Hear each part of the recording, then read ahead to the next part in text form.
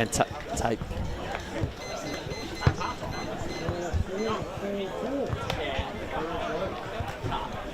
Eastland match of the round, live from Balwyn Visy Park, a massive Premier Division clash. It is round 16. Balwyn taking on Doncaster East.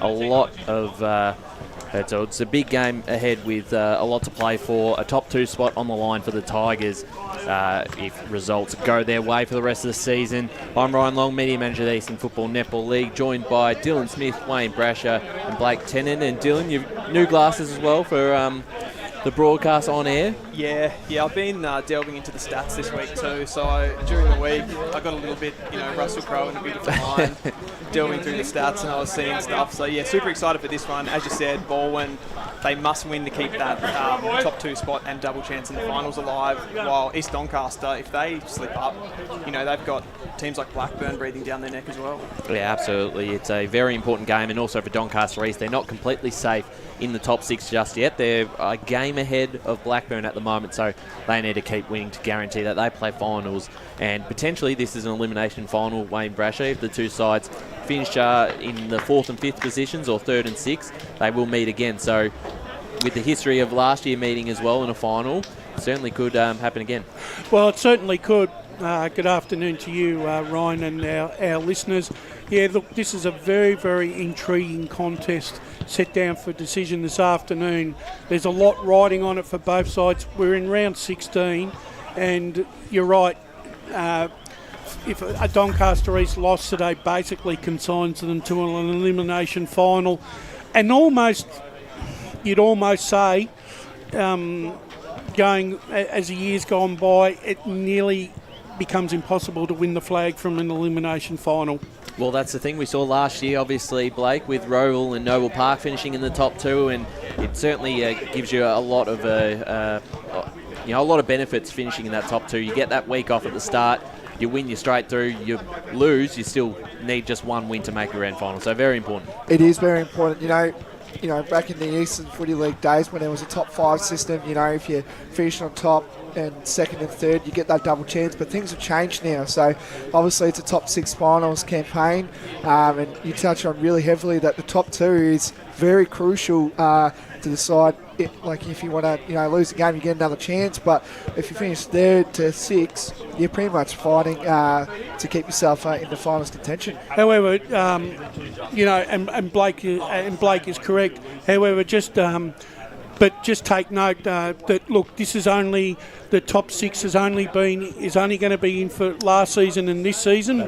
We actually revert back next season to the proper seedings from 1 to 5. So Blake, we get back to where we should be next year. Yeah. And the advantages, the advantage for the 4th and 5th side basically still stay the same. Absolutely, and it will be a top 10 as well as the 2 sides going down this year being relegated. One has been confirmed in Doncaster. The other we'll talk about a bit later because that spot is still open. But before we jump into hearing from the coaches in the pre-game show and talking about the big game ahead between Balwyn and Doncaster East, we'll go around the grounds and have a look at some of the key games in each division today, happening just 2 rounds to go in every other division from 1 to 4. So there's a lot on the line for a few clubs who are fighting for a last final spot or fighting to avoid relegation. We'll start Division 4. I think quite comfortably Kilsyth beat Nuttawading, and with Scoresby's form, it hasn't been great, but Forest Hill seem to be, they've almost raised the white flag now, and mathematically it's almost impossible for them to make it. So I think Scoresby would beat Forest Hill today, but the big game in Division 4 is Chirnside Park, Surrey Park. So there's a lot on the line here, Brash, because if Surrey Park win, they guarantee top 2, and that means they'll play Kilsyth next week before playing him in the first week of the finals. But if they lose, Chirnside will have a chance to pinch the top 2 spot, because Surrey Park would then need to beat Kilsyth to actually make it. So it's a lot on the line, and to imagine a scenario where the Panthers of Chirnside Park actually make a top 2 after where they were halfway through the season is a little bit remarkable. Well, it is, and the fact is that, look, the last time these two played, it was a little bit of a role reversal this game now, because the last time these two, Chirnside were coming off the bye, and they got touched up by Surrey Park. This time around, Surrey Park were on the bye, and then they got touched up by Chirnside on their first game back. I'm wondering whether the same thing's going to happen this time around. Surrey Park are in irresistible form again, heading into a final series. However, you look at Chirnside Park, and they're doing everything right at this particular stage of the season. They're challenging Kilsyth, and they really have a challenging Scoresby right for that for that double chance now. And Dylan, I think it wouldn't. I'm not going to be surprised at the end of today if Chirnside pull off a victory here. Yeah, absolutely. And to think it was that Carlton-style trip to the pub mid-season that got it back on track. The Sporting Globe catch-up that they talked about was the thing that reignited their season. And other than Kilsyth, they're probably the second best well-performed side over this second half of the season. So I think this one could go any way. I also think too, Blake, do you sort of think that that both Kilsyth and Scoresby were in ripping form before they had their bye, and Kilsyth had that shock loss, right, and they had the bye.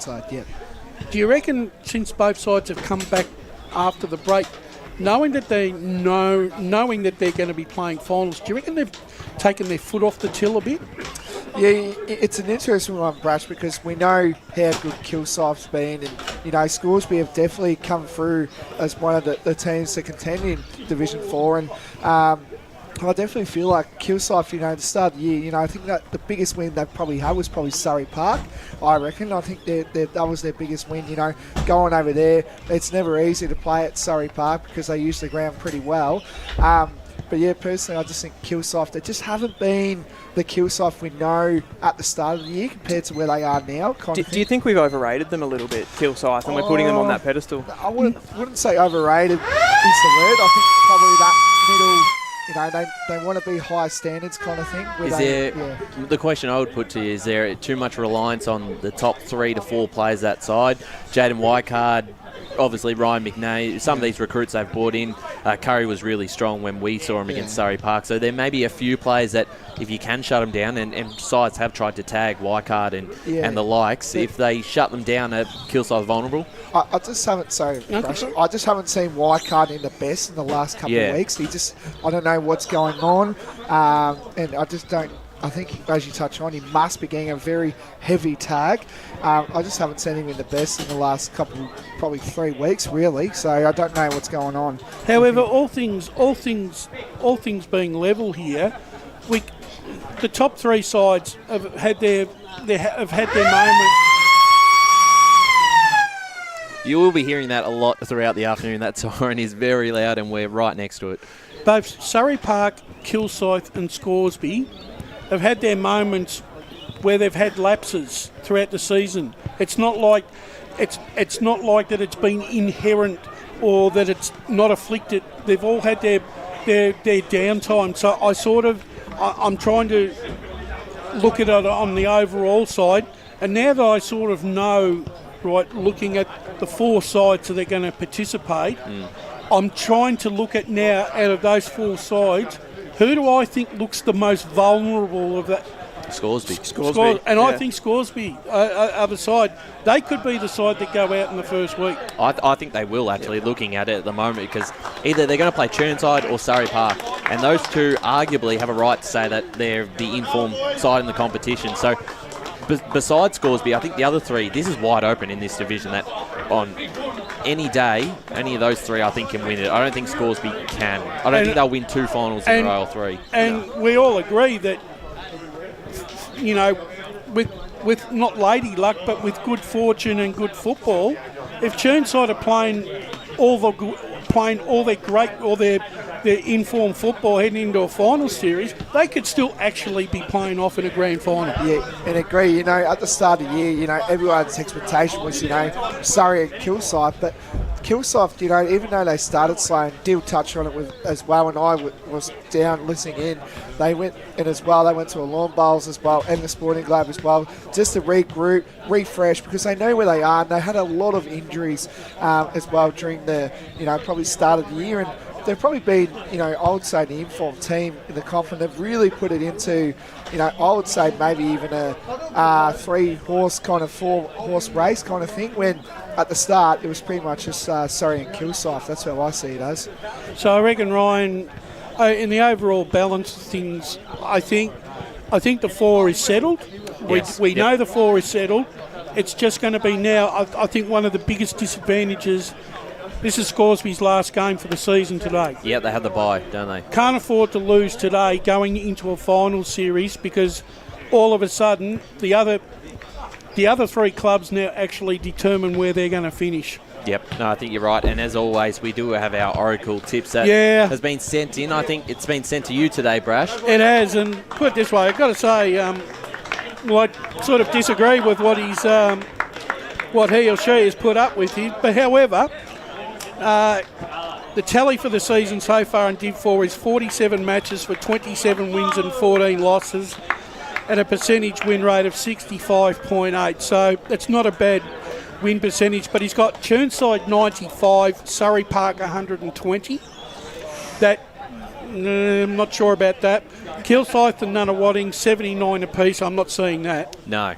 And Scoresby 63, Forest Hill 64, and I'm not seeing that either. No. So the Oracle could go Norton 3 today. Yeah, certainly could. We'll jump into some Division 3 games. I think the big one, or the most important one, is Fair Park versus Oakley District. Yeah, I do. Oakley District win this, then that's the 4. It's all locked up. But if Fair Park pull off a bit of an upset, now I think you'd still consider it an upset, but you look at Oakley's side, they're missing a few players. Both Pearson boys out of the team. Hawkins out as well, and I think they've got 4 changes this week. So there's some real good plays for them that they need back come finals time if they're there, that are missing today. But Fair Park win this one, it's still going to be tough, because then they'll need to beat Sylvan on the road, while Oakley would have to lose to Warrandyte, which they've a side they've pumped twice this season. So it's still very unlikely. But I mean, Dylan, can you make a case of the Lions here? It's one step forward. I mean, you lose it, you're done, but win, at least you give yourself a chance. Yeah, and with those outs that you mentioned, like they definitely are a chance. But I think, as you've seen throughout the season, they've had their inconsistencies and probably just their ability to kick a score, Brash, that's been the biggest thing for Fair Park that hasn't been able to get them over the line. Yeah, it has, because their scores have, unfortunately for Fair Park, their scores have fluctuated. One week they'll kick 36 points, and then the next week they'll kick 87. So it's nearly impossible to get a line of consistency on their form. And one of the players that they really do rely on hasn't played since round 10, and that's Ben Gilling. Ben Gilling came to the club as a goal kicker, and he's a bit of a talisman down there. You know, he's a bit of a crowd favourite. The club themselves, they love him because he can kick goals and excite people. And the thing is, I reckon they miss his sort of leadership in that forward line. And I just think, I just don't think that Fair Park, their consistency is the thing that always hurts them, because they can go down to Whitehorse, down to Bart Simpson Oval, and get a win. But then they can go back to Fair Park and not even win on their home turf. Lose the Coldstream at Fair Park. They lost to Coldstream twice, which will probably inevitably cost them. And in these lower divisions, Dylan, you got to win your home games, because you're going to drop more games on the road in these lower divisions than you are winning them. And when you drop, if you're only getting 9 games and you drop 3 of them, you got to find 3 from your away, and that's very, very hard. Yeah, absolutely. So I think tips around the board, because I actually think this will be quite close. Dadswell's probably been the one up forward who has stood up. He won him a grand final, Dadswell. Yeah, he's a fantastic leader. He's come to life in the last few weeks, and also Jay Rankin, who's a youngster, has certainly proven his worth. But tips on this one, I'm still sticking with Oakley.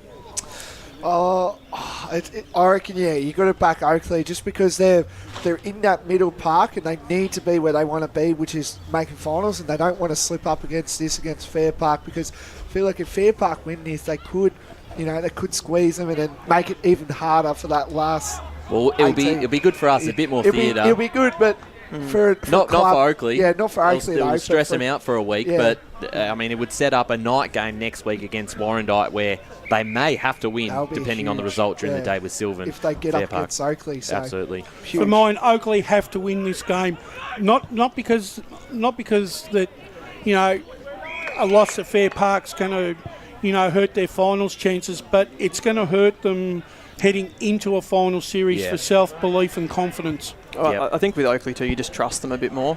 I think so. And when you're tipping a game like this, that trust is pretty important. So yeah, Oakley for me. Absolutely. We'll move on to the other big game of the division, Ferntree Gully versus Donval. In terms of ladder positions, nothing matters. I mean, both sides will finish 1 and set 2, so they will match up in the first week of the finals and potentially play 5 times in the 1 year if the two make a grand final. And let's be clear, they've been the best 2 teams in the competition, so they very likely that they will maybe play in a grand final. But I think it's the way that Donval have gone, and we talked about this on the podcast yesterday. I mean, they're slaughtering sides at the moment. I think the last time they didn't finish with 100 points in a game was the last time they played against Ferntree Gully, which they kicked 10-21 and kicked 11 behinds in the last quarter, so they should have done it there anyway. But their score power is just unreal, and that's something Ferntree Gully probably quite haven't been able to match them in recent weeks. But I mean, Blake, it's important for the Gully not to get belted here. They've got to play a really good footy. I don't think they necessarily have to win this one. They've still got a couple of key outs which they'll need come finals time, but they've got to be really in this game for 4 quarters, I think. Yeah, you touch on a few outs as well. Having Lockie Kennedy out for, you would say, majority of the year, really. I don't. They need him back finals time. 100%. And Luke McCone's just come back into the team as of last week, so he'll have a bit of footy under his belt, which is good to see. And as you touched on about the playing in the first final, which they will, it might even get, to see where they're at kind of thing, I would say, because, Donval have been the benchmark team, you would say, all year. And I think Brad said it the other time that they've scored 100 points in the last 5-7 weeks around there. Yeah. So they've been scoring really hard, and, but having Harvey out, I think that's a massive out. He's been shutting down a few good players in the comp, and which is, for Donval, you'll be looking likely to see the Lions of, Murray and all that to kick goals for him. The one thing about Donval is, when you've played a game of football, when you come off the ground, because they brutalise you. They are one of the most. They're one of the most bruising encounters now that you can come up against after a game on Saturday, and I reckon this game to me, you're right, Ryan. This has got nothing to do about the scores. This is all about this game today is about mental. Yeah. Who's got? I think at the moment that, and I said this on the podcast last week, I reckon Donval have mentally got it over every single team in this comp. There's such self-belief in that group that they can come back from anywhere at any given time, and they know that they can kick a winning score that no other side's going to be able to put on the scoreboard on a Saturday afternoon. You take all those factors into consideration, that's a winning formula. Only injury only injury stops them, and their own lull of sense and lulling themselves into a false sense of security is going to beat this side. And it looks close because they're 1 and 2 on the ladder, but in some way there's a big gap between these two. Ferntree Gully are in no man's land really. They're better than the third team, but they're not really close to Donval. That match of the day that we saw earlier in the season between these two, again it was a close game, but Donval could have won that by 5 or 6 goals. Yeah, they should have. Just quickly, Ryan and Blake, Kennedy's obviously been out for a long time. Right, heading into a final series, if he hasn't had a run, the coaching staff are going to have to really manage him very, very well through the final series, because he won't have the stamina, right, to be able to play to his full potential. So he's almost going to be like, is he going to be only a bit part player when they really need him to be a four-quarter player because of the fact that he's been out of the game for so long?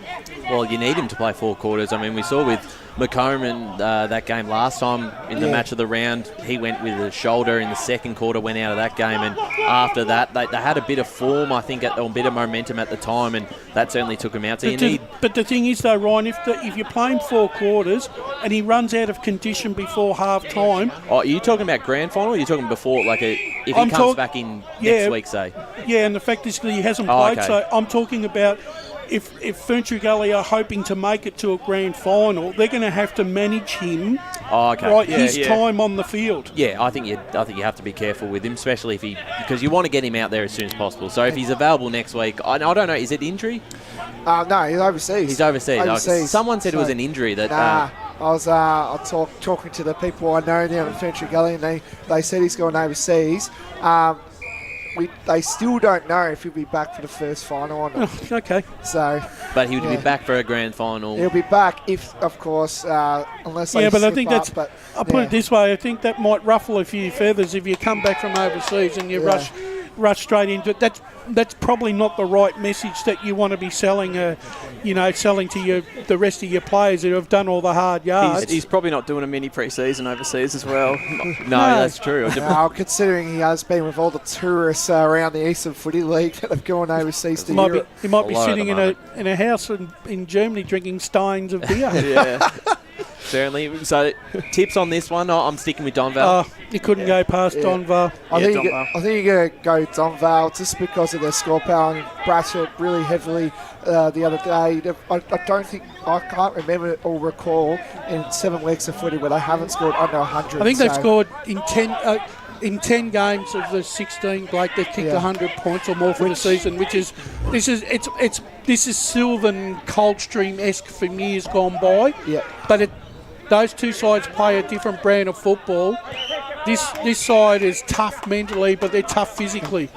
Yeah, and just a quick one before we go on, of course, with the games as well. You talk about how tough they are. They're also a very strong tackling side. Having the Bulls, I call the Bull with James Rouse, just the way he attacks that footy and hunts that footy. And if he sees someone there, you'll be getting a big bruise, I'll tell you, after the game, because he's a tough competitor. Absolutely. The other 2 games, Warrandyte take on Sylvan, which pretty much means nothing, and then Coldstream, Whitehorse. Coldstream's win last week is now 2 games ahead of Whitehorse, and Whitehorse have Ferntree Gully in that last round. So even if they win this, which I don't think they will at the moment, into their form, and Coldstream bring back some players, Darcy Fritsch and Lockie Craig, but even if they do win, they're probably not getting out of the relegation zone. So I think they're going down. They're at the last chance saloon, Whitehorse, today. I think they've already been there, and having a look at it. And your Oracle tips that has come through for Division 3 before we move on? Yeah, 56 matches for 30 wins and 26 losses at an average win rate of 53.57.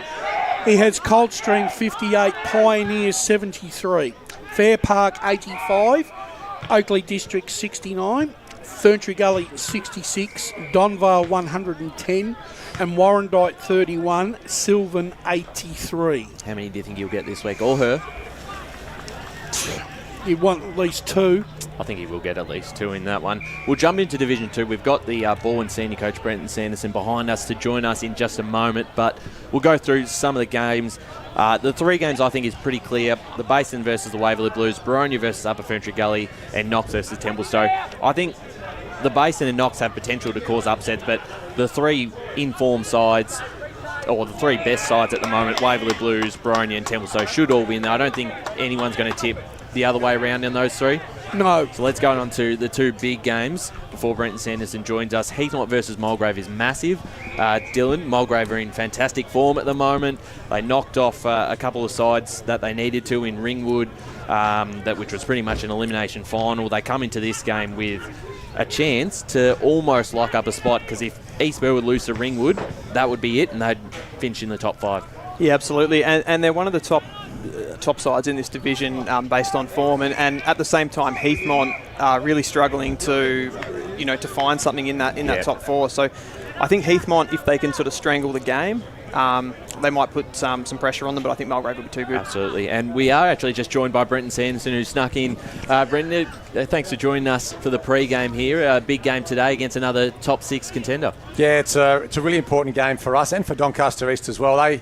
They touched us up last time we played them at their home ground. So yeah, a lot's happened since then. I know both teams have had their injury setbacks and different players being unavailable, but both sides obviously getting some players back, and we're a bit of a different looking team, I think, to last time we played them, and get a bit of experience back the last few weeks.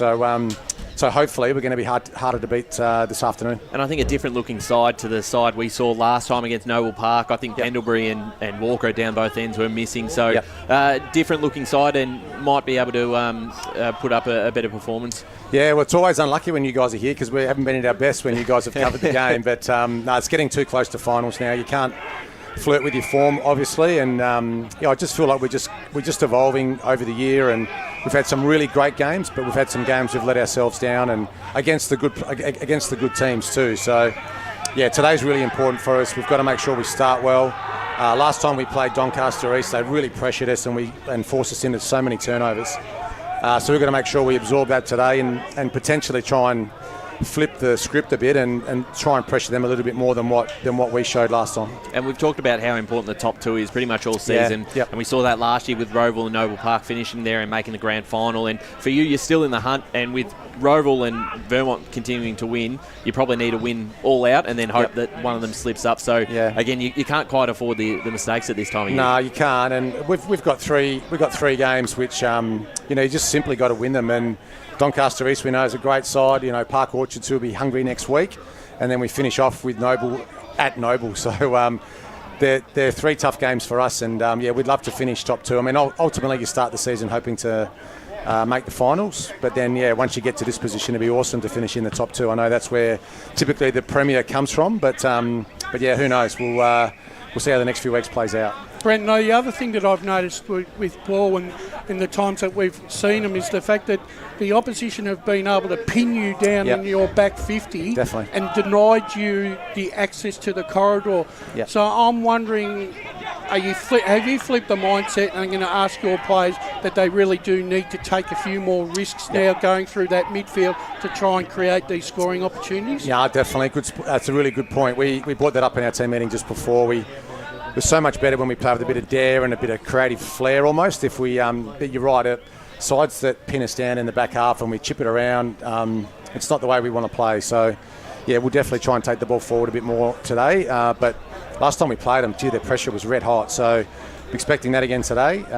But yeah, it should be a great game. I mean, I was expecting it to be cold and wet and windy this morning when I got up, but it's a really nice afternoon for footy here this afternoon at Cherry Road. If you flip the revolves and play your game, are you still going to have to sort of try and beat them at their own game as well to try and get some sort of advantage? Yeah, I think so. Yeah, I mean, I think both midfields are really strong, and I thought their midfield got us last time. They're full of absolute stars in there. And to be brutally honest to our midfield, they lowered their colours last time we played against them. But it's a really proud group, and I'm expecting them to sort of bounce back from the last time we played them. But our mids have been really good the last couple of weeks. Mids were great against Berwick last week. We lose Oaksy today. Oaksy's got a corky and didn't quite come up. So, but yeah, we've still got Bowen Smith in there and Urban, Crossy, bit of a club legend. Tommy Wilson's having a really great season on the wing. Fraser Hicks, one of our recruits, has had a good season on the wing. So we still love our midfield, but the expectations today, I think, whichever team wins will be the team that obviously gets on top around clearance and contest. Last time you did play Doncaster East, Brenton, you weren't able to kick goals from clearance. You actually won the clearance battle and the contested possession battle, but they outscored you in that, I think, 5-1 across the game. When you come into a game like that against a team that's done that to you, how do you prepare for it, and what do you have to do? Well, we'll probably try and bottle it up a little bit today. There's such great runners in there, Phelan and Appleby and DeLuca. Their ability to get from contest to contest is really probably a strength. I don't think Bell's playing today. Is that right? I don't think Bell's playing, which is good for us because he's such a great player and he really did hurt us in our last contest. So that's one thing I guess works in our favour today. You mentioned before our backline looks a bit more, I guess, potent this week, and you shouldn't say potent. They just look a bit more defensive with Pendlebury back. You know, really helps. He's such an experienced key defender, and we were really young last time we played him. And some of our young defenders are having great seasons, by the way. You know, guys like McDermott and Pollux have been fantastic. Young Aaron Britton's been great. Jamie Ridd, but last time they just couldn't handle the volume of inside 50s that we gave up. So. We've got to make sure we get all areas of the game right today, but I think Pendlebury back should be able to strengthen up our defence and just add a bit of experience back there. Yeah, you talk as well, you know, Pendlebury being a star player, but just want a quick one as well with Walker. Is he had a positional change? Because last time we were here, he had a very big day out, of course. Yep. Have you moved the magnets and put him down to the back line now? We're gonna have a look at him both ends, only because he's coming back from a pretty serious knee injury. And sometimes it's better with a game in front of you. Like if you're playing in defence, you can sort of adjust to the ball coming in a bit more easier unless you're a forward. But yeah, I mean he's a goal kicker, so we'll probably use him in both roles today. We'll try and have a look at him at both ends of the ground. Yep. Brendan, thank you for giving up your time ahead of a big game today. We wish you all the best and good luck for the afternoon. Thanks, boys. Appreciate it. Brenton Sanderson Thanks, there, Brendan. the senior coach of the Balwyn Football Club, and right behind him is also Ryan James, the senior coach of the Doncaster East Football Club. Ryan, thanks for joining us this afternoon, and first off, congratulations on the re-signing with the club, and I'm sure you're enjoying it at the moment. Another big year for you. Yeah, thanks for that. Thanks for having me. I don't know if I'm enjoying the re-signing over the last couple of weeks, but it's a good group. We've got a really young group. Our high end, our top end's probably a little bit older, but we're playing a lot. I think half our team's under 22, 23 every week, so I think the future's bright, but we're more concerned with the present at the moment. Has that sort of been, I mean, you look at last week, it was probably a really poor first half, got yourself back in the game and almost pinched it. Is that sort of the maturity of the group, that you may have a bit of a younger group that sort of plays an impact on playing the full four quarters? Yeah, last week was a tricky one as a coach. Like we were disappointed with our first half. But we played, like this week we've made 9 changes, like we brought 9 starters back in. I don't know if there's too many teams in Premier that can have 9 out and like only lose by a goal. We were really disappointed with our second quarter, but it would have been easy for a young group without a few of our better players and leaders to throw in the towel, being 40 points down. But we were actually pretty happy with the resolve in certain parts of our game. Yeah, Ryan, how have you seen your transition from last year and your first year of coaching this group to your second year? You're similar place on the ladder, but maybe your profile looks a little bit better this year? Yeah, I agree with that. Like I was just talking to before, our profile we're pretty happy with the 4 parts of the game. We've just, like most teams at local footy, we've struggled with weddings, overseas trips, injuries. Today's probably the best team we've probably put out on paper. We've probably got realistically 4 players that are underdone, but we feel like we need to start getting continuity into the group. So I feel like we're better placed this year. Our best is clearly good enough, and we've put gaps on every opposition. Our worst is pretty bad at the moment, so that's why we're trying to balance up. And I guess leading into that, Ryan, is the fact that with such a young side, that's where the inconsistencies come from. However, it doesn't help. We were talking about this off air, right, amongst ourselves before, because not only do the coaches have to take into consideration injury and poor form, but now throw in those factors, those extra factors that you wouldn't have counted on, like marriages and overseas travel. That just adds another dimension to the season now, doesn't it? Yeah, it's just another thing you got to do as local footy. Now you're a travel planner as well as psychologist. Yeah.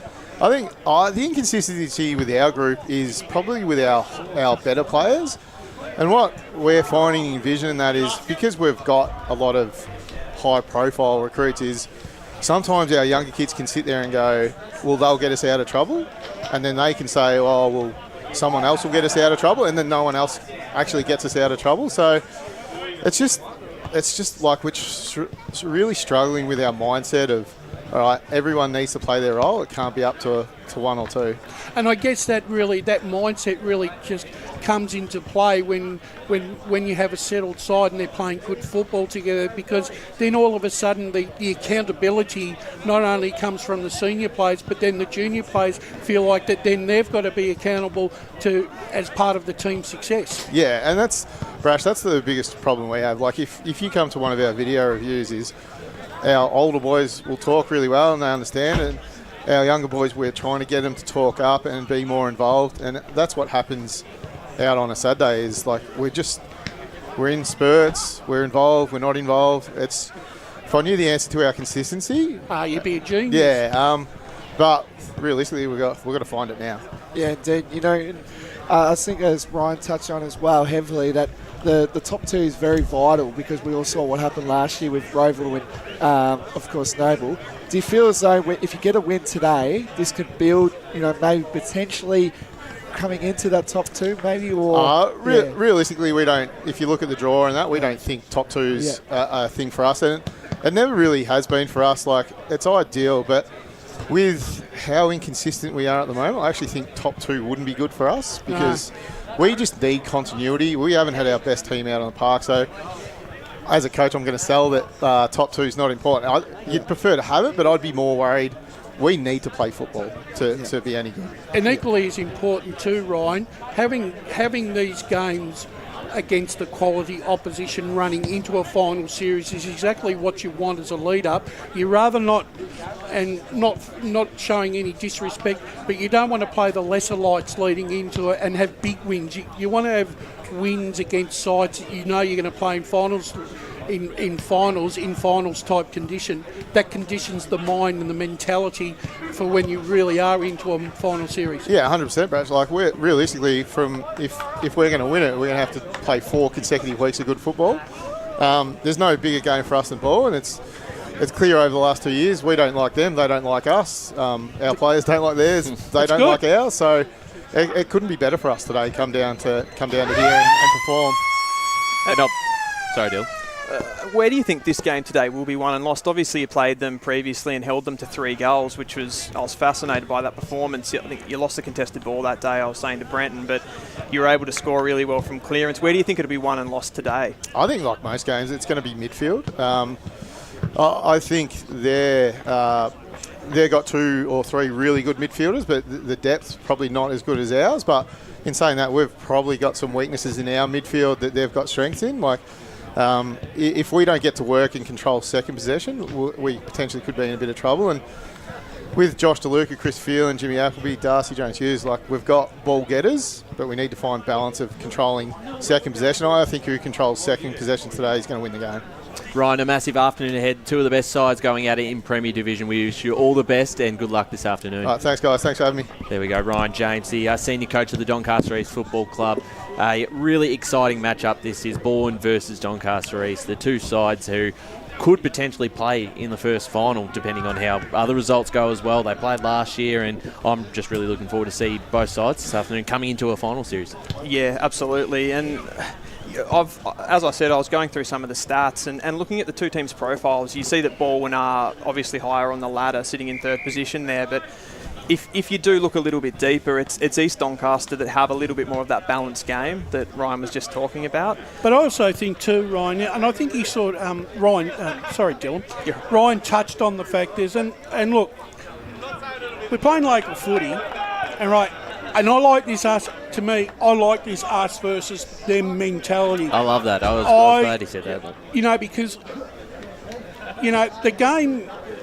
Even the game at this level at times looks like it's been totally sanitised, and I like to see rivalries. I like seeing. Yeah. I really like seeing that. I like clubs, that they don't like each other, but they respect each other because of what they've achieved, and they'll go out on the field and they'll give it a red-hot crack, and that's what you want. And there's a few of those sides in the Prem division. Yeah. So Vermont, everyone sort of has a rivalry with Vermont. Well, they've got East Ringwood and. Put it this way, it's always. Look, in sport, doesn't matter whether it's a Vermont, a Donvale.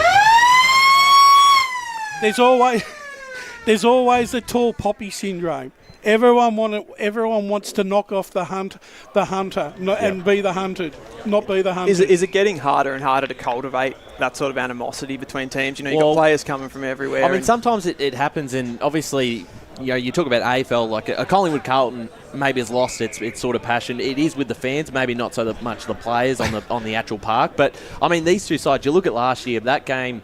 Probably this time last year that was finished halfway through because of a serious injury, and then in that final a couple of Balwyn boys, I think off the top of my head, were yellow carded before the first bounce with a bit of tension going on, and they gave up a 7-goal lead or something before coming back and still losing. So there's certainly a bit I think this sort of typifies it. When Vermont played Roval, I went back into the rooms and young James Ross and Curtis Flakemore were sitting next to each other after the game, sharing a quiet drink together. In days gone by, that was never happening. Would you have a beer with the opposition after? Oh yeah, I think I think you've got to go in and pay respects and do the obligatory thing, and I still think that's an important part of the that you respect the opposition and you respect going into their rooms, because you know, look, there's always been a bit of a thing where the opposition picks who they think's the best player, and you do the same for the opposite, and you give a 6-pack away. And I still think that, you know, that's still a requirement for me, and I like seeing that sort of thing. I do too. And I think that's the part of the game that I don't want to see lost. No, you want to be able to keep that. It's a good gesture as well. You know, I've seen a lot of clubs, you know, as Brush talks about it. I think it's just good to see that the opposition clubs are supporting, you know, the home club and all that. So probably the only thing, Blake, is you probably don't want to speak if you're the one that got reported. You probably don't want to be hanging around the guy that you hit, would you? No, you wouldn't. Yeah, I don't think. You're normally at the opposite end of the rooms, aren't they? You'll be at the back just having a quiet one with your coach or something. Yeah, exactly. We are going to go to our first ad break before we jump back into some Division 2, 1 and Premier games around the grounds. You're listening to the Eastland Match of the Round. As Sarah opened her best friend Jackie's wedding invitation, she was overcome with a wave of emotion. While her 2 young boys wrestled on the floor, tears of happiness rolled down Sarah's cheeks as she saw the words she'd been longing to see. Please note, this wedding will be a child-free event. Well, Sarah, looks like we're off to Eastland for a new frock and some heels. And let's book in that babysitter. For all of life's little moments, there's Eastland. Eastland. Live real. Sprained your ankle, bursting through the banner? Broke a finger, high-fiving the ruckman? Or did you run into the goal post again? For bumps, breaks or bleeds, be seen sooner, close to home at Knox Private 24/7 Emergency Department. The preferred provider of emergency care to the Eastern Football Netball League, you'll generally experience shorter wait times. You don't need private health, but there is an out-of-pocket fee. Be seen sooner, close to home at Knox Private 24/7 Emergency Department, 262 Mountain Highway, Wanturna. Do you feel good about your bank? Because there is a bank you can feel good about. They share their profits to fund big community projects, small community clubs and vital emergency services. They've given $250 million to help Australian communities thrive. They have all the products and tech you expect from a big bank, with service you don't. It's Bendigo Bank. Feel good about who you bank with. Try Bendigo. Search bendigobank.com.au or search Bendigo Bank near me. Tobin Brothers Funerals wear their heart on their sleeve. Their clear and easy-to-use website and Memory Maker app make it easy for families to make an informed decision. Here's James McLeod, Managing Director of Tobin Brothers Funerals. We pride ourselves on being the most transparent funeral company. All pricing on goods and services are available on our website. It's all there for you to see and make very informed decisions when planning a loved one's funeral. Visit tobinbrothers.com.au. Tobin Brothers Funerals, celebrating lives. At Yarra Valley Water, we know reducing your shower time, or show time, to 4 minutes can save you an average of $200 a year on water and energy bills. Shower shorter. Save water. Authorised by the Victorian Government, 1 Treasury Place, Melbourne. Sprained your ankle, bursting through the banner? For bumps, breaks or bleeds, be seen sooner, close to home at Knox Private 24/7 Emergency Department. You'll generally experience shorter wait times. Knox Private 24/7 Emergency, 262 Mountain Highway, Wanturna. You are listening to Radio Eastern FM 98.1. With live and exclusive coverage of the EFNL football season, bringing you the match of the day with score updates from all divisions. And now we cross to our commentary team for the Radio Eastern 98.1 Match of the Day coverage. Live from Balwyn Busy Park, the Eastland match of the round between Balwyn and Doncaster East. There's still a bit of time in our pre-game show before we get into the full match coverage. Big game between two top sides in the Premier Division competition who will be playing finals this year, you would imagine.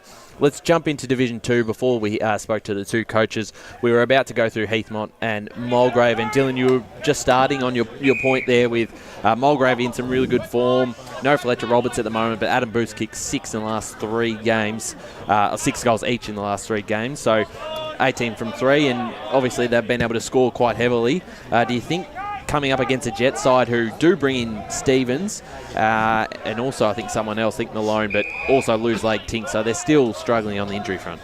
Yeah, Stevens is a huge in though. He was one of their best players earlier when we caught them at the match of the round, but just the form that Mulgrave are in, I just think with their scoring power over Heathmont they play that quite defensive game. They keep the ball off you and sort of defend with the ball. And I remember their coach, when we spoke to him in that last game, he was so, the way that he spoke about Mulgrave, it was in glowing terms, and I think they might be too strong today. They'll get him this time.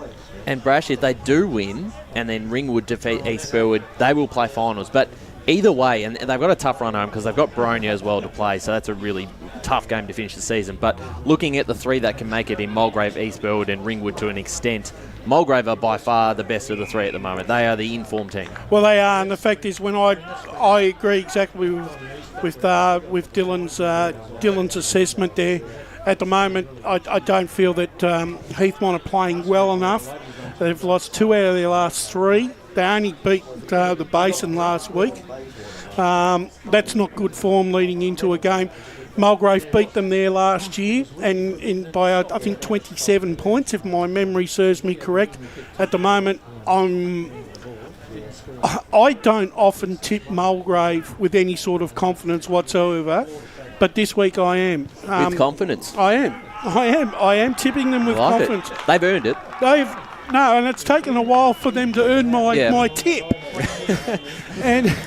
Well, watch him lose now. Watch him as soon as you've said that. I know, but I've got to say, though, Connor Telliott's had a fantastic season for them. Dean Silcours is still playing a great role. I reckon what they've been able to do this year, Mulgrave, is they've finally found a little bit of consistency. Now, I reckon if they could get Gervasoni into some really ripping form coming into the finals, and Adam Booth is a proven finals player. I mean, they could go a lot. They could go deep in the final series, but they've still got a bit of ground to make up on Waverley Blues and Boronia. And just before we move on to the other big game, you talked about Doncaster East having to play Balwyn and Vermont on the run home, and you want those sort of games leading into a final series. Well, if Mulgrave make it, they're playing Heathmont this week, who will play finals, and then Boronia, the top side in the competition. So that's perfect finals sort of form, or finals games to come into a final and series. like I said before, when you got to have, those are the sort of games you want to have going into a final. I don't want to be playing Lilydale and Croydon going into a final series and winning by 15, 16 goals. No. I want my side mentally and physically ready for a final series, because we all know the intensity on the ball carrier, the intensity on the mine goes up another 50% in final series. Absolutely. And Blake, the other big game today, which Ringwood are still alive mathematically, but with their run home as well, they've got to play Waverley Blues, so it's pretty tough. But they play East Burwood, and there's been big news at the Rams, as we talked about in the podcast yesterday, with David Jensen not being offered a contract next year for 2024. So a bit of a busy week for them, and maybe a little bit distracting. But they go into this game when probably out of form. They haven't got the players available at the moment. I know Max Wills is done for the year. I think Young's still in, but they've got a couple others out. Dove, again, was injured on the weekend, so he comes out of the side. There's a lot of players missing. I think Kempson as well. So it's a potential one for Ringwood to win here, and I think if East Burwood do win it, they've got Upper Ferntree Gully to finish, so they may still make it, but they're out of form, so I can't see them actually doing much if they do make a final series. Yeah, as we touched on, they were a top 3 side last year. We saw that pretty well. And the thing about East Burwood, though, the thing with the coaching movements and all that, they would want to play for him to. Is he? No, he's done. He's not coaching. No, not coaching. So that means the interim coach, as we've heavily been seeing, that Damien Murray. So they've definitely been seeing a lot of movement and around that. And as you touched on, that's a few big outs for East Burwood. Seeing Kempson and Wills and all that, it's pretty big outs, and it'll be interesting to see how they go. I think if East Burwood want to win, I wouldn't be surprised if it'll be under. Probably 3 or 4 goals. I just think that it's been a season for East Burwood where they've just never, right throughout the season, gentlemen, they've never had the right mix on the ground at any given time. Their form and consistency has shown that, and unfortunately, someone's got to cop it in the neck, and the coach felt the wrath of the committee and was duly gone. Yeah, Dylan, it's a big time to do it as well with a side that can still play finals. So obviously they're pretty clear in their direction going forward next year and everything. But they're still alive. I know the injuries are really, really bad at the moment. But they win this. Mulgrave could easily lose those 2 because they're very tough games. So and then if they win this, you've got Upper Ferntree Gully, which they're not going to lose to. So they're more than likely still to make it. Yeah, but the thing is, are they going to come into us? They're going to come in undermanned with undermanned side. I don't think they can win a final. No. I think Mulgrave can. And Brash is spot on. Like, they just haven't. It feels like every week we're talking about they've got a bunch of players out, they've got people travelling, and I know all teams are like that, but they just don't seem like they've had a proper run at it. And this move to get rid of the coach, it's sort of. I don't know, it's almost like giving up a little bit with the last 2 games to go. Conceding that this isn't our year? Yeah. Well, that's just not what you want. You want to go into a season ahead and all that. And but, Ringwood, we touch on heavily as well, just on the way they've had. But I just think maybe they can start winning and looking ahead, maybe as well, kind of what East Burwood are doing. So, as Brush said, I don't think they can win a final, but with Mulgrave, as we touched on, I think they can just with their recruits they've signed this year. So. Absolutely. Let's have a look at the Oracle tips for this one. Divi 2, 69 matches, 47 wins, 22 losses, 68.12 win percentage. The Basin 46, Waverley Blues 111, East Burwood 63, Ringwood 58, Heathmont 68, Mulgrave 101. Knox 84, Templestowe 78, and Baronia. Don't know about that one. No, and Baronia 79, Upper Ferntree Gully 57. I think it'll be a bit bigger margin there. It's all more reserved. You'd want to be looking. The Oracle would be wanting at least 4 winners here today. Absolutely. Let's jump into Division 1 now. Some interesting games. South Belgrave play Lilydale, so South Belgrave will continue that streak going. Croydon take on Montrose. They did defeat the D's last time they played, but I don't see that happening today. Mitcham also take on Muralbark, and I think Mitcham will win that very, very comfortable. The 2 important games here, Beaconsfield versus North Ringwood, potential elimination final, but Wanturna South and Bayswater touch on first, because if the Devils win and North Ringwood lose, that sets up that game next week at Quamby Reserve as the winner goes in and finishes 5th, the loser misses out. So Devils still alive, and they bring in a few players this week, Brash. So I think they have to go in favourites against a Bayswater side now who have nothing to play for. Well, put it this way, it's with Wanturna South, they've thrown the kitchen sink at it this week because they know there's no coming back tomorrow, and so they should. Bayswater, on the other hand, look, they love to play the perfect spoiler, but I just sort of think that when that game needed to be won last week for them, I didn't think they got the value out of their senior players and left it to their younger brigade to try and to try and keep with North Ringwood in that last quarter.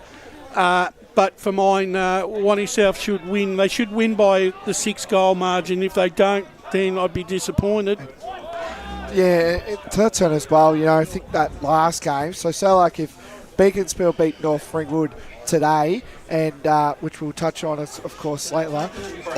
And wanting South, they beat Bayswater. That last game could be huge. Well, that's what I was saying. And, That's it. That's your win and lose. And I think both sides also potentially might be playing for the Knox Club Cup as well, which both are heavily big sponsors. So it's a big rivalry because they're literally down the road from each other, Bayswater and Montana. So should be an exciting game. But that North Ringwood and Beaconsfield one, that's a big if for North Ringwood to lose. Like, they've only lost to Mitcham in their last 5, so they're in really good form. Well, that's a good point to make at the moment. The only reason I'm not tipping them is because at home park. Quamby Reserve, they've been fantastic, but they've now started to find some form on the road as well. Last week was a big win. It was a tough ask against a Bayswater side who were desperate for a win to stay alive. So their form's been really impressive. Willen's been fantastic, another best on performance last weekend, and we gave them the Sportsco Eastland Player of the Day.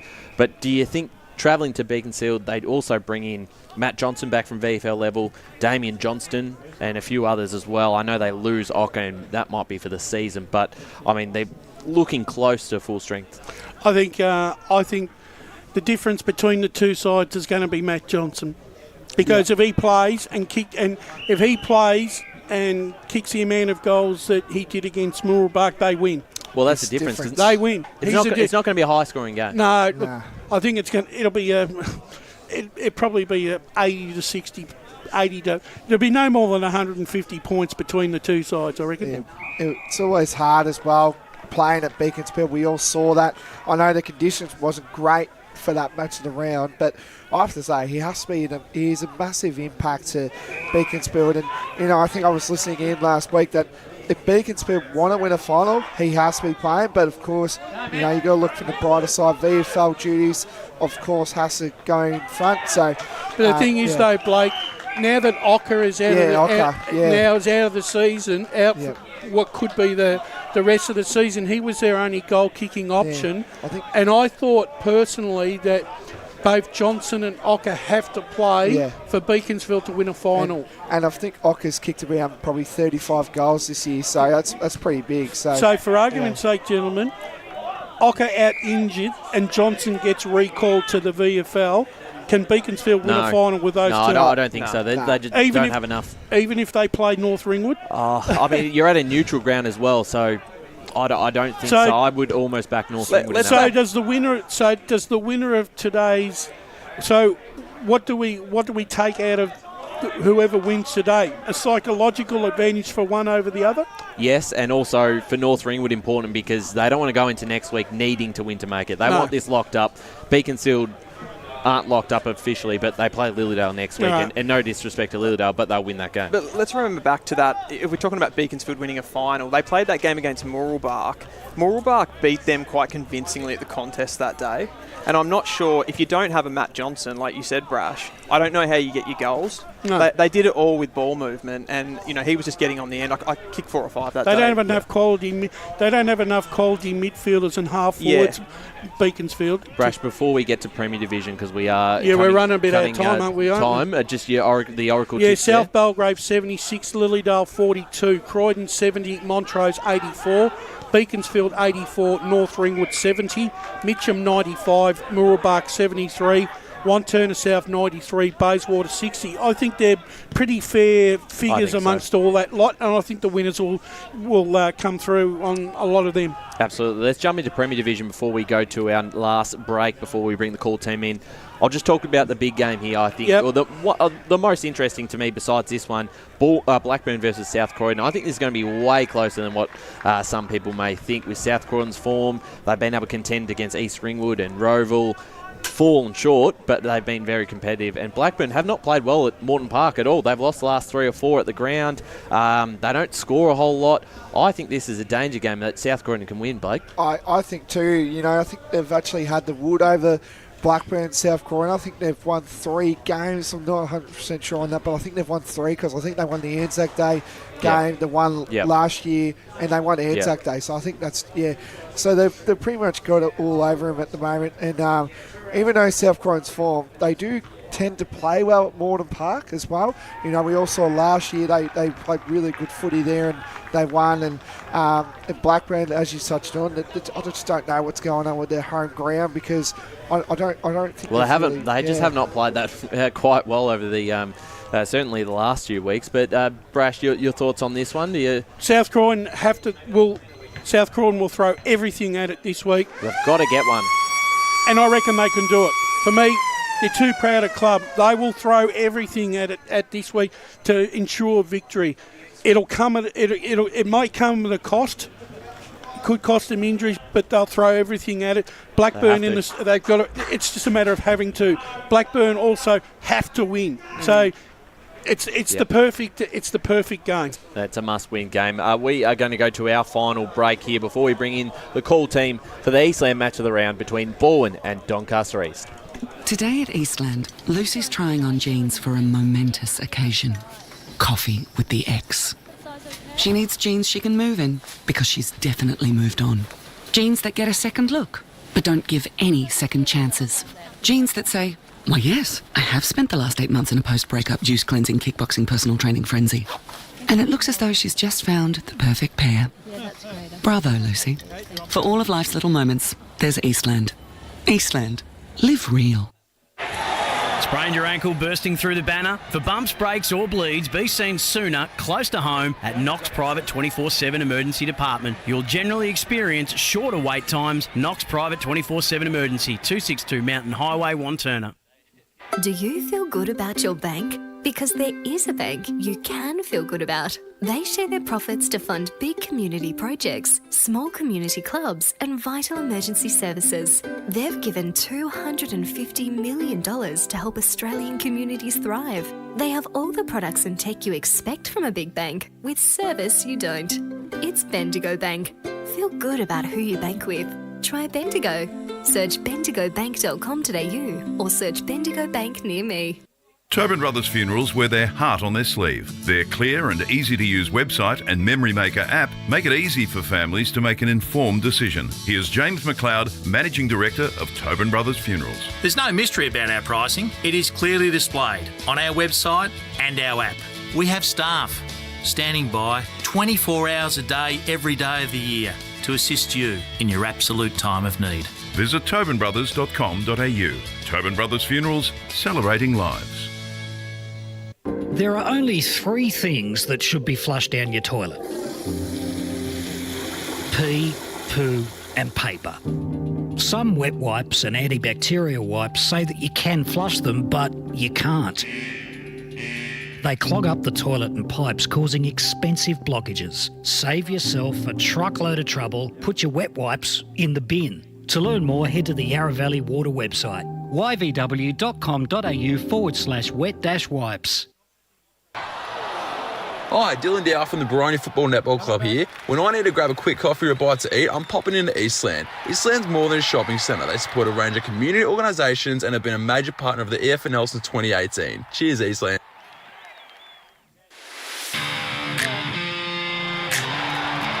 You are listening to Radio Eastern FM 98.1. With live and exclusive coverage of the EFNL football season, bringing you the match of the day with score updates from all divisions. And now we cross to our commentary team for the Radio Eastern 98.1 Match of the Day coverage. Welcome to the Eastland Match of the Round, live from Balwyn Visy Park. A Premier Division Finals preview out here. The rumble of the jungle between the Balwyn Tigers and the Doncaster East Lions. The Tigers looking to keep their top 2 chances alive. Doncaster East looking to spoil the party and get back on the winners list. I'm Josh Wood, joined in the caller's chair today by Brett Beston. A very good afternoon to you, Besto. Sure you enjoyed the trip out here from the southeast. Yes, it took me about 2 hours to get. Didn't really. It was not too bad. A little bit further than normal, but always nice to come out to Balwyn. Great viewing up here. It's a superb spot that we get to call from. And best of all, They've got an elevator here too, so you have to go downstairs. You don't even have to Actually, Brett, how's the weather been down on the coast this week? Look, it's typical midwinter stuff. Nothing to write home about, but there's been a couple of nice days in there. Yeah, good. Wayne Brasher and Coastal living, you can't beat it. Wayne Brasher, Ray Baird on special comments. Back together again for a Premier Division contest. Brash, Ray, it's an exciting matchup between these two lineups, two sides that are starting to get back to full strength this week. Well, it is, because this is finals footy early for us, Ray. Yeah, it certainly is. Two sides that are in the top 3 or 4. It's always a good clash, and Balwyn just plays some great football out here on this home ground. Yeah, and we were able to see that on Good Friday. We weren't on King's birthday when, of course, you were calling the Balwyn Noble Park game best. And of course, they have been playing their best footy this season. If Balwyn is sitting still just outside the top 2, as I said, they need to win today if they are to, keep in touch with Roval, who of course play Noble Park out at Seabeck Oval today. So if they are to get the job done, they could potentially jump into second spot. We've got Paul Ukone in the stats centre, of John O'Ven also in scores, and Jared Beanland and Dylan Smith will be moving down to the boundary soon as both captains move into position. Let's have a look at this matchup. 9 changes for Doncaster East. They bring back some serious cattle today, though. Simon White coming back into the lineup after a week off. Cameron Giles, Aaron Cheruvolo back in. Giorgio Paparonis, Jack Shalakis as well. And they don't lose too many, so they're a much stronger side this time around than they were last week when they went down to Norwood Besto. Yeah, and for what it's worth, of course, it probably is a long time ago now, but Doncaster East got hold of Balwyn when they met earlier in the season. I think it was about a 40-point margin. So, look, for mine, Doncaster East have got much more on the line today. If they lose this game and if the teams behind them win, they could potentially, it starts to get a little bit dicey for them. They've got a probable win next week against Berwick, but they play Vermont in their last game, so you wouldn't pencil that one in. So this is pretty important for Doncaster East. Balwyn have got a bit of wiggle room. Doncaster East probably not so much. Yeah, but if Balwyn are to keep their top 2 chances alive, they'll want to win this one just because I think they've got Noble Park in the final round at least, and I'm not too sure about next week, but it is a very big clash as teams move into position.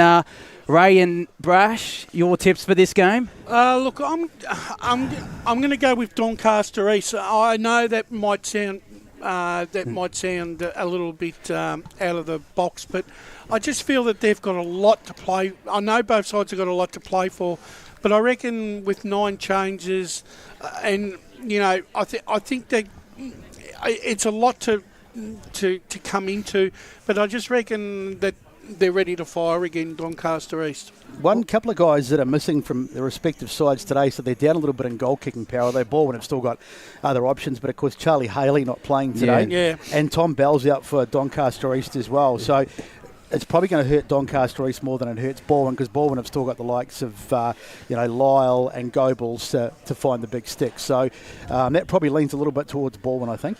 Yeah, Ray, your tip for this game? Well, I'm going the opposite to Brash. I just like Balwyn here, particularly on their home deck, and I just think that overall, I think they've been playing a little bit better football than what Doncaster East. Doncaster East have been a bit up and down in the last few weeks or that.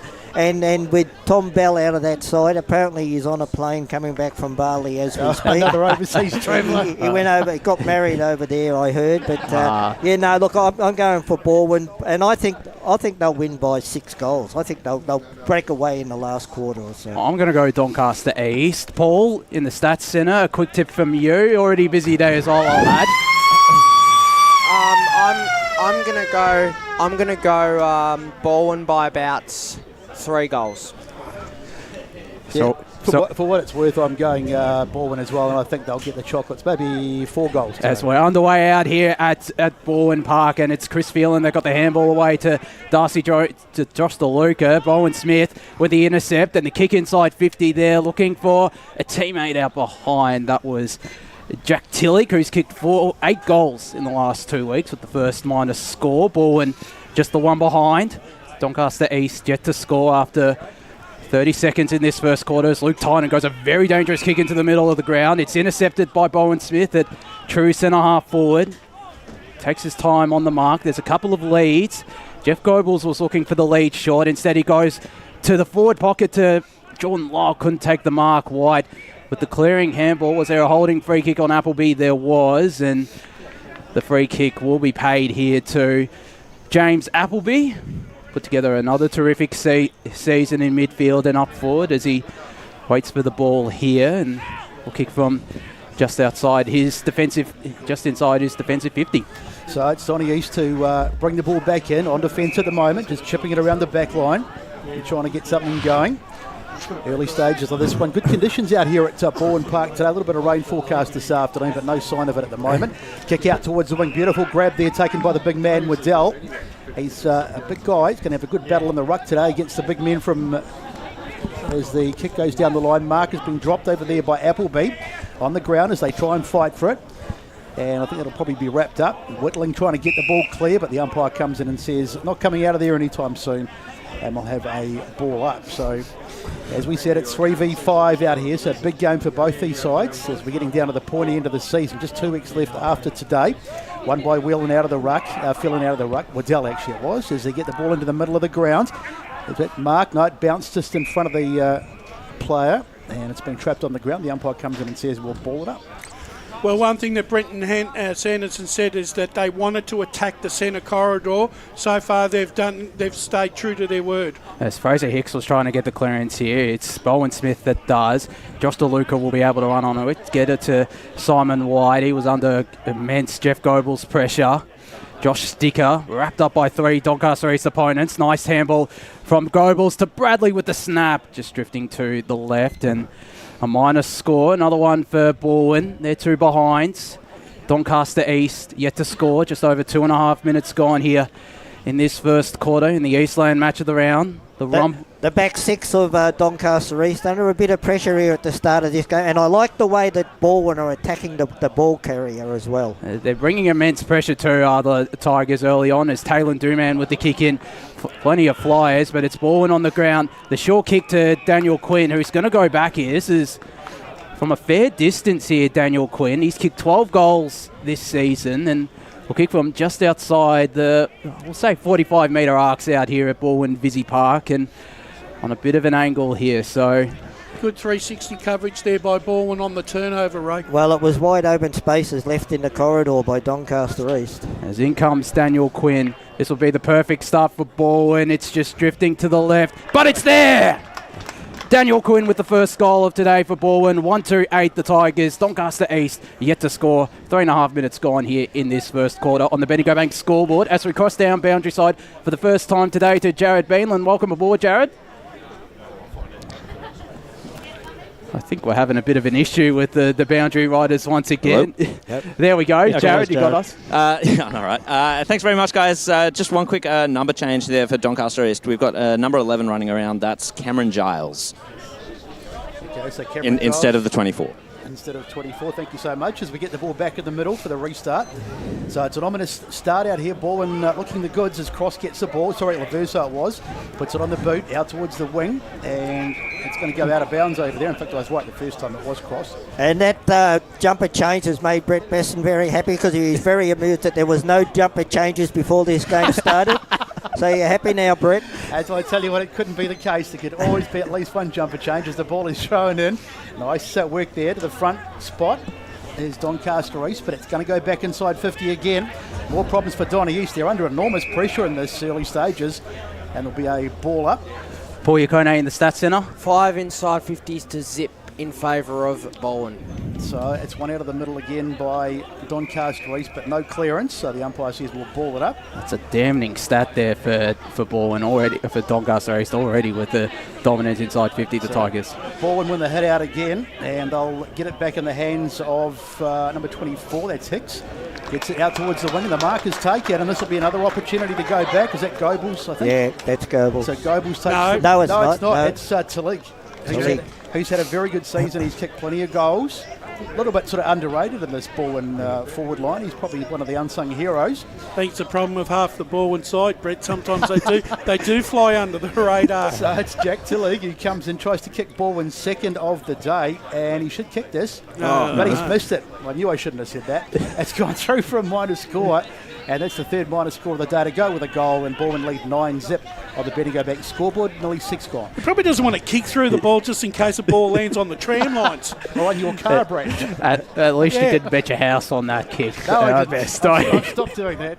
I'm in about my third house of the season. Simon White with the kick in here. Pollux with the fly, couldn't take the mark.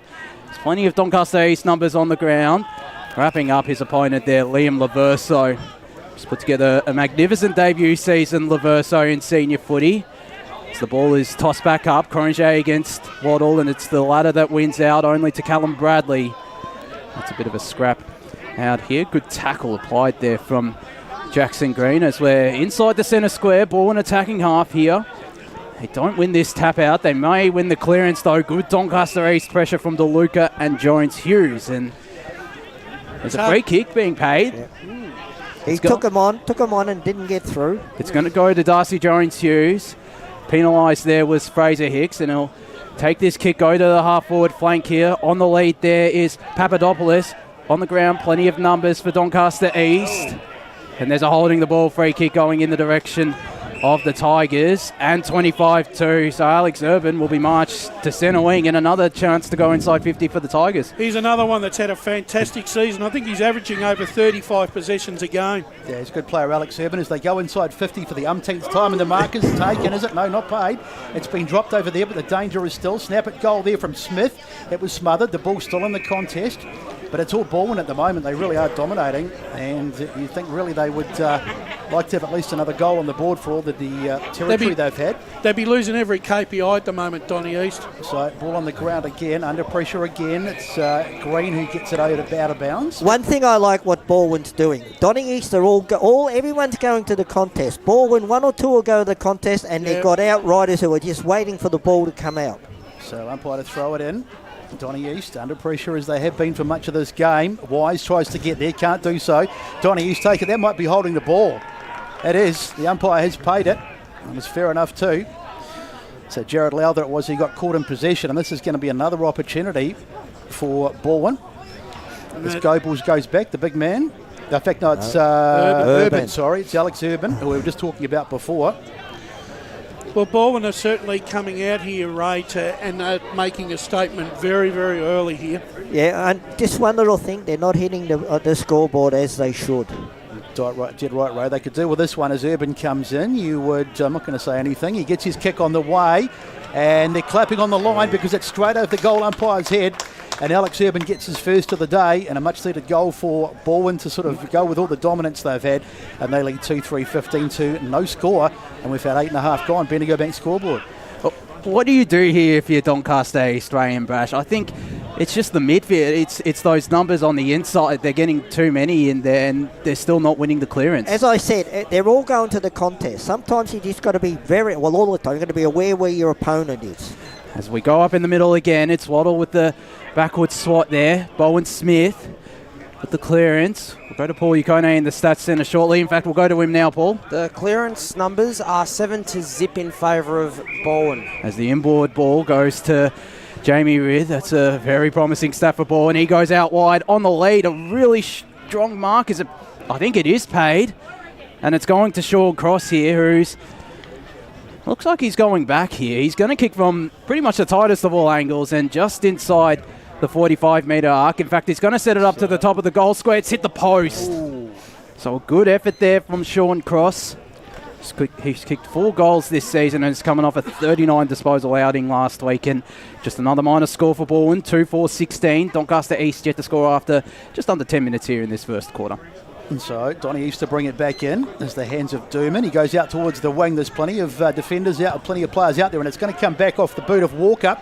And the mark is taken. That's just too easy. And Lyle says thank you very much. And he takes an uncontested mark. And he'll go back and line up to try and kick goal number 31 for the season. But he's played on. Here's the snap at goal. It looks all right. It's there. Beautiful kick. So Jared Lyle gets his first of the day. and an early contender for the Tobin Brothers goal of the day, and it just keeps getting worse for Doncaster East. 3-4-22, no score. Bendigo Bank scoreboard, 10 gone. Cardinal sin, leaving a big man by himself with plenty of ground to take an easy mark, and then not even marking the mark, Ray, and letting him run around and kick an easy goal. And it's quite obvious that the Balwyn are playing the corridor very well. So Doncaster East have got to tighten up in the corridor. You've got to be aware of where your opponent is, and you've got to win the football. And they're always kicking to that far broadcast side wing, as we'll quickly go to Paul Ukone shortly. Back in the middle. Balwyn are going to win yet another clearance. There might be a holding free kick as a high free kick as we do go to Paul Ukone in the Stats Centre. So the inside 50 marks are 3 to zip in favour of Balwyn, and the inside 50s, I don't think I've seen numbers like this for a long time. It's 10 inside 50s to zip the way of Balwyn. And not a bad effort. 3 marks inside 50 from those 10 inside 50s as Tristan Van Driel will take the free kick and get the Tigers 11th inside 50. Lyle brought it to ground. Quinn got the handball over the top to Sticker, who's under immense Doncaster East pressure. And Cardinals sin then by Doncaster East. 2 defenders flying against each other, and they spoil each other. In this grade, you won't get away with it. so ball will be tossed back into play in the forward pocket. Matt Coxon up against Lyle, who just took it out of ruck, did Lyle. High up and under kick. Plenty of Doncaster East players parked underneath this, but they can't get the mark again. Ben Quaynor with the clearing kick. Maybe not for long, though. Balwyn have plenty of numbers around this. Fraser Hicks gets a handball away to Bowen Smith, but Doncaster East do well to cut it off. They're still in the middle of the ground here. It's just all Balwyn at the moment, and they're going to go inside 50 here. Quinn was the outlet, but a good tackle there. Ben Quaynor tried to find Chris Phelan, and Balwyn, they'll look to take it out of bounds. They do now through Jamie Gottliebson right in front of the Doncaster East bench. So they're just under so much pressure, Doncaster East. Even when they get the ball on their defensive 50, they are just turning it over. What is the tackle count, Paul? Do you have that on you? 6-5 the way of Doncaster East. So that's really the only thing that's going the way of the line so far. Surprising, probably because Balwyn have had a lot of the football, I guess, as the ball comes back to Hicks, who has a snap.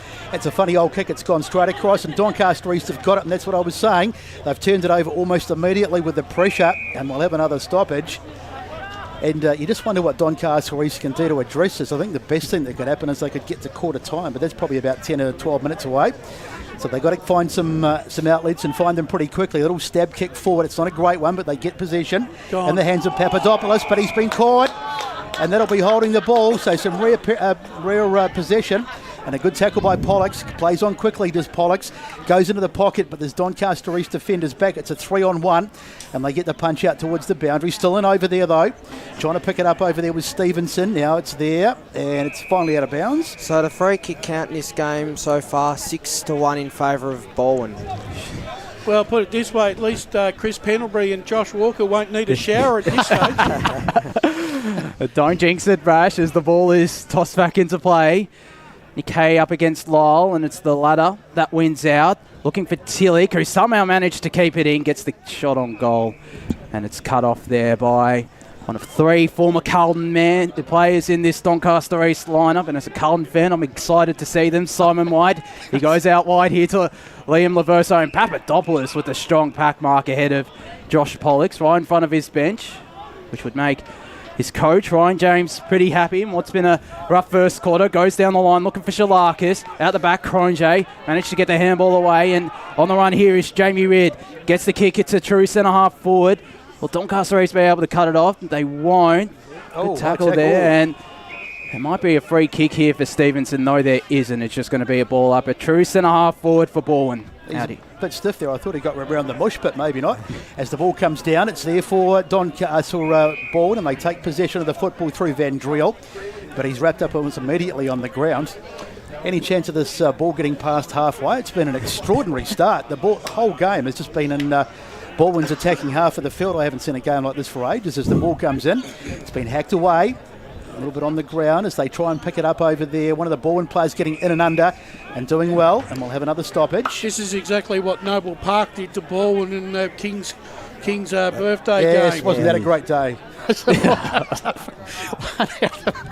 pity we haven't quite been able to live up to that sort of hype. Here's the kick. It's been smothered, and they get it on the boot through Pollux. Pollux goes to full forward. Up they fly. Mark almost taken there. It was Lyle who got hands to it. In the hands of Tillich, who snaps back towards goal, but it's going to miss. And it's still going to... No, it's finally over the boundary line over there. And we'll have a throw it in the left forward pocket. But the pressure that Doncaster East are under, they just cannot get the ball past halfway at the moment. I'm wondering, because of the 9 players coming in, that the players are finding it hard to know where to play through and who to play through. It might be a fair point as the ball is thrown and well and truly wrapped up, and we'll have another stoppage. You can't make that many changes to your side without it upsetting the equilibrium. As Lyle took it out of ruck. Couldn't find a teammate though. Doncaster East will attempt to clear. Phelan got the handball to Jackson Green, and the ball will trickle out of bounds. It's going to be deliberate. No, it isn't. It's just going to be about bounds as we cross down boundary side to Dylan Smith for the first time today. Yeah, Coach Ryan James said at the start of this game that the game will be won with the second balls, and I don't think Doncaster East have won one yet. No. No, they definitely haven't. It's been all Balwyn in that area and all areas as Waddle wins a hit out though for Doncaster East. Again under immense pressure there is Green. Cross couldn't fully control the ball, still managed to get the handball away. Wise has plenty of space. Good chase down tackle there from Liam Laverso. And the kick will go out of bounds. Paul Yukone in the stats centre. So we're 16 and a half minutes in, and Doncaster East are still yet to get inside 50. They haven't even got close to an inside 50 yet. It's unbelievable. They've just struggled to get it past the halfway point. Most of their kicks are coming to this broadcast side, and Balwyn are just being able to cut it off as Lyle wins another hit out. Tillich was a handball option, goes further backwards to Tom Wilson. Kick inside 50. Goebbels couldn't take the mark. Stevenson the snap. A good smother there, and Doncaster East will attempt to clear their defensive lines once again, but they can't. It'll be cut off here by Aaron Britton, who's at the tip of the centre square on the far side out here. He's put together a terrific season as Britton coming across from Deer Park this year. Plenty of numbers inside forward 50, so just goes deep, looking for Lyle, who'll get a free kick here. And Jordan Lyle, he's averaging 2 goals a game this season. He might be able to get his quota in the first quarter out here, Brash and Ray. Well, they have, and the thing is, look, they're just doing everything right here. They're playing the perfect quarter of football here, Balwyn, and they could actually nearly say this game up by quarter time if they keep playing like this. Look, I'm not such an optimist about it. Look, we've been playing 17 minutes, okay? They're only 3 goals down. They haven't had any of the football, that's for sure. But also, a lot of missed kicks that Balwyn are doing are going to their teammates. So all is not lost. If they can just hang on to the end of this quarter, without conceiving too many more, they're in this game still. I'm not saying that they're out of the contest, Ray, but I'm just saying that the signs are very ominous early on. So while you two are chatting amongst yourselves, we've missed a goal, but that's all right. Donny East have got to get their ball players. They've got to get Phelan. They've got to get Appleby. These players who carry the ball, they've got to get them into the game somehow. John O'Ven in the score centre. Thanks very much, Josh. I got a score from Division 1. Beaconsfield and North Ringwood. It's Beaconsfield that trail by 19 points.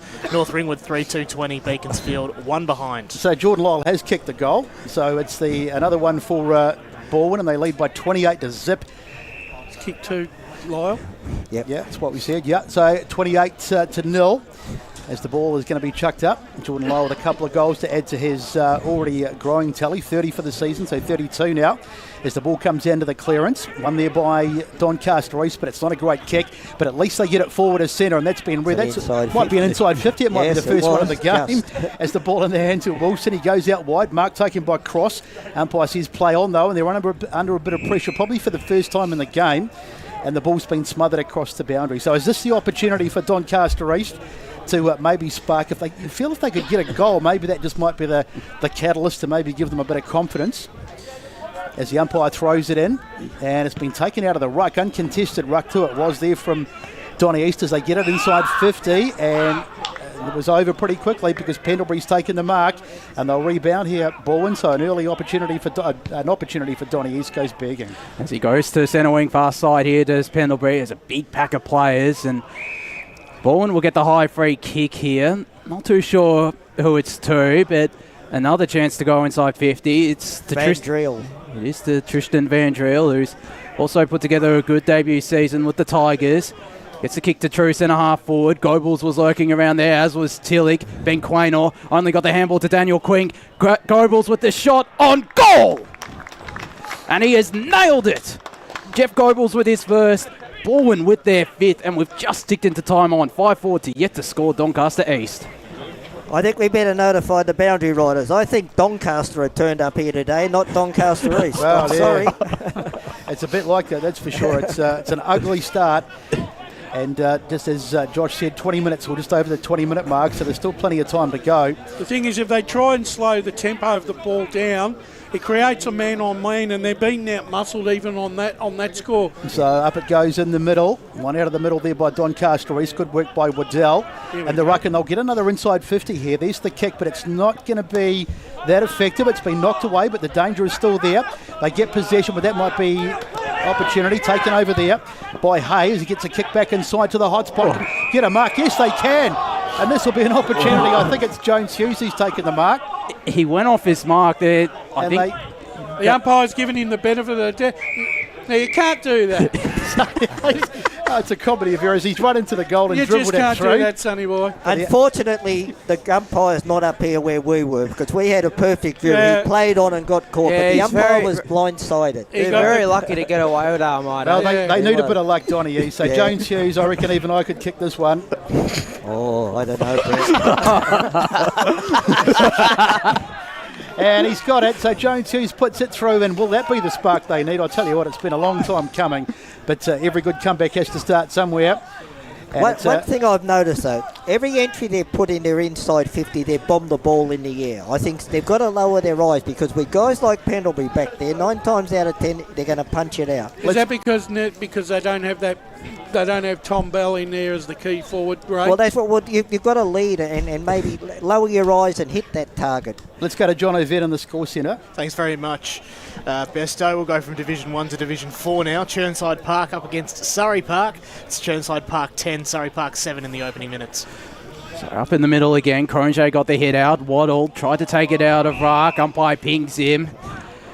They take advantage to ball, and Alex Urban with the kick inside 50, looking again for Lyle. From behind, he'll pick up the ball. Ground ball will Lyle. Still managed to get a kick away, but umpire pings him. Good work there from the Doncaster East defence. Managing to shut out Lyle there, who's looked very threatening in these early stages of this contest. There's Nick Hay. The kick out to the halfback flank here. Broadcast side, Britton nearly took the mark. In fact, it was Lachlan Waddle that did. His eyes are darting inboard. He's got an option out wide in Jake Whitling. Ignores him. Goes down the line. Rid might try to get the ground ball here. Appleby did well. Phelan, plenty of space to move. Gets the handball out here to Papadopoulos, who's looked pretty lively, but it's pinged by Wilson. Brilliant tackle from Tom Wilson. One of the veterans of this ball inside, and it's holding the ball, says the umpire. And another chance to go inside 50 here for Balwyn. So he takes the ball, does Wilson, and drives it to about half forward. Ball gets knocked out in the hands of Quaynor. Got a handball back to a teammate. Donny East, they've released outside the danger zone for now, but it may well come back. They've caught in the middle. That might be holding the ball. No, the umpire says we'll give him the benefit of the doubt as we go to John O'Vett in the score centre. Thanks again, Besto. In Division 3, Fentry Gully and Donvale. Fentry Gully yet to score. Donvale 2-1-13. So one out of the middle, very uncontested by Waddell. He just gets a knockdown easily, but it's been turned over. Back to Britton. Britton sends it forward. Can they get a mark? In the hands of Tynan. It's going to be in a moment. He's got it now, Tynan. Runs into a bit of traffic, but he manages to squeeze it out, and that's good play. Finds Whitling. So Jake will look around for a teammate. Just chips it back across the ground. It's a dangerous kick, though. That really is poor play. Sticker had it for a moment, and he's wrapped up. They're just putting themselves under pressure with some really poor options in the... Well, you come to the corridor, you must hit your target. Yeah. So up it goes again, as the ball is won again by Waddell. He's having a good day on the ruck. And the umpire says, well, ball it up. He's having a good day with no Chevy Anderson and Carl Elliott for Balwyn, as it's Van Driel that won the hit out. Nice handball over the top from Chris Phelan, but it doesn't do any good. Josh Sticker managed to get a handball away. It was a hospital hand pass though. Bradley did really well. Got the check side on goal. There's a push in the back free kick here. No, I'm wondering if the umpire's paying a free kick against Bradley. I'm not too sure. Bradley's on the ground. Holding the ball. I'm not too sure. There's a bit of consultation going on. I'll tell you what, Jordan Lyle's not too happy. He's remonstrating with the umpire, but he's going to get the free kick, Bradley, and going to get 25 too. So, in fact, it may I was about to say, was it actually Lyle that'll get the shot on goal? He won't. No, he's pushed. He's pushed him out to the forward pocket on the far side. Okay, just baffled. Very confusing out here at Balwyn Visi Park as it's Callum Bradley that'll attempt the check side here. This would be quite a spectacular goal here. He hasn't kicked a goal in his Balwyn senior career. It's in fact Jordan Lyle that's taken the ball away from him. I think Lyle will want to give it back to him. Confusion reigning supreme out here at Balwyn Visi Park. 25. What do? Do you just pop it up in the air and hope someone takes the mark? What is going on? Just kick the ball, man. Knowing Lyle, he'll probably go for the goal on the left. It's just a minus score. That was a comedy of errors. No one knew what was going on, not even the umpires. It's Balwyn's fifth behind, 5-5 to 1 straight out here at Balwyn Visi Park. 26 minutes gone here in this first quarter on the Bendigo Bank scoreboard. Paul Ukone in the Stats Centre. Tackle count 13-10 in favour of Doncaster East, and the inside 50 count is 19-3 the way of Balwyn. I'll tell you what, that's 90 seconds of my life I wouldn't want back as the ball comes in out towards the wing. Waddell got up, he couldn't quite grab it. It's on the ground. He's a stab forward as someone yells out, umpire. There's a bit of feeling up here on the balcony, and that'll be a, what's it going to be? Free kick to Doncaster East, I think. So they'll have an opportunity to clear. We've had 26 and a half gone. So what have we had? 5 goals, 6 goals. That might be maybe another couple of minutes to go. Brash, how long do you reckon? I defer to Brash, the expert in the time. About 28 and a half. 28 and a half, he says, as the ball is chipped across the Donny East back line. They won't want to concede one before quarter time. They've done enough damage as the ball is into the contest again, and it'll be wrapped up well and truly in there. Good work by Laverso. 18 goals for him this season, so he dearly loves to add to that tally as the ball is knocked back. As it's out there, well, good work by Wilson. He's been prominent in this term as he gets it forward. Can they get a mark? Not at the moment, but the danger is still there. Ball on the ground, won by Balwyn. As they get it out through the Hex gets his kick, but it's gone to Doncaster East, and they'll be able to work it out of defence. Good little work there by one of the Doncaster East players. Ball on the ground, picked up by Urban. Now Balwyn go forward out towards the wing, but there's nobody out there, and it's going to go out of bounds just in front of the Balwyn faithful over there.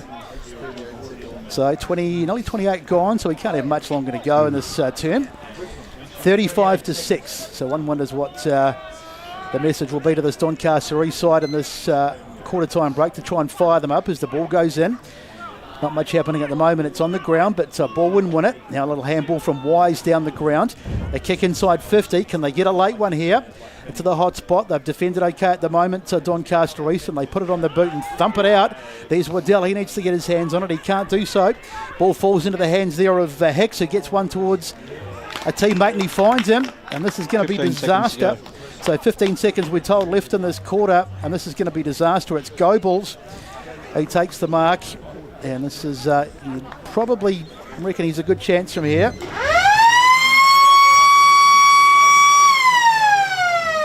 As we get the world's loudest siren. I forgot how noisy it was up here on the balcony. I've got no eardrums left. So Goebbels, 23 goals for the season. He's got one today. Can he kick this one? He sure can. Second of the day. So Jeff Goebbels becomes the second multiple goal kicker for Balwyn, and Doncaster East are in big trouble. It's quarter time out here at Visi Park. Score is 6-5-41 to 1-0-6, and here's Josh with the goal kickers from the first term. So as Besto said, 2 multiple goal kickers for Balwyn in Jordan Lyle and Jeff Goebbels, 2 of their biggest threats up forward. Alex Urban, Daniel Quinn with singles, whilst for Doncaster East, Darcy Jones-Hughes with their only goal. We're going to go to a break here on the Eastland Match of the Round. When we return, one of our boundary riders will have one of the coaches, and we'll bring you the second quarter of action out here between Balwyn and Doncaster East. As Sarah opened her best friend Jackie's wedding invitation, she was overcome with a wave of emotion. While her 2 young boys wrestled on the floor, tears of happiness rolled down Sarah's cheeks as she saw the words she'd been longing to see. Please note, this wedding will be a child-free event. Well, Sarah, looks like we're off to Eastland for a new frock and some heels. And let's book in that babysitter. For all of life's little moments, there's Eastland. Eastland. Live real. At Yarra Valley Water, we know reducing your shower time, or show time, to 4 minutes can save you an average of $200 a year on water and energy bills. Shower shorter. Save water. Authorised by the Victorian Government, 1 Treasury Place, Melbourne. Sprained your ankle, bursting through the banner? Broke a finger, high-fiving the ruckman? Or did you run into the goal post again? For bumps, breaks or bleeds, be seen sooner, close to home at Knox Private 24/7 Emergency Department. The preferred provider of emergency care to the Eastern Football Netball League, you'll generally experience shorter wait times. You don't need private health, but there is an out-of-pocket fee. Be seen sooner, close to home at Knox Private 24/7 Emergency Department, 262 Mountain Highway, Wantirna. Do you feel good about your bank? Because there is a bank you can feel good about. They share their profits to fund big community projects, small community clubs, and vital emergency services. They've given $250 million to help Australian communities thrive. They have all the products and tech you expect from a big bank, with service you don't. It's Bendigo Bank. Feel good about who you bank with. Try Bendigo.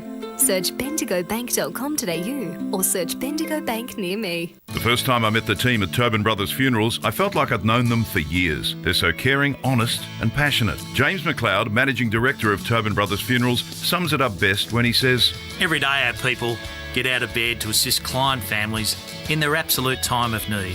Our people love what they do, and you will not find a more highly trained group of people than those at Tobin Brothers. Visit tobinbrothers.com.au. Tobin Brothers Funerals, celebrating lives. Hi, I'm Ben Desson from Montrose Football Netball Club, and when I need a new kit for a night out, I head over to Eastland. But Eastland is more than a shopping centre. They support a range of community organisations and have been major partners of the Eastern Football Netball League since 2018. Thanks, Eastland. You are listening to Radio Eastern FM 98.1. With live and exclusive coverage of the EFNL football season, bringing you the match of the day with score updates from all divisions. And now we cross to our commentary team for the Radio Eastern 98.1 Match of the Day coverage. Welcome back to the Eastland Match of the Round, live from Balwyn Visy Park. It's the home side. The Tigers getting off to a fast start out here, 6-5-41 to 1 straight 6 out here at Balwyn Visy Park. Josh Ward here alongside Brett Beston, Wayne Brasher, Ray Bear. We're going to go to John O'Ven in the score centre first up at this quarter-time break. JV, do you have any more scores from around the grounds? I've got one in the Premier Division. Norwood taking on Doncaster. Norwood 4-2-26. Doncaster 3 behinds. I haven't got one yet from Rowville Noble Park, but we can head back to Division 1. Beaconsfield 1-5-11, trailing North Ringwood 5-3-33. Already. Nothing from Div 2 as yet. We've got a score from Ferntree Gully and Donvale. Donvale continue to kick away 3-2-20. Ferntree Gully yet to score, and unfortunately, Wardy, Surrey Park are well in arrears of Churnside Park. Churnside 5-6-36, leading Surrey Park 1-1-7. That's it from me. Not a great start there, but let's focus on this game. Ray Beard, Wayne Brasher. Just a dominant quarter from Balwyn. They barely moved it past their attacking half, Doncaster East, as we go down boundary side now to Dylan Smith, who I believe is with the Doncaster East coach. I am. I'm with Ryan James here. Ryan, that was probably a bit of a tough watch in the first quarter. Can you talk us through that one? Yeah, it was probably a disaster, to be honest. We just couldn't get our hands on the ball. I think 6 uncontested marks. I think umpire and everything went against us. We just, and to Balwyn's credit, they come out and owned that second possession we spoke about, so we need to control that. What was your message to the guys at quarter time after sort of, a lack of presence there in that first quarter? It's just not panic. We've still got 90 minutes to work our way into the game, and we've done this before. It's just we felt the pressure of the game. We got worried about how bad the umpiring was, and then we just got really insular about it and started creating more problems for ourselves. Are there any magnet shifts there for you, some positional changes to... Nah, we got ourselves in it. We've got to get ourselves out of it. Thanks. Thank you to Dylan Smith down there on the boundary. Not too sure that you could be blaming the umpiring. No, they were just dominant that quarter ball, and they that's not a good look. Locked it in their attacking half and did really well as umpire holds the ball off. The air raid siren goes off out here at Balwyn Visy Park. Brett Beston to get us underway. So second quarter underway. What can Doncaster East do to get themselves back into this game? Waddell, he's been really good. He's probably been one of the shining lights, or maybe the only shining light from Doncaster East in the first quarter. Ball under the tight stuff, and the tackle is made. Good tackle by Wise coming over the top. Never like to see a coach and blaming umpires that when they're behind. But anyway, we'll move on as the ball is one out of the ruck there by Cronje.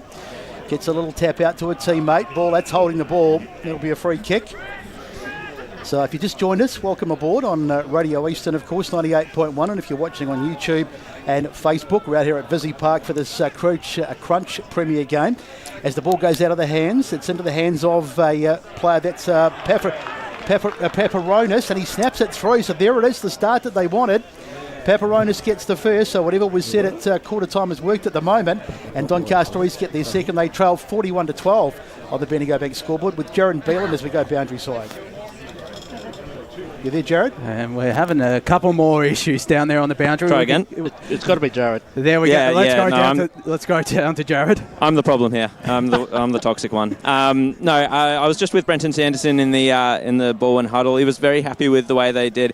Definitely emphasised the territory game, slapping it forward, handballing it forward constantly, very aggressive play, not handballing backwards as much, and very happy with the work of Sean Cross as well. He just needed to make sure that the Balwyn players continue on this way and don't get complacent. Yes, we're going to get a secondary ball up here in the middle of Balwyn Vizzy Park. John O'Van in the score centre. Quick one from Mulgrave and Heathmont out at HE Parker at quarter time. Heathmont 2-3-15, Mulgrave 3-4-22. So a real positive start for the Lions, who are looking to lock in a top 5 spot out there at HE Parker. So we're not going too far. Another score, Jono?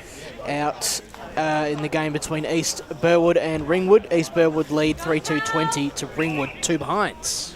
So another positive start there for East Burwood after what's been a pretty big week for them. Of course, David Jensen departing as Balwyn will get this free kick and move further down the ground to Alex Urban, who's about 70 metres out from goal. Looking for Jack Tillich on the leg, has plenty of space. A good sport from behind from Taylor Duman. Tom Wilson pounces on the loose ball though. Dangerous kick, finds Cronje. They've gone backwards here, have Balwyn, but they still managed to get the kick inside 50. Goebbels flew from behind. Waddle on the ground gets the clearing kick. Walker got a big fist there, only to Josh DeLuca. This handball was to Alex Urban, and the kick inside 50 will go to Josh Weiss. Jack Tillich, good sport from behind there from Ben Quaynor, who will apply the tackle here, and the umpire will ping Tillich. And the umpire pays advantage to Doncaster East. So good play by Doncaster East. He's showing some good signs as Paparonis sets off. Goes inboard. Now he kicks inside 50. It's a 2-on-1 as they come over the top. Good defence though from Walker it was. He got the punch away and Balwyn will repel for the moment. But some good signs from Doncaster East at the start of the second term as Balwyn bring it out of defence. Now the kick out towards this. Bringing a terrific mark. That's brilliant by Lyle. He really is a threat. As we go back to Jono in the score centre really quickly just as before this shot. Thanks very much, Besto. Out at Seabeck Oval, Rowville 2-1-13. Noble yet to score. So it's Jordan Lyle. He's looked dominant in this game. He's kicked 2 early goals and he's probably going to kick a third here.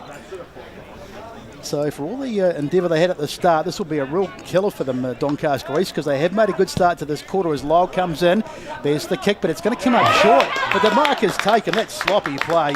And Bradley takes the mark and he'll swirl around and he'll put it through. Has he? No, he's missed.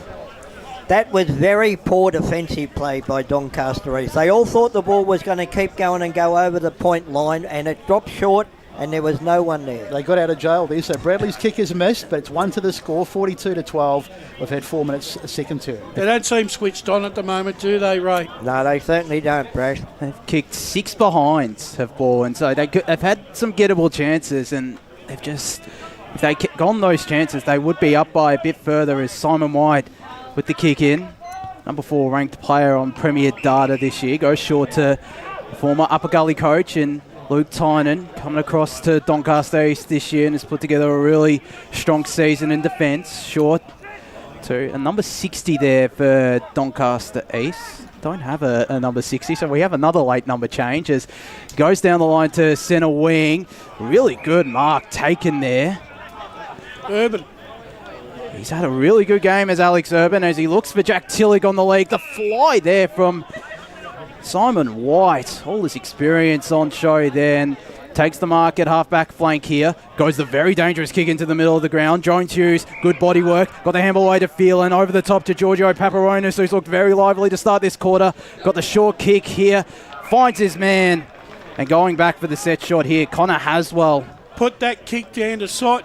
Put this goal down if it goes through to Simon White. Yep. What a fantastic kick to position there that really opened up for the first time today the Balwyn defence. And good body work too from Darcy Jones-Hughes in the middle of the ground. It was a one-on-one and he won out as Haswell comes in. The kick's not that great and drifting to the right. They actually deserved the goal the way they transformed that ball down the field. They did, but it's just their first behind of the day. 2-1-13, 6-6-42 Balwyn. Just under 6 minutes gone here in this second quarter on the Bendigo Bank scoreboard. Yeah, 100% agree with Ray. It was a really good passage of play, and it did deserve a goal, but you've got to finish those off as they get it out towards the wing. Balwyn. They'll get a shot at goal here. And the ball is out on the full, so they're going to get another opportunity as they go inside 50 again. Can they get a mark? Showing some good signs as the ball is rushed through as we go boundary side. Yeah, number 60 for East Doncaster is Aaron Saravola, listed there as number 8. Excellent work. I told you we couldn't go a week without a number change. As we bring the ball back into play, as we go to Paul, who's got some stats for us. The inside 50 count in this quarter is 5-4 the way of Balwyn. So just a little break in play as Balwyn with Pendlebury gives it off. Now the kick into the middle of the ground, but it's been well repelled there by number 20. Who is that? Number 21. As the ball is on the ground, wrapped up there by Tynan. So they're looking much better, Doncaster East, but they still trail by 28 on the Bendigo Bank scoreboard, and we've had 7 gone. As up go Waddle and Cronje. No clear winner in that tap. Wilson was wrapped up there by Chiravolo, who comes back for his 3rd game of the season today. Spent last week in the reserves against Norwood as up the ball goes. Another win for Waddle, but only to Sean Cross, who was wrapped up by James Appleby. We're not going too far in centre wing broadcast side as no one won that hit out between Cronje and Waddle. Smith managed to get the handball away, and there's a push free kick going to Bowen Smith against Aaron Cherafolo. Goes into the middle of the ground. Very dangerous kick. There's a high free kick being paid to Balwyn. It's going to go to Jamie Reid. Went the handball option, decided to do the fake. Instead gets the kick inside 50. Lyle, the big target. Got some space, but Drewman read that really well. And we'll go another dangerous kick into the middle of the ground. Good sport from behind there from Balwyn. James Appleby applies the tackle here, was on the ground. Did really well there, did Daniel Quinn. Laverso, though, manages to tap it forward. Josh DeLuca rolls onto that left boot of his. Gets a short kick to Chris Phelan, who might go back here. He's, in fact, going to go the short option. A man all on his own.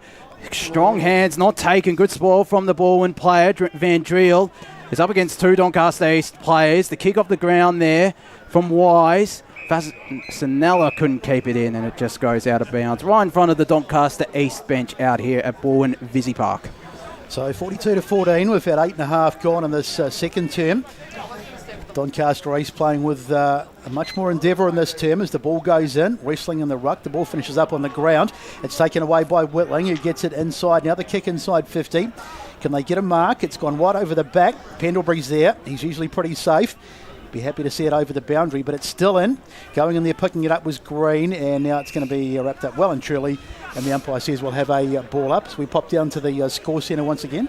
Thank you very much, Besto. And Beaconsfield have slightly clawed their way back into it. 2-8-20 to North Ringwood 5-3-33 in the second term, albeit slightly inaccurate in the first division. And so up it goes, one out of the middle by, one of the clearance, should I say, by Doncaster East.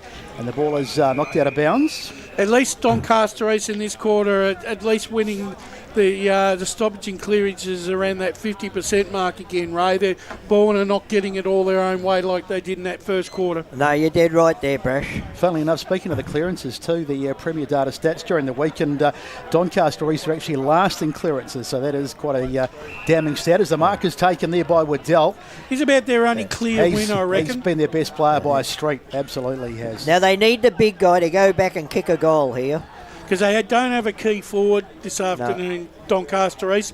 So they really do have to, their experienced players are going to have to kick the goals. So Waddell, who can bring Doncaster East a little bit closer if he can slot this one through. Perfect conditions, so he can't blame the weather today as the kick is on its way, but it's heading right. and that's a disappointing miss. In fact, it's missed everything. It didn't even get it behind. And it's gone through for in fact, it's an out-of-bounds free kick, which Pendlebury will take. And we've had some 10 minutes gone, and it stays at 42-14. So Pendlebury only played a couple of games this year, but back the last couple of weeks. The fly there from Bradley! Well, that's a mark of the day. That's a mark of the year contender there with a big pack. Bradley got the handball inboard to cross. Looking for Josh Wise. Couldn't completely control the ball. Rid will get hands on this, but two Doncaster East players wrap him up. We're going to get a ball up in the middle of Balwyn Visy Park. It's a terrific mark there from before by Callum Bradley as Waddle wins another hit out, but another clearance for Balwyn. Wise, probably been one of Balwyn's best. Got the kick away, but it doesn't go anywhere. There's plenty of Doncaster East numbers around this. Phelan with the clearing kick. It's a foot race though, and Walker will win out here for Balwyn. Smart kick looking for Tillich. Instead, it's the cut off there from Fasanella.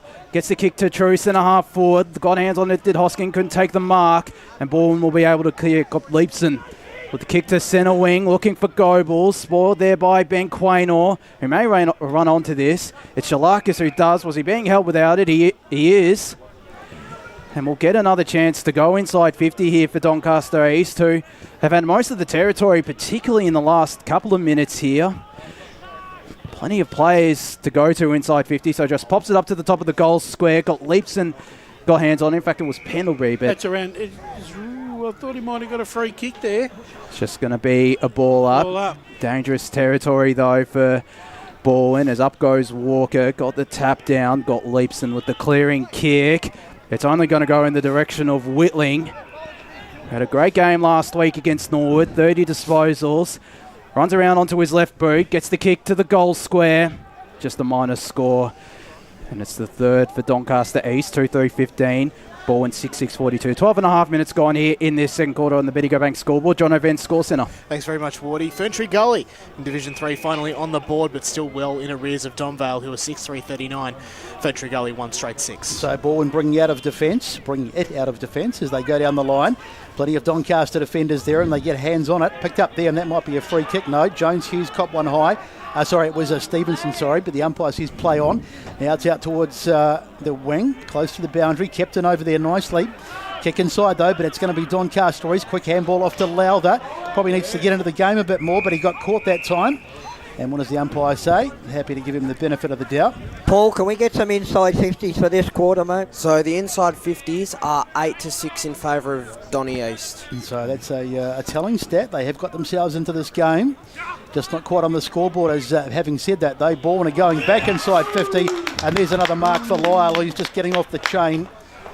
So Jordan Lyle, they might have to think about a different matchup maybe. Don't know if they've got a matchup for him though, Besto. No, it's probably fair enough, but they might need to double team him, Brett.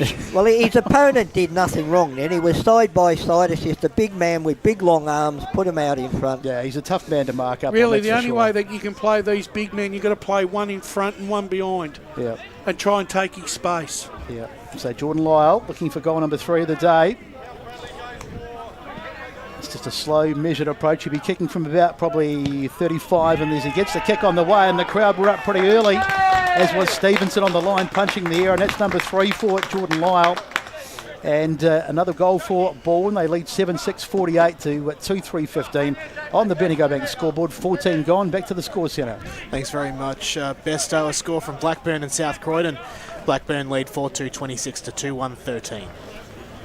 Good start there for the Burners out at Morton Park as we move into the middle of the ground. That hurts for Doncaster East. I think that's the first goal this quarter for Balwyn, and Lyle is having a big impact as they win the hit out through Balwyn and might get the clearance here. Goebbels couldn't lay hands on it. Simon White handballs over the top to Chris Phelan, who gets the handball out here to Taylor Dooman. Looking for Jackson Green, gets it back to White. He might go back to Green. Instead is forced to kick down the line to half-forward flank, and the ball goes out of bounds on the full. It'll be Josh Walker with this kick in. He's been thrown down into defence. Paul Yukone in the Stats Centre. Clearances in this second term are 7-5 in favour of Balwyn. So still dominating in the clearances are Balwyn, as down the line they go. Lyle was there. Waddle at the back. Done some really good groundwork. Got the handball away. And Doncaster East look for the switch here. Hoskin will just tap it out of bounds before got leaps and could lay hands on it. And we're going to have a boundary thrown. A true centre wing. Broadcast side. They just seemed a little underdone here, Doncaster East, Ray. They look a bit out-muscled. Balwyn seemed to out-muscle them a lot here. Yeah, they look bigger all over the field too when you look at it, Bresh. Ball comes in. It was one out of the ruck by Balwyn, but there was a whistle pretty quickly, and we're going to get a free kick. And it's going to go the way of Balwyn, so they'll be able to bring it out. The kick out towards the centre wing position, and the punch. Ball still in over there, though. Close to the boundary line. Someone dives on it over there, one of the Balwyn players, and the umpire says we'll have another stoppage. So margin is 33. So they have played better in this term, Donny East, but for all that, they haven't really made up much ground on the scoreboard. In fact, they may have even almost lost ground, but the ball goes up again. Wrestling in the ruck. That's a free kick. Which way is it going to go? Could have been a 50-50 job, but it's going the way of Donny East by the looks. So here they come again as they send the ball across into the... favouring this corridor. They kick it in the middle, taken by Waddell. Donny East's best player today as the ball goes out, dropped over there by Britton. Ball in the hands there of Pafaronis, who gets a kick. And here's a chance. Surely a goal on the line. It's been touched. I think there's a free kick being paid here. A free kick to Jack Shalakis. So the goal umpire was paying the touch, but the field umpire's overruled him, and Jack Shalakis puts it through. So 16 goals before today, so that's his 17th of the season. And they get a much-needed goal, Donny East, and they trail by 48-21. Bendigo Bank scoreboard just gone 17 minutes. Yeah, badly needed goal there for Doncaster East. Look, they have lifted the ante.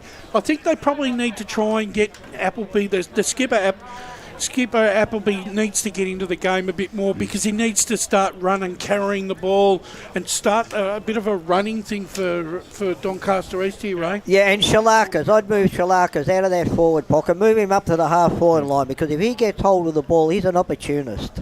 As James Appleby is in this centre stoppage now. Mac Hoskin as well to do ruck duty, so Waddle is resting up forward as Hoskin on the hit out. Urban may lay hands on it. He does now. Gets another clearance. Goes to centre wing. Looking there for Josh Sticker. Plenty of time. Nice dance move there on Luke Tynan. Manages to burn him off. Gets the kick inside 50. Looking for Tristan Van Driel. Simon White did really well. Appleby only got it to Daniel Quinn. Handball out, and the shot on goal from Tillich is there. In fact, it's Josh Wise. And the immediate response from Balwyn, they move to 8-6-54. Doncaster East 3-3-21. 18 minutes gone here in this second quarter on the Bendigo Bank scoreboard. I thought Simon White was unlucky not to get a free kick there. I mean, one hand was being held, and he had 3 attempts to mark it with the hand that was free. And I think the hardest thing is you work yourself so hard to get back in the contest, and then once again an errant error in that back 50 of Doncaster East, and a turnover sets up a goal for Wise. Yeah. Well, if Ryan James was filthy with the umpire in the first term, he'll be even less happier now as the ball goes up. One out of the middle there by Cronje. One by the handball out there. It's a bit of an untidy one. Its kick's been smothered on the ground. It's still there as they try and get it. Hicks is there, but he can't pick it up, and that'll be a free kick, I think, going the way of Balwyn. So a chance for them to come forward again. Another inside 50 as coming over the top there. One of the Doncaster East defenders took a real tumble. It's good work now. Simon White off the half-back line. Goes up to a 2-on-1. Knocked away there to a teammate in Papadopoulos, and it's out of bounds. I sort of feel that if Doncaster East can't break even in the midfield, I just don't think they're going to get enough quality ball to kick a winning score this afternoon. It's a bit of pushing and shoving around the contest, but it's all handbags at 10 paces as the ball comes in. Now there'll be a free kick. Which way is it going? It's a holding free kick, and it's going the way of Donny East again, so they're starting to get a few free kicks. Now the ball put forward by Phelan, but there's plenty of defenders back there. Getting his hands on it was Britton. He'll be happy just to kill it off, I'd say. And we'll have another ball up. That was very good play by the big man Waddell, and he was in the marking contest. He hit the ground, he turned around, and when the ball went over the back, he tackled an opponent. So back to the score centre quickly. Thanks, gents. A quick one from Division 1, Croydon and Montrose. The Blues 5-3-33, the Tros 2-1-13. So Donny East get the footy as they get it back into the inside 50 again. Plenty of defenders back there. One of those was Red. It's going across the face of the goal, and they're under enormous pressure as Wilson gets a handball out. And that might, I tell you what, he just got a toenail on that at the end. Good work as Green gets the kick forward. Can they get a mark? Hit the post. It's hit the post, so another opportunity goes begging, but it's better from Donny East. But they still trail by 54 to 22. 8-6 to 3-4. And we've had just in fact, we're just in a time on at the end of the second term on the Bendigo Bank scoreboard. As Aaron Britton, averaging 20 and a half disposals a game this season, goes out wide to Walker. He's had a good couple of weeks back in defence. Looking for Wise down the line. Still managed to get it to ground. The kick goes out of bounds on the full there by Jeff Goebbels. I wonder if we had a score from that little hamlet in Park Orchards this afternoon. wonder if there's a game going on up there we haven't heard about. As the ball will be called back here to Ben Quaynor. In fact, it might be out of throw-in. I think it is a boundary throw, and it might have been touched off the boot there. And Donka, and just going to be a forward half stoppage here for. So the umpires once again, there's mass confusion. What's happening here? It's been the story of the day. As the ball goes back up again, it's Giles in ruck this time. Cronje got the fist in from behind. Balwyn will get yet another clearance. Wise. Bradley has hands on this ball. Goes inside 50 looking for Goebbels with a spectacular mark. Quaynor pushed him out, but Jeff Goebbels, with all that goal, all that experience up forward, did really well. We go to Paul Yukone in the stats centre quickly. It's inside 50 marks to 2 now in favour of Balwyn.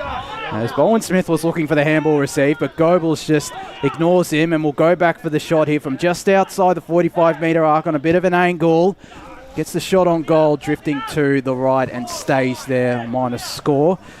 Balwyn 8-7-55. Doncaster is 3-4-22. 22 minutes gone in this second quarter on the Bendigo Bank scoreboard. John O'Venn, score centre. Asking you shall receive brash. The score between Vermont and Park Orchards is the Eagles 4-3-27 to Park Orchards 3-6-24. Oh, thank you. So Simon White to bring it back in. I tell you what, if Balwyn had been able to kick straight, this game might have been over. They have missed some opportunities as the ball goes on the ground, and they're going to come back inside 50 again. Balwyn gets over the back, and under pressure is Tyne and gets a handball out. Goebbels, in fact it was Urban, gets a ball back. The kick is... No, it's missed. Touched off the boot anyway, the umpire called it. Touched off the boot. I thought it went through the middle, but it was touched off the boot, so the umpire says we'll have a... It's gone through from behind as we go back to Paul Yukone. The tackle count this second quarter 9-8 in favour of Balwyn. So Simon White to bring it back in. 22 gone, so we're probably maybe 5 or 6 out from half time as the ball goes into the middle of the ground. Gets over Britton's head. Now it's in, he's coming forward again through Phelan. He's tried hard on this term, gets a little handball off. Funny little handball over the top, and they're under pressure again as the Balwyn defence swoops. Now it's number 11, that's of course Giles. The late jumper change, and the umpire's whistle has gone, and we'll have a free kick to Balwyn by the looks. So taken quickly, a little stab kick out towards the wing, Mark taken over there as they'll bring it forward, gets over the top, and it's going to go out of bounds just in front of us here in the broadcast position here at Vizzy Park. So 23 minutes gone on the Bendigo Bank scoreboard. Margin is still 34. So we wait for the ball to be tossed back into play. Cameron Giles up against Hinko Cronje on the paints of 50 out here for Balwyn on the broadcast side, and we'll get another boundary throw in here. So a bit of a stalemate the last couple of minutes. A late goal for Doncaster East would do them plenty of good, and they'd have a bit of momentum heading into the main break as umpire tosses the ball back into play once more. No clear winner in that ruck tap. It moves further forward for Doncaster East. Whitling got the handball over the top. Jones Hughes can run onto this. He doesn't though. Nice handball there from Josh Sticker. There's plenty of Doncaster East players around this, and Whitling got the handball away to Dooman. Chris Phelan has plenty of space. Gets a kick inside 50 just before he was tackled, and the good intercept mark taken there from Jamie Ridd, who goes to Sean Cross, the true centre-half back. They're again using the corridor, Balwyn. And it pays off once more. Sticker got the handball away. Under immense pressure was Hicks. Whitling got the spoil from behind there on Tillich, who might get this ball here from Cronje. He doesn't. The kick inside 50 from Bradley. Lowell might be able to run onto this. It's Tynan. Umpire calls play on. Sticker got his arms free. Umpire still pings him, and Doncaster East able to slow it down. And moving from their defence. So Jared Lowther needs to be sure by foot, and he gets it out. Oh, it's not a great kick. Putting his teammate under pressure in Fancella, and that's a disaster because this is going to be a shot at goal, and that really is horrible play, and Sticker will go back and line up. And for a player of Jared Lowther's experience, he'd be surprised that he would make a mistake like that. He's made a few today, Jared Lowther. It's out of character for him. Not his best day so far, but nonetheless, he can only get better. Bit over a minute to go. So, shot at goal. Yeah, so it'll go about 26 and a half. There's the kick on its way. Looks to be coming up a little bit short. Marcus taken in the goal square. Fantastic play coming over the top is Bradley. Oh, that's his second. Another contender for Bradley again. Got mark of the day. So we don't have a price of mark of the day. Maybe we can give him a pair of Brush's old shoes or something as Bradley comes in right on the line and he puts it through. So his first of the day. And the margin extended. We've had 26 minutes played and it's out to a 40-point margin now, 9-8-62 to 3-4-22 on the Bendigo Bank scoreboard as we hop boundary side with Jared Beeland. I think lost him again. We've lost him again. There we go, Jared. A bit of a weather update. The wind started to pick up a little bit. It's gone from right to left, so that's against Balwyn's advantage currently. That's why the ball just dropped short there and allowed Callum Bradley to mark it. The wind just picked up straight away and fell into his hands. It may play in their favour in the third quarter for Balwyn out here, and they could be able to pile on a bigger score as they lead by 40 points. Back in the middle. Tap out there from Giles, only to Josh Wise, though, who's pinged. Darcy Jones-Hughes, in fact, James Appleby will take this free kick. Very similar hairstyles there as he goes inside 50. Spoil from behind there. DeLuca will try to run onto this. He doesn't. Tynan got the handball over the top, found his teammate. Burst of speed there from Laverso, and the shot on goal bangs the post. And that post will be shaking for a little bit there. Doncaster East 35-23, Balwyn 9-8-62. 27 minutes gone here in this second quarter on the Bendigo Bank scoreboard out here at Balwyn Visy Park. So they've had their chances, Donny East, but they just haven't been able to convert. That's the second time I can remember the ball hitting the post from a shot at goal. So Chris Pendlebury in charge with taking the kick-ins, of course. Vastly experienced player as he goes out towards the wing. Up they fly, terrific grab over there. So maybe a late opportunity for Balwyn. No one to kick to at the moment, though, as the kick finally gets on its way out towards the wing. Flying high as Lyle gets over his hands over the ball. Can't quite grab it, though, and it's out of bounds as Fancella tries to control it. Can't do so. And we'll have another throw in. So 27 and nearly 28 minutes gone, so he must be getting close to the siren, the loudest siren in the world, as the umpire gets set to throw it in on that side of the ground. Up it goes. Coming over the top there. Good work by Giles.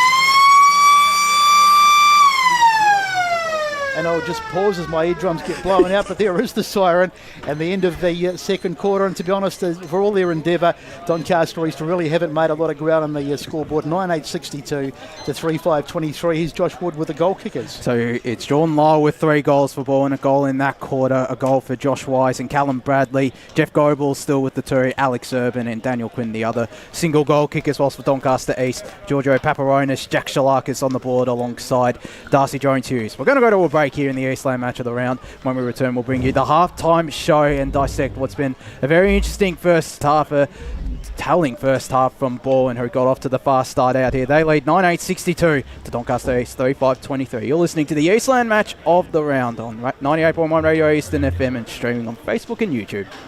As Sarah opened her best friend Jackie's wedding invitation, she was overcome with a wave of emotion. While her 2 young boys wrestled on the floor, tears of happiness rolled down Sarah's cheeks as she saw the words she'd been longing to see. Please note, this wedding will be a child-free event. Well, Sarah, looks like we're off to Eastland for a new frock and some heels. And let's book in that babysitter. For all of life's little moments, there's Eastland. Eastland. Live real. Sprained your ankle, bursting through the banner? Broke a finger, high-fiving the ruckman? Or did you run into the goal post again? For bumps, breaks or bleeds, be seen sooner, close to home at Knox Private 24/7 Emergency Department. The preferred provider of emergency care to the Eastern Football Netball League, you'll generally experience shorter wait times. You don't need private health, but there is an out-of-pocket fee. Be seen sooner, close to home at Knox Private 24/7 Emergency Department, 262 Mountain Highway, Wanturna. Do you feel good about your bank? Because there is a bank you can feel good about. They share their profits to fund big community projects, small community clubs, and vital emergency services. They've given $250 million to help Australian communities thrive. They have all the products and tech you expect from a big bank, with service you don't. It's Bendigo Bank. Feel good about who you bank with. Try Bendigo. Search bendigobank.com.au or search Bendigo Bank near me. Tobin Brothers Funerals wear their heart on their sleeve. Their clear and easy to use website and Memory Maker app make it easy for families to make an informed decision. Here's James McLeod, Managing Director of Tobin Brothers Funerals. We pride ourselves on being the most transparent funeral company. All pricing on goods and services are available on our website. It's all there for you to see and make very informed decisions when planning a loved one's funeral. Visit tobinbrothers.com.au. Tobin Brothers Funerals, celebrating lives. At Yarra Valley Water, we know reducing your shower time, or show time, to 4 minutes can save you an average of $200 a year on water and energy bills. Shower shorter. Save water. Authorised by the Victorian Government, 1 Treasury Place, Melbourne. Sprained your ankle bursting through the banner? For bumps, breaks or bleeds, be seen sooner, close to home, at Knox Private 24/7 Emergency Department. You'll generally experience shorter wait times. Knox Private 24/7 Emergency, 262 Mountain Highway, Wanturna. You are listening to Radio Eastern FM 98.1. With live and exclusive coverage of the EFNL football season, bringing you the match of the day with score updates from all divisions. And now we cross to our commentary team for the Radio Eastern 98.1 Match of the Day coverage. Welcome back to the Eastland Match of the Round. Premier action this Saturday afternoon. And the score, of course, well, escapes me, but I know you blokes have it. That's all right. We'll get the score up here, as you can probably see on Facebook and YouTube, of course. Balwyn lead 9-8-62 to Doncaster East 3-5-23. My name's John O'Ven. It's a pleasure to have your company during the halftime break, and I'm joined by 3 gentlemen to my right. Dylan Smith, Blake Tennant, and Jared Beanland. Gents, we'll get your thoughts on the game. Dylan Smith, why don't you get us started? I really can't believe the start that Balwyn were able to have there. Doncaster East not getting an inside 50 or a clearance in the first 19 minutes of that first quarter is just really unforgivable in a game so important. And we look over at that other result with Blackburn and South Croydon. So Blackburn are in front in that game, which means there's so much to play for East Doncaster, and to come out and, just look like they're at 6s and 7s in the midfield at the moment. They don't know. Everyone's going for the ball, and they don't seem to have any synergy in there. No one knows when to wait out or when to go for it, and it's just a bit of a mess for me at the moment, Blake. Blake Tennant on socials this weekend. Yeah, that's correct. I'm just having a look here at Paul's notes here. It's just been all yellow and black, which is, I like to say it's a good thing, but it's pretty much just been all ball, and really, like, they're just giving them no urgency. It's just all about just kicking the ball down and then just hoping for Lyle and Goebbels to do their magic, which Goebbels has been doing for a decade now. He's just been a superstar of the Eastern Football Netball League, and for Doncaster East, it's just like there's like no one there. I know Simon White's been playing okay for them going forward, but apart from that, it's just not been the Donny East where we know. I know the inconsistency coming into the game hasn't been where they want to be, but this is a deciding game, and for a ball point of view, I think they've ticked a lot of boxes if they want to get in that top 2, which they are trying to do. They've got the list to do it, and they're showing it right now on that scoreboard, as we can see. Jared Beanland, our other boundary rider, thanks to Tobin Brothers. Yeah, absolutely. This is, I've again stunned by a Balwyn start here. Pretty disappointed by Donny East. There are a few players for Donny East that did start to stand up. Darcy Jones Hughes is always going to be one that starts to crank things up if things he got that poorly. Really important clearance there and kicked that goal. Yeah, he did, and that was the start. That was the first goal, I believe, the only goal in the first quarter for Donny East. Giorgio Paparazzi Peronis, he's also been pretty lively. Anytime he goes near the ball, he's been pretty good, and he's got that goal as well. But there's just too many players along Doncaster East that just haven't had that urgency, I don't think. Just a quick one as well. I'm just reading through again Paul's stats here. So in that first quarter, I know Paul would have said it on the broadcast, but it was 21-3 in the first quarter, and now Balwyn are up 34-17 inside 50s. I don't think I've seen a match of the day that we've been to where a team's got beaten up around the ball. I know Besto mentioned on the broadcast that they're actually the worst team in Premier Division at winning clearance. Yep. They're pretty good at scoring from it, but just their inability to win clearance is hurting them so much here. They rely on their intercept marking down back and the rebound outside of defensive 50. So they're a very good defensive rebound team, but it seems that whenever they get the ball in defensive 50, there's just too much forward line pressure from Balwyn, and that's what's been really impressive. And the thing about the clearances as well is Balwyn's up 22-11 in the clearances, so they are really low at the moment, Doncaster East, and if they want to try and get it, they've also got to get it for the midfield, as every coach cliche would say. Get it for the midfield would be one where it's at there.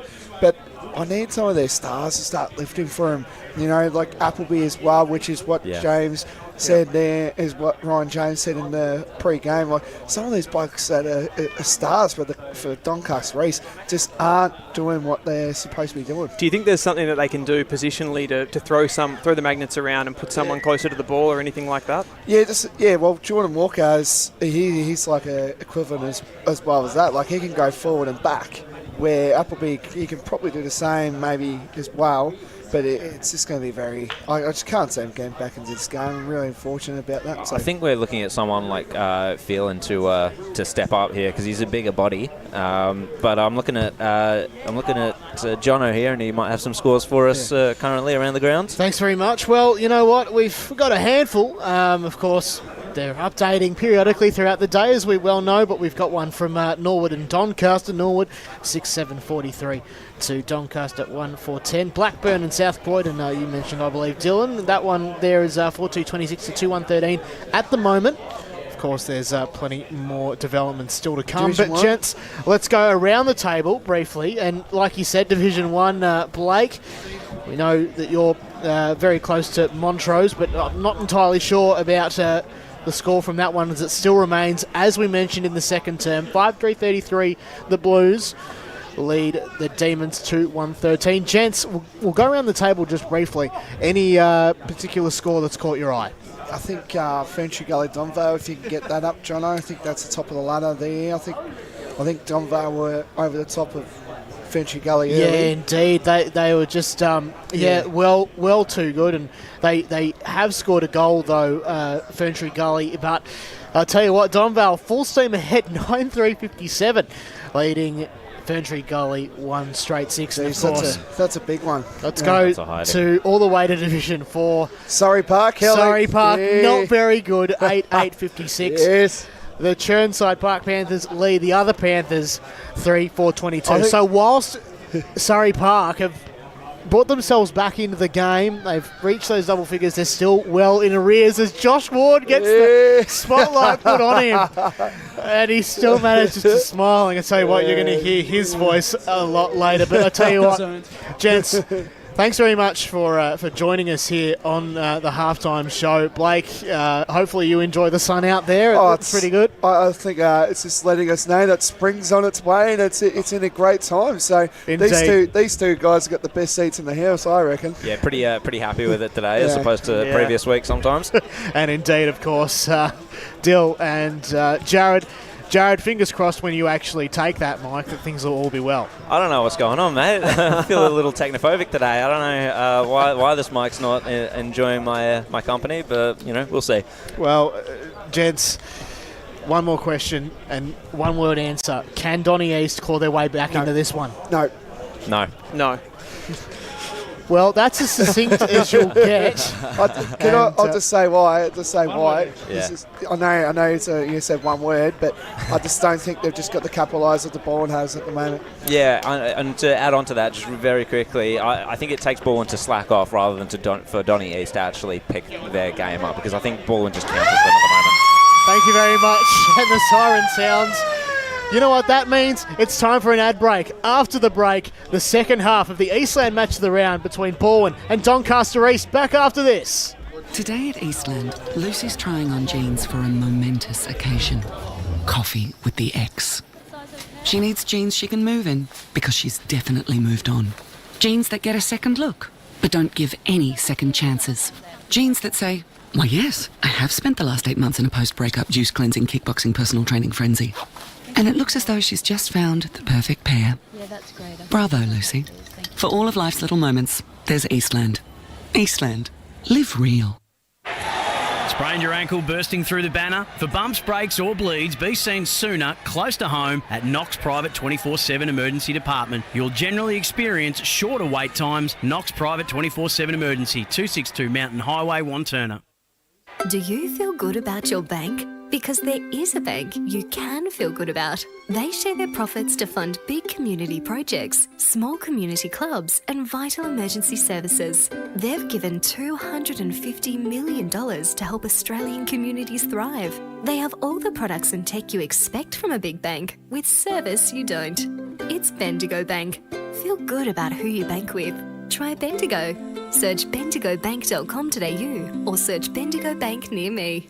Tobin Brothers Funerals wear their heart on their sleeve. Their clear and easy-to-use website and Memory Maker app make it easy for families to make an informed decision. Here's James McLeod, Managing Director of Tobin Brothers Funerals. There's no mystery about our pricing. It is clearly displayed on our website and our app.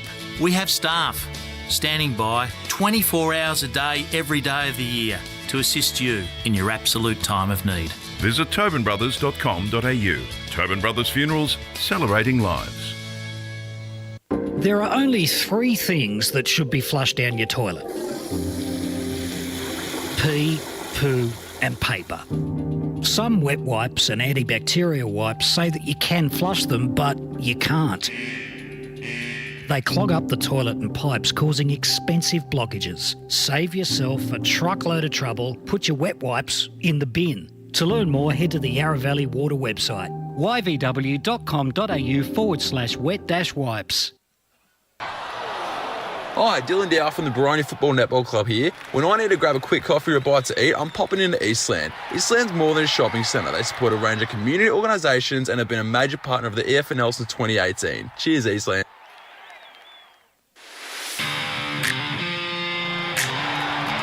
You are listening to Radio Eastern FM 98.1. With live and exclusive coverage of the EFNL football season, bringing you the match of the day with score updates from all divisions. And now we cross to our commentary team for the Radio Eastern 98.1 Match of the Day coverage. Welcome back to the Eastland Match of the Round, live from Balwyn Visy Park. It's the home side, the Tigers. 39-point leaders out here in this contest between the Tigers and the Lions, 9-8-62 to 3-5-23. The second half just about to get underway here.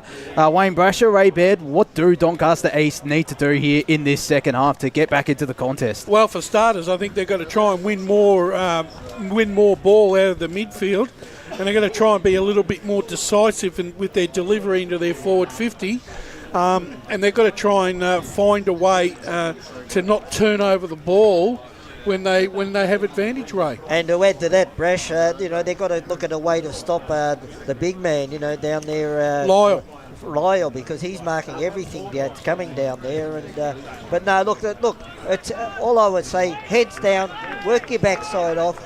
You might get back into the contest, and we know they're not going to give up. No way. They probably need They probably need 3 goals, I reckon. So let's see what the response is from this Doncaster East side as we get underway in this third term. One out of the middle nicely by Cronje. Ball goes forward. Doncaster East, we won't write them off just yet. We'll just see what their response is at the start of this third term. They get an early possession. That's Lowther. He needs to get into the game. Gets a handball up. They spread it wide. Good work, Fancella. Down the boundary, down the line. A good mark taken over there by Pendlebury. Missed it a Pendlebury. And he takes the mark, and Balwyn will come off half-back, kicking down the line. And they've turned it over straight away. So a little bit of a mistake-ridden start to this term. Chipping it across half-back now, Doncaster East. They need to go forward quickly. This slow play is not going to do them much good as they chip it out wide. Mark taken over there. Is that Shalakas or Green, I think? Now they go across. They're just going from one side of the ground to the other. Now they'll go finally inside 50 off the boot of Jones Hughes. And the mark is taken, so that's, in the end, that does work out for them. And Hoskins taken a good mark just inside 50, and he'll go back and line up, and a chance for an early goal for Donny East. Well, he really wasn't in position to the very last minute to take that mark, Hoskin. It's a very well-judged mark in the end. So, Hoskin, should I say. Mac Hoskin. Here's the kick on its way. Let's see how it's going. It's going to come up short again to that end. We're seeing that a little bit today. The breeze must be a factor. Ball on the ground. Doncaster East trying to get hands on it. Snap over the body there from Phelan. And mark taken there by Walker in the back pocket. And the danger will be over for the moment. So it goes to the far side here, does Walker, looking for Lyle. We got hands on it, couldn't complete the mark. Cross on the ground, gets the clearing kick from defence. It's just a high up and under one though to centre wing. 3 Doncaster East players converge. They aren't able to lay hands on it. Simon White, plenty of pressure there from Callum Bradley. We're just going to have a ball up. One change I did notice in that when both teams were moving into position, Taylor Duman starting up forward. Usually he's played defence this year, so interesting move there from Doncaster East coach Ryan James. There's going to be a sling tackle free here. Bowen Smith has had a really good contest today and been one of the better players. Goes to true centre half forward. Lothar was on the ground. It's DeLuca that got the handball away. A bone crunching tackle there by Tom Wilson, and we're just going to have another stoppage. Boys, while all that was going on, I watched Liam Laverso. He limped off the ground. He's gone down to the Doncaster huddle. Maybe the boundary rate. It looked like he had a rib injury. He got crunched in the middle of the ground, and he looked like he's in a lot of trouble. And if someone can go down there and just check on him. Good work, Ray. We'll just get the boys to check on that as Bowen Smith gets wrapped up with the footy, and the umpire will ball it up. So nearly 3 minutes gone on this term as it's won by Doncaster East out of the ruck, and they get a kick forward into the centre of the ground. Good repel, nicely repelled there by McDermott. Ball bouncing around in the centre of the ground. Tackle comes in there by Shalankas, and the umpire comes in and says, let's ball it up. And then the last man to get up was Tommy Wilson. So up it goes again. Almost won by Doncaster East, and they're in the tight stuff is... Good mark, good tackle, should I say. I'm just trying to see who that is under there. Number 25, that's Cronje. Throws it up again, the umpire. Up they fly. One out of the middle by Waddell. And just not going anywhere in this particular passage of play. This will be about the 4th stoppage we've had. There's the umpire to throw it up once again. He'll be getting tired arms. So right in the middle of the ground. Up it goes again. Can they get it clear this time? Waddell again gets the tap. They get the clearance this time. Good work. Now they're on the outside, and they'll be able to go inside 50. Here's the kick. There's a couple of Donny East players there, and there's a whistle. Which way is this going to go? Free kick. So free kick going the way of Papadopoulos. Number 11. The big hands of Josh Walker right in his back there. Pushed him out of the contest. Cameron Giles. Cameron Giles, sorry it is. So Cameron Giles will go back and line up and try and reduce the margin by half a dozen. So Cameron Giles just taking his time as he gets it all set. Now he's ready to approach. Got to kick this, just simply has to. Giles stabs at it rather, but I think he's got it. The crowd were going up and it's gone through. So they get the goal that they needed as Giles puts it through. Boundary. Does it go down boundary side to Dylan Smith? Yeah, just an update on Liam Laverso there. Just winded in the contest and he's fine to go. So a much needed fast start out here for Doncaster East in this second half. 4-5-29, still trail by 33 points, 9-8-62. But as you always say, Besto, every comeback has to start somewhere, and this is a very positive start. 5 minutes gone here in this third quarter on the Bendigo Bank scoreboard as ball's back into the middle here of Balwyn Visy Park. Up go Waddell, and he wins out to Phelan. They're getting the clearances now at Doncaster East. Tynan looks for Paparonis out wide. Was there a push out there? There wasn't. Balwyn will still lay hands on this ball though. Smart tap forward there to Cronje. He was wrapped up by Appleby and pinged right in front of our boundary riders down there as it'll be the captain, James Appleby, with this free kick. He'll need a massive second half here if Doncaster East to get back into this game. Goes short to Taylor Duman. Paul Yukone, stats centre.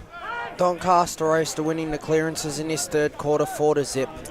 So a good positive start in terms of stoppages for Doncaster East as Waddell got hands on it, manages to pick up the ball. Will the umpire ping him? He won't. Balwyn will still get a clear through Josh Walker. A very rushed kick though. Balwyn have the numbers on the ground through Sean Cross. Got a handball away to Sticker. Try to evade Fasanella and did. Bowen Smith, hands on the ball. Gets it to true centre half forward, looking for Goebbels. Couldn't complete the mark. And Jack Shalakis, looks like he's been swung down back. Not a great handball there from Duman. Shalakis got the handball out here to Haswell as he manages to get a short kick, only in the direction of McDermott. Hands free there to Doncaster East by East, taken high. And the Lions will get this free kick here and have the chance to move inside 50. Let's go to John O'Vett on the score centre. Thank you, Besto. Score in Division 1, One Turner South versus Bayswater. It's Bayswater well and truly ahead, 12-6-78 to the Devils, 2-1-13. Bayswater might have left their run about a week too late because they could have done with that result last week as Walker takes the mark. Balwyn go inside 50 again, hoisted high. Up they fly, marked by Lyle almost. As the ball spills away, Doncaster East Tynan was tackled. Might have been a case for holding the ball. The umpire says play on, cross. Now it's across the face of goals. Can they get a mark? Up they fly. Doncaster East under a bit of pressure here, but they need to hang on. As they get it in the back pocket, they spread it out wide, and that is... Oh, that's an excellent mark. Taken over there by James Appleby. That was class as he gets it back inside. Oh, that was dangerous. Mark taken by Dooman. That could have turned to very nasty. This is good. Look at the space they've got here, Doncaster East, all of a sudden. And the little chip inside, and Phelan just takes the mark, and that's ridiculous. Waddell, should I say, takes the mark, but that's not such a good kick. And it's been cut off by Josh Walker, and all that good work has been undone. But it's still there at the moment. Under a bit of pressure here, Balwyn, and they've turned it over. So here's a chance now as the ball goes out to Jones Hughes. Gets it back inside, and the mark is taken. Well done by Darcy Hughes. Jones there. Didn't panic. So young player on the rise, Darcy Hughes Jones. So Cameron Giles, that was a strange passage of play. Doncaster, it looks like they'd blown it, and then Balwyn tried to come away with it, and in the end they've got it back, and here's a shot at goal coming up. So the big man Waddell, he kicked that. I can understand why, because he had one of his teammates right in the goal square, but there just wasn't enough on the kick. Giles should kick this, and he's missed. Another opportunity goes begging for Doncaster East. They really are kicking themselves or shooting themselves in the foot. And after 8.5 minutes gone, it's 62 playing 30 on the Bendigo Bank scoreboard in favour of Balwyn. We quickly go to the score centre to John O'Van. Got a score at Knox Gardens in Division 2. Knox are playing Templestowe. Knox 3-3-21, but Templestowe miles ahead, 6-9-45. As Balwyn, they don't get it clear. It's a bit of a scrap here at the half-back flank here, and there's just going to be a ball up. Boundary side. Yeah, just having a little watch here on Callum Bradley for Balwyn. He just seems to be playing a defensive role on Simon White just to stop his influence, and that's probably why he hasn't really been seen much in this game so far. It's a bit of an error in clearance for Doncaster East. Balwyn get the kick forward, and there is that man White. Got it out wide to Whitling. Over the top to Jones Hughes, who's looked pretty good to start this game. Couldn't complete the mark. And it's just going to be a boundary throw-in. Affected the spoil from behind there, did Jamie Reid. So we'll have a boundary throw-in on true centre wing out here at Balwyn Visy Park. Broadcast side as umpire tosses the ball back in. Waddell got the tap down. Looking for Fasanella, who got hands onto the ball. Couldn't completely control it, and it's going to be another boundary throw-in. So 9.5 minutes gone. Doncaster East with the only goal of this quarter, 4-6-30. Balwyn 9-8-62 as the ball tossed back into play. It was from behind Van Driel, who'll follow up his own work, but was well tackled there by Darcy Jones Hughes, who's had a pretty positive start to this second half. He's had a pretty good game. As he said, Brash, a player on the rise. Van Driel took it out of ruck, got it to the half-forward flank here. Bounce favours Balwyn. Lyle out the back. Couldn't get a handball. Umpire still didn't ping him, and he'll ask for the ball here, will the umpire. Half-forward flank here for Balwyn. So margin is 32 points. We're halfway through the third term as the ball goes up, one out there by Waddell. As our monitor just goes a bit haywire for a moment, and the mark is taken there by that man again. It's Alexander Urban, I think. No, it's not. It's Walker.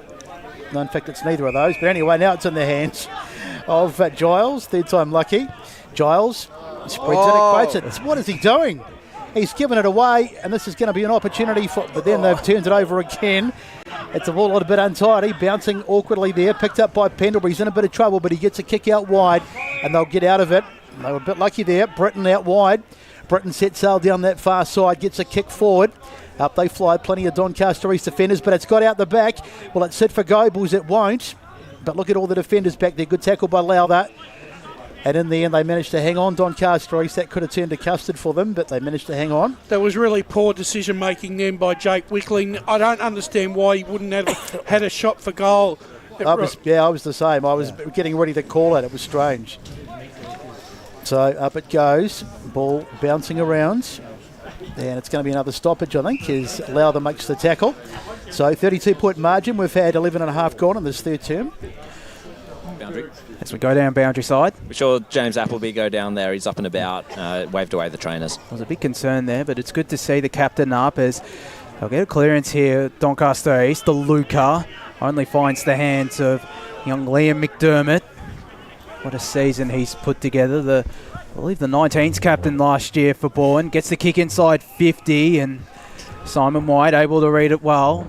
And one of Doncaster East's best in defence. Goes out wide to Luke Tynan. Another short kick. Finds his teammate. They're still in their defensive 50 though, Doncaster East. They're not now. At the half-back flank though. I want to win this ground ball. Jones Hughes was lurking around that and nothing doing. It's just going to be a ball up. 12.5 minutes gone. John O'Venn score centre. Back to Premier Division. Vermont 9-4-58. Park Orchards 3-7-25. Getting away there, Vermont is Doncaster East. Dangerous kick into the middle of the ground. Still finds the hands of Paparonis. They're on the run here quickly at Doncaster East. Papadopoulos down the line. Hand pass. He could have gone to Paparonis. Decides not to. He's got a man on short here. That's Ben Quaynor. Couldn't complete the mark. It's a poor drop. Was there a trip there? There wasn't. It's a bit concerning. There's a push in the back free kick though, and it's going to go to Fraser Hicks against Joel Papadopoulos, and Balwyn will be able to rebound. Gee, they made a complete and utter mess of that Doncaster East then. Not for the first time today, but they've managed to get it back. That was good play as Papadopoulos, and here they go inside 50 with a shot. Might just be a shot at goal, but it is a shot at goal, but it's missed.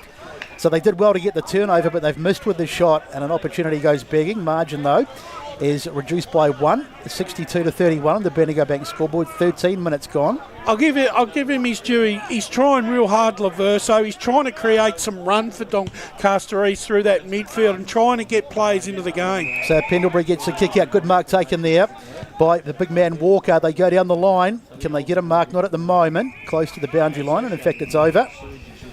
And we'll have a throw in. So deep into the third quarter, or about halfway through the third quarter. And plenty of endeavour from Doncaster East, but they haven't been able to make a lot of ground up on the scoreboard. But a couple of quick goals, and who knows what might happen as Cronje comes over the top, gets the head out into the contest. Urban, I think that is. No, in fact, it's Wise. He's taken in the tackle. I think one of the differences, the reason why Doncaster East are sort of in a bit of a holding pattern is the guys like DeLuca and Phelan and White are just starting to get back into the groove a bit, Ray. Yeah, they are. They've had a lot of the football, but their skills are not what they usually are. And that's because they're so rusty from being out for so long. Yes, we're just going to have another ball up here. I think it was just a 1 week absence maybe for Simon White, and had a bit of a rest against Norwood as Waddell got the hit out. Might get the clearance here.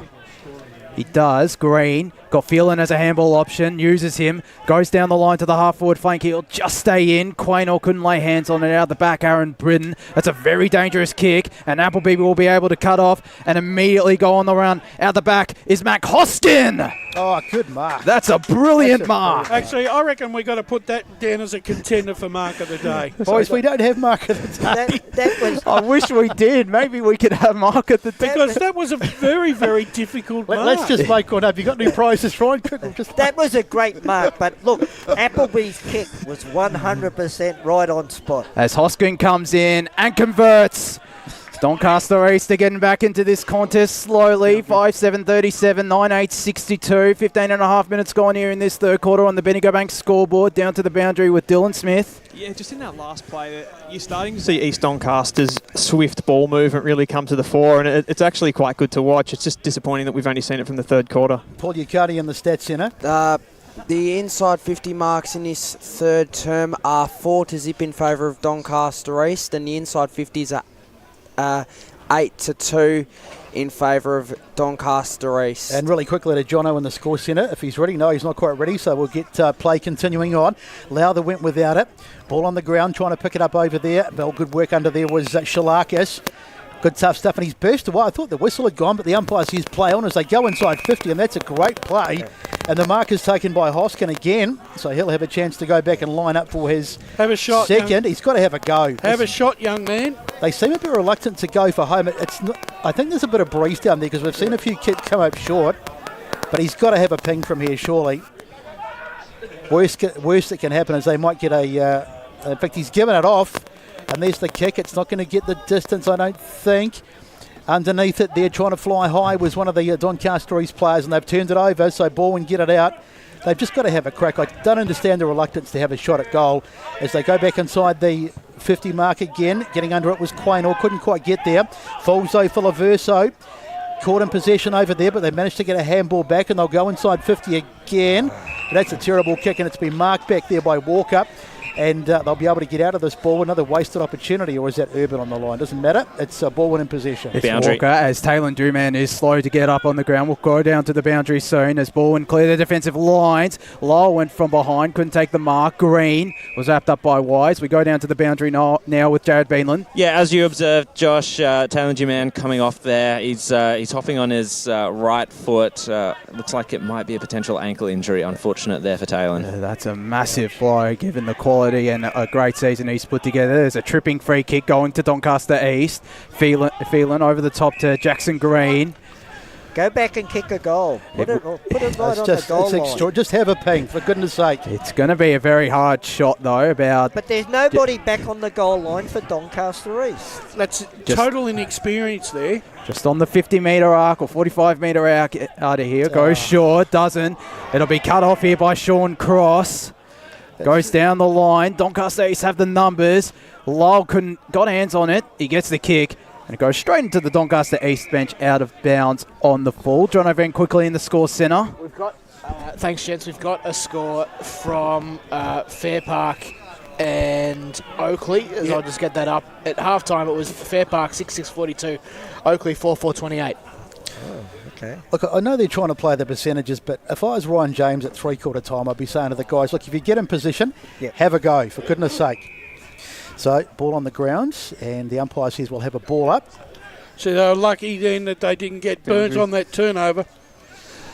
So let's go down to the boundary again quickly. Yeah, just in defence of Doncaster East a little bit there. I think the ball is holding up at that end slightly in the wind, so I think that's just a matter of not being able to make the distance. Yeah. Possibly, but they could still get a big man on the line that could force a knockout to one of the small men that Crummers. Yeah. So umpire to throw it up again. Up it goes. One out of the middle there by Waddell. He's had a really good game, Waddell. He's been one of the stars for this Doncaster East side today. And we'll have another stoppage. And so what have we got? 25-point margin. It's sort of just around the margin. If they could get a goal before three-quarter time, who knows what might happen as they win it out of the stoppage again. Into the ruck contest. Underneath that was Phelan. Not going to come out, though. In fact, it does come out, and it's in the hands of Cross. Cross goes for goal, but he's missed. So a bit of a let-off there for Doncaster East as it goes through for a minor score, coming up to almost time on, and it's 63 playing 37. Bendigo Bank scoreboard. It's their first score for the quarter, though, Balwyn. They've only kicked a point for the quarter. They've done really well at Doncaster East to lock it in their attacking half, and when it's been in their defensive half, they've been able to rebound as we wait a little while for the ball out here. It's always a bit of a wait whenever it goes near the tram line out here, or the White Horse Road end out here at Balwyn Visy Park. It's Simon White with this kick in, goes to the far side, looking for Giles, got hands on it, gets it on the ground, handball away there, finds Fasanella, who gets it to half-back flank here. Balwyn have plenty of numbers on the ground. Wise is one of them. His handball wasn't all that great. Cherivolo couldn't do anything. Shalakis does, though. Wrapped out there is Jackson Green, and it goes out of bounds. Good tackle there from Josh Wise. So 20 and a half minutes gone here.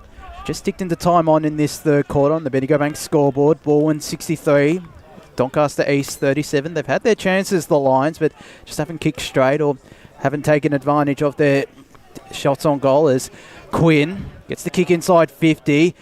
Kick off the ground. Still finds a teammate, and that's Jackson Green, who's really stepped up. Goes into the middle of the ground to Jones Hughes. His kick's not that great, and McDermott read it really well. He'll go back here, go to the wing. Finds Sean Cross. Just chipping it around, and they get the kick inside 50 now. Goebbels flew. Lyle did as well. Neither could lay hands on it. Waddell. It's just going to be a ball up here as we go to Paul Yukone in the Stats Centre. In fact, there's a free kick being paid here to Doncaster East. So the intercept marks in this third term are 6-5 in favour of Balwyn. Quickly to the boundary. Yeah, just an update on Taylor Duman. He's had his ankle assessed and he's just getting it strapped and he's going to come back on. So good news as we, in the meantime, as we've watched the play, it looks like it's gone through for a minor score, has it? No. Throw in. Yeah, throw in. So the ball goes in. Lyle got pushed off the footy there well by White. He's had a terrific game. Been one of Donny East's best. Now it's out to Lowther. Lowther out towards a couple of teammates over there, but great grab taken there by Walker. He's been very good for Yeah, he's just starting to work his way back into the contest nicely after, a big injury. So the former Geelong and Brisbane man, they spread it across the half-back line into the hands of Pendlebury. Pendlebury goes out wide, finds a target in Britain. So just a slow, methodical build-up. Now they go forward, trying to hit a target over there. Goebbels it was, but he couldn't get hands on it. And it's knocked out of bounds. I noticed you missed the ex-North Melbourne bit too. Oh, I forgot about North Melbourne. He's had a few clubs, hasn't he? Several clubs in Tiger Woods. But I can understand why you would miss it. Apologies to all North Melbourne supporters. He might be listening today. 63-37, 22 gone. Now here they come off half-back again. The little kick across. That's a dangerous one across the face, but it worked out all right. Mark taken there by Whitling. As he goes looking for Josh DeLuca, immediately handballs, and Darcy Jones-Hughes is all on his own in the middle of the ground. He might get this ball back. Plenty of space at centre half forward. Went backwards. The kick looking for Papadopoulos. Pendlebury parked underneath this, and a really strong mark taken there by Pendlebury. Goes out wide to Quinn. He's got Goebbels down the line. Centre wing. Far side out here at Balwyn Visy Park. So they look to just chip it around here through Balwyn. Go back to Quinn. At the half-back flank here, far side. They go further backwards to Josh Walker. He's probably been Balwyn's best this quarter. Pendlebury now has hands on it. A dangerous kick. Phelan might be able to cut it off. He doesn't. Whitling, though, able to lay hands on it. Gets the kick to the half-forward flank. The fly from Pollock's a really strong mark taken there. And go back. They might look to chip it around once again. 23 and a half minutes gone here in this third quarter as he goes down the line. Plenty of players around this. Nick Hay will be able to run onto it. Tillich was applying good pressure and a good bone-crunching tackle. There is the three-quarter time siren.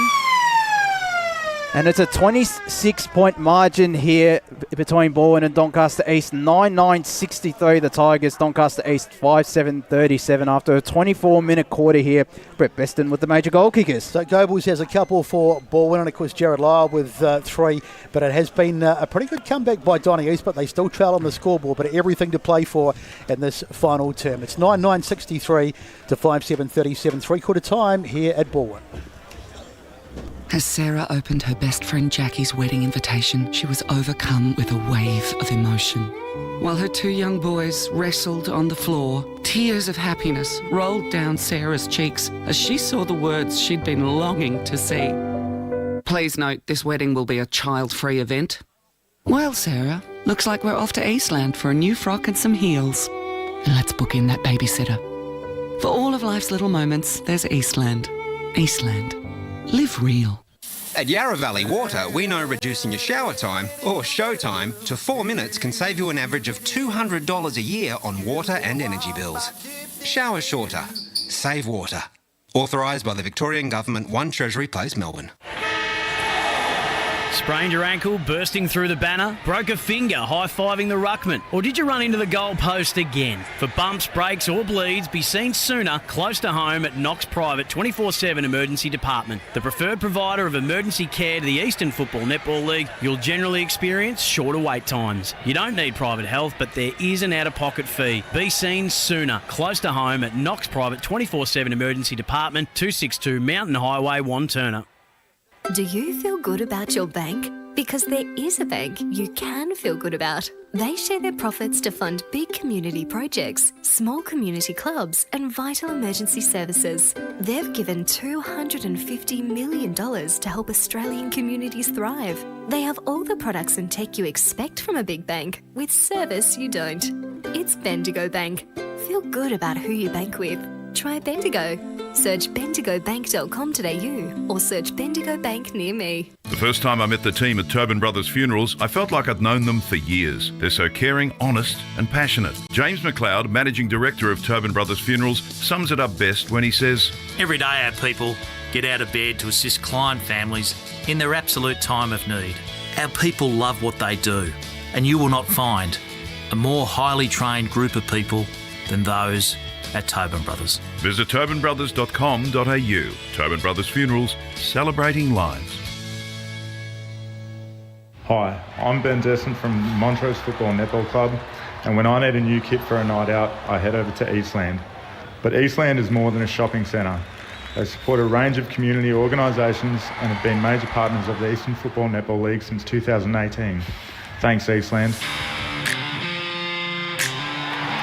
You are listening to Radio Eastern FM 98.1. With live and exclusive coverage of the EFNL football season, bringing you the match of the day with score updates from all divisions. And now we cross to our commentary team for the Radio Eastern 98.1 Match of the Day coverage. Welcome back to the Eastland Match of the Round, live from Balwyn Visy Park, the home side. The Balwyn Tigers lead 9-9-63 to Doncaster East 5-7-37. Got back into the contest though in that third quarter, did Doncaster East, still trail by a fair margin out here. Just going through the major goal kickers once again. Jordan Lyle with 3, Goebbels with 2, and all singles from there. All singles for Doncaster East as well. John O'Ven in the score centre. Any interesting scores from around the grounds? There's plenty of big games this weekend. We can start from the top. Rowville taking on Noble Park, and Noble Park have hit the front 5-2-32 to Rowville 4-2-26 in Division 1. Beaconsfield have also hit the front 6-12-48 to 6-4-40, I apologise. And that's it for now, but we'll be in touch a little bit later on. Yeah, the sides have been a bit light on with putting them through this afternoon, haven't they, Jono? Oh, yeah. No real excuses either. It's one of the better days we've had for footy, but you never know. It's disappointing, really, because yes, I want to hear scores. There is many big games going around the grounds. It's, of course, the penultimate round for Divisions 1 down to 4 and the round 16 for Premier Division. But Doncaster East did make their way back into this contest, just couldn't get it on the scoreboard, though, and you know, they're still 4 goals behind. They need 5 goals if they are to win. It's definitely possible. They just need to start taking on shots, being a bit and taking them on, and going for goal more often than not. Brash. Well, look, the one thing we can't be critical of Doncaster East is, look, they've tried to take the game on, and look, when Balwyn were taking their chances going through the midfield, and it seemed like it was coming off. It wasn't coming off as well for Doncaster East, but you can't have a go at them for not trying to change the dimension of the game. And look, they held Balwyn goalless, and they kicked a couple themselves. But so they worked their butt off just to give themselves an opportunity. If they kick the opening couple of goals, you just never know. But Balwyn, on the other hand, look, they'll want to finish the game out and not let Doncaster East give them a sniff, because you just, in this sort of game, you just don't know what's going to happen. Yeah, look, Brash, I totally agree with what you're saying. The thing that I would be disappointed if I was a Doncaster East supporter is from the back line right up to the forward 50 line, they did everything right. Yep. But it was then, once they went inside that forward 50, it was as though, we shouldn't have the ball in here, we're going to turn it over. And they turned it over. And that's the thing, when you don't have a quality forward. Let's go down boundary side to Jared Beanland, who's with Brendan Sanderson. Thanks, gents. Brenton, good message for the boys at three-quarter time there. Pressure and defence seemed to be the key. You didn't seem too concerned by the fact you only scored one behind during that third quarter. No, I was very concerned. They only scored I one would quarter. be. No, but you got to try and ensure that the boys get positive messages at the break, fill any anxiety. Behind the ball, we didn't handle that very well. Finished the game off, so the game's there to be won. Just got to make sure we're better in the contest, and exactly what you said, pressure and defence will hopefully win us the game. Any in particular changes for this final quarter? No, just a couple of little positional changes, a couple of different guys will go through the midfield, but otherwise we're pretty much as we've structured up for most of the game. So thanks, mate. Good luck for the rest of the game. Sorry, Jared. It's what of Doncaster East got? We're about to find out as the final term starts. Ball goes inside 50. Up they fly. Good work by Lyle. He got hands to it, but he couldn't hang on to it. Now it's Bradley trying to get it. He's played pretty well today, Bradley, actually, as the ball goes out towards the far wing. Little handball off there from Quinn as they try to go back inside 50 again, as they do. Ball punched away there. Good work by Paparonis. Now it's across to Wilson. He gets a handball back to a teammate, but he put him under pressure. Absolute hospital stuff as the ball goes out towards the far side. Marker's taken, so it's going to come back from Balwyn. Doncaster East, I think they've got a bit of a breeze behind them in this quarter, so that might be a saving grace. Good grab over there. In fact, it wasn't paid. It was the big man, Lyle, I think, who went up for it. Now it's bouncing around over there, and Balwyn will go inside 50 again, and that's a mark. And that's really disappointing for Doncaster East. They won't want to give up an early goal here, but it looks almost guaranteed as the mark is taken by, I think that's Tillich, is it? It is. So he'll go back from a very handy position and extend the margin by 6, you would think. But no houses on this one. No excuses either. So Tillich it is. He's pretty good in front of the sticks this year. Jack Tillich, he kicks, and the crowd were up pretty early. And Jack Tillich puts it through, so not the start that Doncaster East wanted. They trail 10-9, 69 to 5-7, 37. Benny, go back to scoreboard. Let's get some scores from around the grounds. Thanks very much. Let's go to Tormore Reserve for the first time this afternoon. Baroni are taking on Upper Ferntree Gully. The Hawks 6-6-48 to Upper 117. As we go boundary side to Dylan Smith. Yeah, just heard from Ryan James there at three-quarter time. He was much happier about East Doncaster's ability to get back in the game and control it, but just wants them to take more risks in this final quarter. As up we go in the middle again. Cronier got a big fly. He'll apply the tackle here on Shalakis. Managed to get a handball away to Phelan. Balwyn starting to up the pressure though, and just going to have a ball up. The pressure already on early for Doncaster East after that early goal from Jack Tillich. They'll get the clearance here, Will Balwyn. Looking for Jordan Lyle, who's up against Nick Hayes. Done well since that first half, as have Doncaster East against Lyle. And ball might go out of bounds. No, it's kept in. Dribbler kick down to centre wing. Demand just tapped it forward to no one though. Did really well there, did Laverso. Handball over the top. Finds Woodell. Gets it out wide to James Appleby. His kick will be cut off here by Aaron Britton, who's also been pretty solid in defence. Has it at the half-back flank here. Yeah, the skipper's turned the ball over a couple of occasions there, Appleby. As he goes down the line, does Britton. Two big men down there. Balwyn have the numbers on the ground. Quinn tried to find Bowen Smith. Was he pushed? He wasn't. It's just going to be a ball up here on true centre wing broadcast side. Ray, still too many Doncaster East players going up against each other. They're not talking. There's no talk there. Just quickly, boys on the boundary, what's the wind doing down there in this term? Ooh. Question without I've got you guys. Yeah. It's pretty still at the moment. It does pop up occasionally, a little sporadically, and when it does, it goes from right to left. So towards where Doncaster East is currently kicking. Okay, so Doncaster East have got the elements in their favour, and that has been the scoring end in this game. So that's one thing if we try to make a case for a comeback. Lowther gives it off. White goes right across, kicking to. Well, in the end, it probably worked out okay for them as the ball goes to ground. Trying to get his hands on it there was Papadopoulos. Now, a funny little kick out. In fact, it's going to fall in the hands of Dooman as they wheel around. And that's Shalakis. He's caught, surely. No, he's going to pay a goal, I think. Shalakis, I thought he heard Brash call gone, and I thought the same, but it's a goal. So Shalakis has put it through.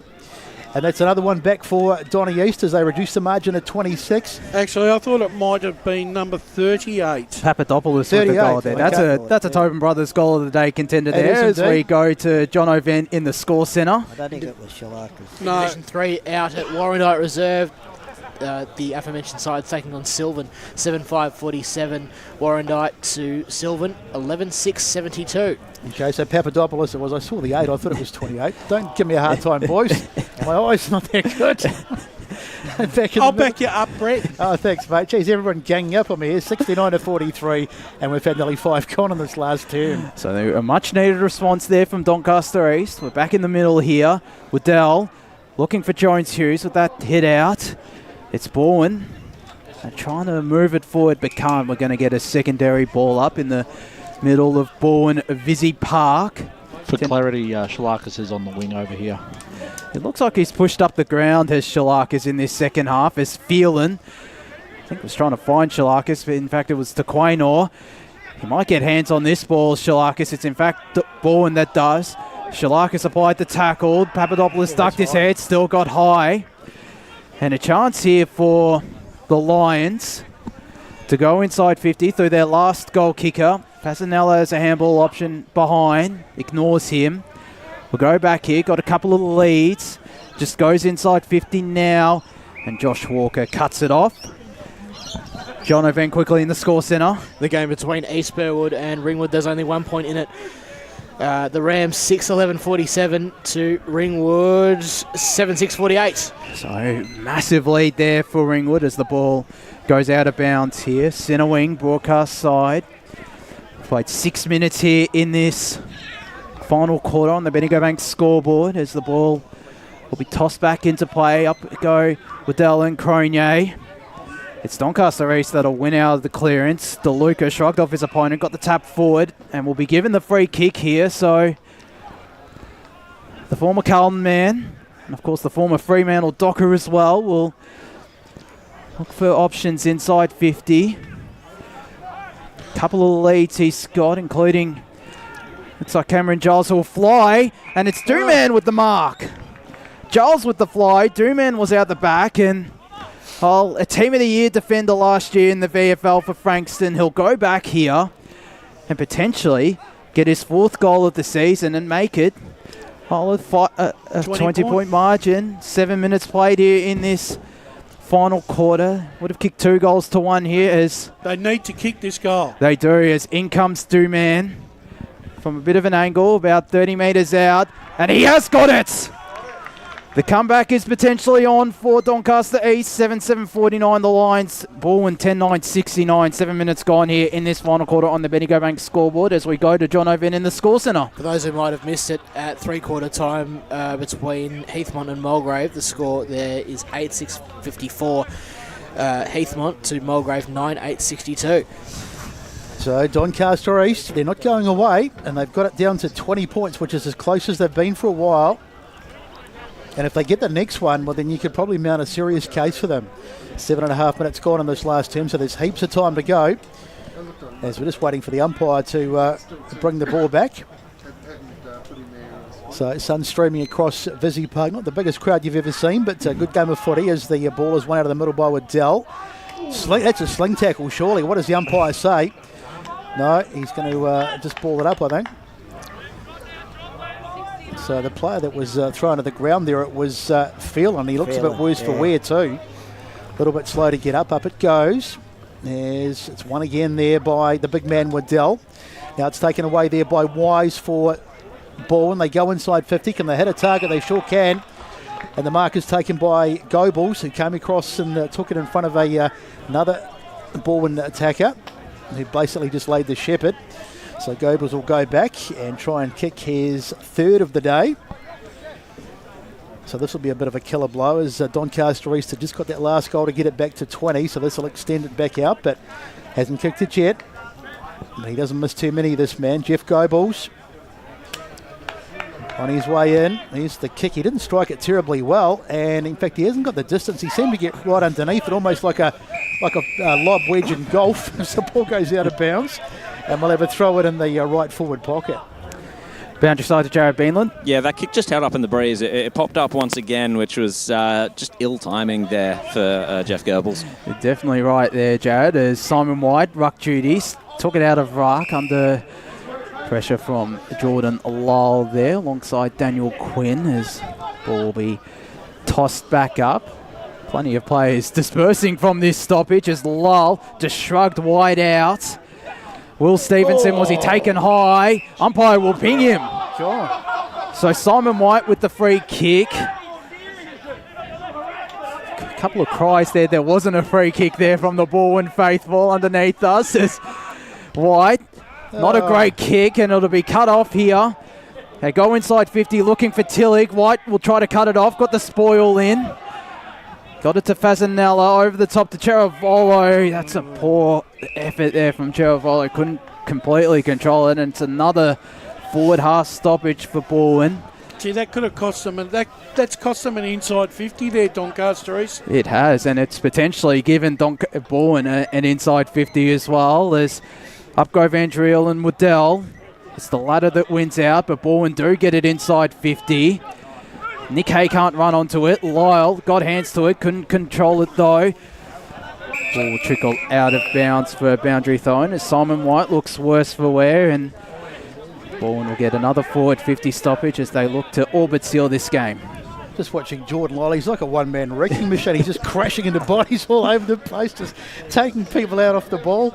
As the ball goes in, over the back, it's one there by Van Driel for the moment. They go inside 50, but Lowther's back there, dependable, and that's not a great kick. I was just about to give it, well, I did give him a wrap actually, but he's kicked it out in the full, I think. And it's going to be Alex Urban. He's going to take the free kick as the crowd start to come to life here. Lowther's had a shocker, Breast, today. Oh, he just has not got it right, has he? That's the kick, and it's been marked, so some sloppy defence, and Goebbels is going to go back and have another opportunity. So it'll be a difficult kick again. I think we've worked out that the wind is quite tricky from this end, and it gets up again. You can see the flag just starting to move, and a bit of breeze up here and where we are on the balcony. Right on cue for Jeff Goebbels. If he does kick this though, it's just that experience on show. Yeah, well, if anyone's going to kick it, it would be him. Looking for his third of the day. He's missed some opportunities, but this has not been the scoring end, that's for sure, as Goebbels gets the kick on its way, and it's going to come up short again, so we predicted it. There's the ball knocked away off the line, and it's going to go out of bounds as we head to the score centre. Thanks very much, Besto. Croydon and Montrose. Croydon 8-9-57, leading the Demons 7-8-50. Very close contest. Not over yet, Blakey looking a bit nervous over there as the ball's tossed back into play.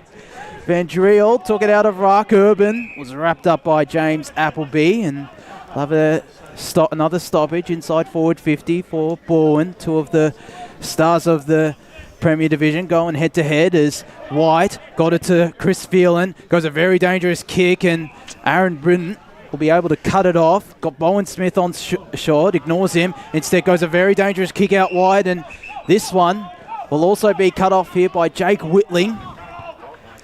Simon White looking pretty gassed in front of him as he goes down the line.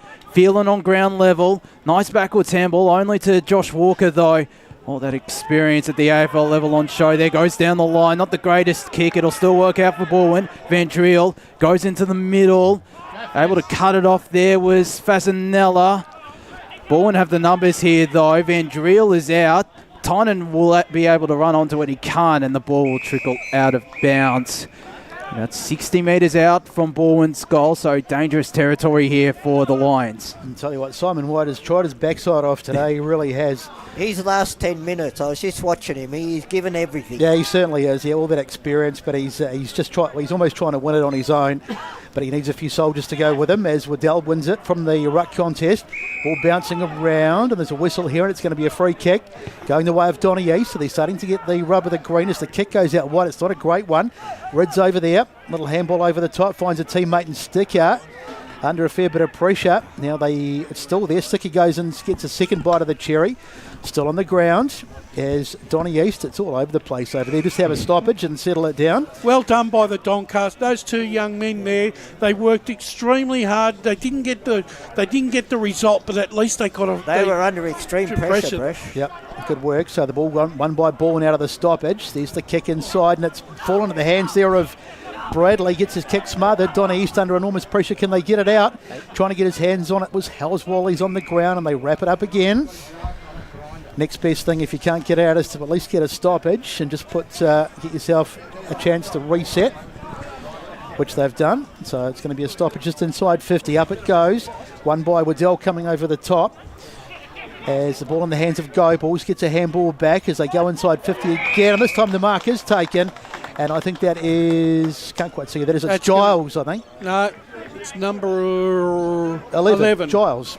So let's go to... that's Pollock. Oh, sorry, Pollock. I'm looking at the wrong side of the show. Let's go to the stats centre. So the inside 50s are 6-3 in favour of Balwyn, and in those 6 inside 50s they've had in this last quarter, Balwyn, they've taken 4 marks. So it's going to be Giles. Pollock's. Pollock's it is. He's played pretty well today, actually. He's had a good game. Here he comes to try and extend the Balwyn lead, and he's got it. Crowd were going up pretty early, so Pollock splits it through. And that's a real killer blow now for the Balwyn side as they get it out to 11-9-75 to 7-7-49 on the Bendigo Bank scoreboard. We've had 15 minutes in this last term. No matter how hard they've tried, Doncaster East, they just can't. They're just not able to find any sort of fluency in their play whatsoever. Whereas Balwyn are just marking it inside 50 and lowering their eyes, finding those options. It's quickly to the score centre with John O'Ven. Not the best day out for Oakley District. As at the moment, as the score stands, it's Fair Park 13-7-85, to Oakley 4-4-28. They're falling off the cliff here, Oakley. Got another big one for you later, gents. As we'll have a secondary ball up. Why not now, Jono, with that score? Give it to us, baby. So, so as the score stands now between Nord and Doncaster, apparently it's 11-11-77. Lord Nelson. Norwood to 1-5-11. Doncaster, can you explain that reference there, Brash? I'm probably not as old as you. As we go up again in the middle of Balwyn Visy Park. Waddell just trying to take it out. Things are officially falling apart on the coverage here. We need our fearless leader to take control out here. Up we go again. Waddell got the handball away. Shalakis. Grab a kick to true centre half forward. Plenty of Doncaster East numbers, and they'll win out. Jackson Green managed to get a handball away. Jake Whitling will roll onto that left boot of his. Get the shot on goal, just drifting to the left. 7-8-50. Doncaster East, 11-9-75. The Tigers. 17 minutes gone here in this final quarter on the Bendigo Bank scoreboard as kick in taken by Chris Pendlebury. So they're probably going to run out of time, Doncaster East, but they've certainly given it everything. As the ball comes out towards this side, White talking about giving it everything, and I think he's taken a mark, has he? He has. He's been extraordinary in the last few minutes, as we said before. And he's taken a mark, so he's going to try and find someone inside 50. Not a lot of options, though, as he goes. Funny little kick, and it's been marked over there. Good work by Red, who takes an intercept mark. And the danger over for the moment. So just quite happy just to slow it down here, Ball, and they don't have to do a whole lot this late in the game. They're well ahead on the scoreboard as the kick goes out towards the wing. There's White again. My word, fantastic stuff. Takes the mark, goes inside, but he's just a little bit overcooked that one, going over the head of Hallswell. Now they go inside 50. Kicked really to nobody. Good work, though, by Jones Hughes. He's tried hard all day. Gets a snap towards... Oh! Hit the post. Pendlebury hit the... Did it go through? Pendlebury hit the post. It's a goal. I tell you what, Chris Pendlebury smashed into the post, and I thought it was actually the ball. I wonder how the post is feeling. I'll tell you what, it just proves that they make posts stronger these days, because when Lee Matthews did it, he split it in half. I was just going to say shades of Lee Matthews, but the post stayed upright. You're right. So that's amazing. They get one back. It's back to a 20-point game, and Chris Pendlebury might have a headache tonight. 75-55. As we move back into the middle there, Chris Pendlebury is still up. He's done really well after that. Hoskin with the leap, got the tap down, looking for Appleby. It'll be feeling that runs onto this ball. Nice toe poke there to Luke Tynan, who also gets a toe poke. Looking for Darcy Jones-Hughes. Looks like he's been swung up forward to the half-forward flank here. Appleby. Plenty of players around this, and we might just get a stoppage. We won't. Doncaster East just trying to will their way through and potentially get another chance on goal, but it's just going to be another stoppage in the middle of Balwyn Visy Park. Some stats from Paul. Doncaster Race have had 3 of the last 4 inside 50, so it's 7-6 Balwyn's way. Has a nice spin move there from Simon White. Did really well, shrugged off a couple of tacklers. He's had a massive final quarter, gets the ball here. Balwyn, though, will get it inside 50. Van Driel goes short to Jordan Lyle. And he'll go back and potentially kick his 4th goal. You got to credit the effort there from Simon White, but it still didn't pay dividends, and Jordan Lyle will go back for the shot here as we go to Paul Yukone in the Stats Centre. It's the 5th mark inside 50 this quarter for Balwyn. So it's 15-9 inside 50 marks Balwyn's way. As he'll kick with barely any angle from just outside the 50-metre arc. There doesn't seem to be any breeze, well, not from the balcony at least, as Lyle comes in, slow deliberate approach, just pokes it to the pocket, looking for Bowen Smith. Smart play there from Lyle to take some time off the clock. We're into time on now. Not too many players inside Balwyn's attacking 45 as in comes Smith. Go Balls. There's a bit going on off the ball there from Simon White as Smith gets a shot on goal. Won't have the distance. Lyle was there, spoiled from behind. Clearing kick from Aaron Cheravolo. Couldn't find anyone though. And trying to burst his way through Van Driel. He'll be pinged. Umpire pays advantage. Phelan goes the long ball looking for Duman, who's out the back here. May be able to run onto this. He does. And he'll get the goal! That's a brilliant finish from Duman, whose ankle looks a bit ginger again. It's down to 16 points, 20 and a half minutes gone here in this final quarter on the Bendigo Bank scoreboard, 11-9-75 to 9-7-61. And I reckon we've just seen the Tobin brothers' goal of the day as well. And great play by Chris Phelan. You know, running down the cricket pitch, with no one in kick it to, he just kicked it to home and they got the right bounce. Gee, another goal would make it interesting, wouldn't it? Look, all in all, look, at the end of the day, if Donny East don't win, as their coach, you'd have to be happy after the first quarter. Yeah. It's just that first quarter, you know, no one was going to stop Balwyn the way they played their first quarter. They started off as slowly as Richmond did last night in the AFL. Poor old Richmond, nobody like cares. the Noble Park game in some ways, Ray. Yeah. So up it goes out of the middle, won by Doncaster East. Can they get another one quickly? Because we've had, well, we're 21 minutes gone, so probably, who knows, maybe 6-7 minutes to go as they go inside 50 again. It's a brilliant mark. Fantastic grab there. Hallswell it was, who came back to save the day. So they need to get it down the other end, and they need to do it pretty quickly. Hallswell taking it on. Goes out wide, but it's fallen for Balwyn, and they'll go inside 50 again. Who's there this time? Mark not taken. And someone tries to dive on it there. Lowther's there, but he can't get to it either. Cries of holding the ball, but they get it out to Fancella, who thumps it down the middle of the ground. Falls into the hands over there of Wilson. He's got a bit of time as well. No one on him now. He just draws a little short kick in there. I thought that bounced, to be honest. Cross gets a handball off, and they'll have to go inside 50. They're looking for a target, and Wise can't take it. Doncaster East. There's Waddell. Funny little kick out towards the wing. And it's gone out of bounds on the far side of the ground. So 75 to 61, 22 and a half gone last term. I reckon he's had a great game today, Waddell. He's been brilliant. He has tried so hard today. Been magnificent. He's been probably the better ruckman out of the rucks today as he goes up in this duel. He wins out to Shalakis, got a handball away to Fasanella. A very high up and under kick, looking for Deman, who got it to ground, but only to Aaron Britton, who gets the clearing kick, looking for Jeff Goebbels. Handball over the top here. Finds Bradley. That's a very smart kick over the top, and his teammate isn't able to run on to it there. That was Van Driel, and we'll get a boundary throw in. Again, in dangerous territory for Doncaster East, who will not want to concede a goal here. It would all but be sealed here if Balwyn did kick a goal from this forward 50 stoppage as Lyle and Hay move into the position for this ruck duel. It's Lyle with a big fist forward. His teammate and Josh Wise is able to run onto it, but ran out of yardage, and we'll get a boundary throw in here. So 23 and a half minutes gone here in this final quarter. Bendigo Bank scoreboard, 75 plays 61. Sorry, Wardy. I just heard within earshot that apparently there's around 3 minutes on the clock. So not too much longer left for Doncaster East as Lyle got the handball away, looking for Wise, gets the shot on goal! Now there's your Tobin Brothers goal of the day. Josh Wise, absolutely brilliant!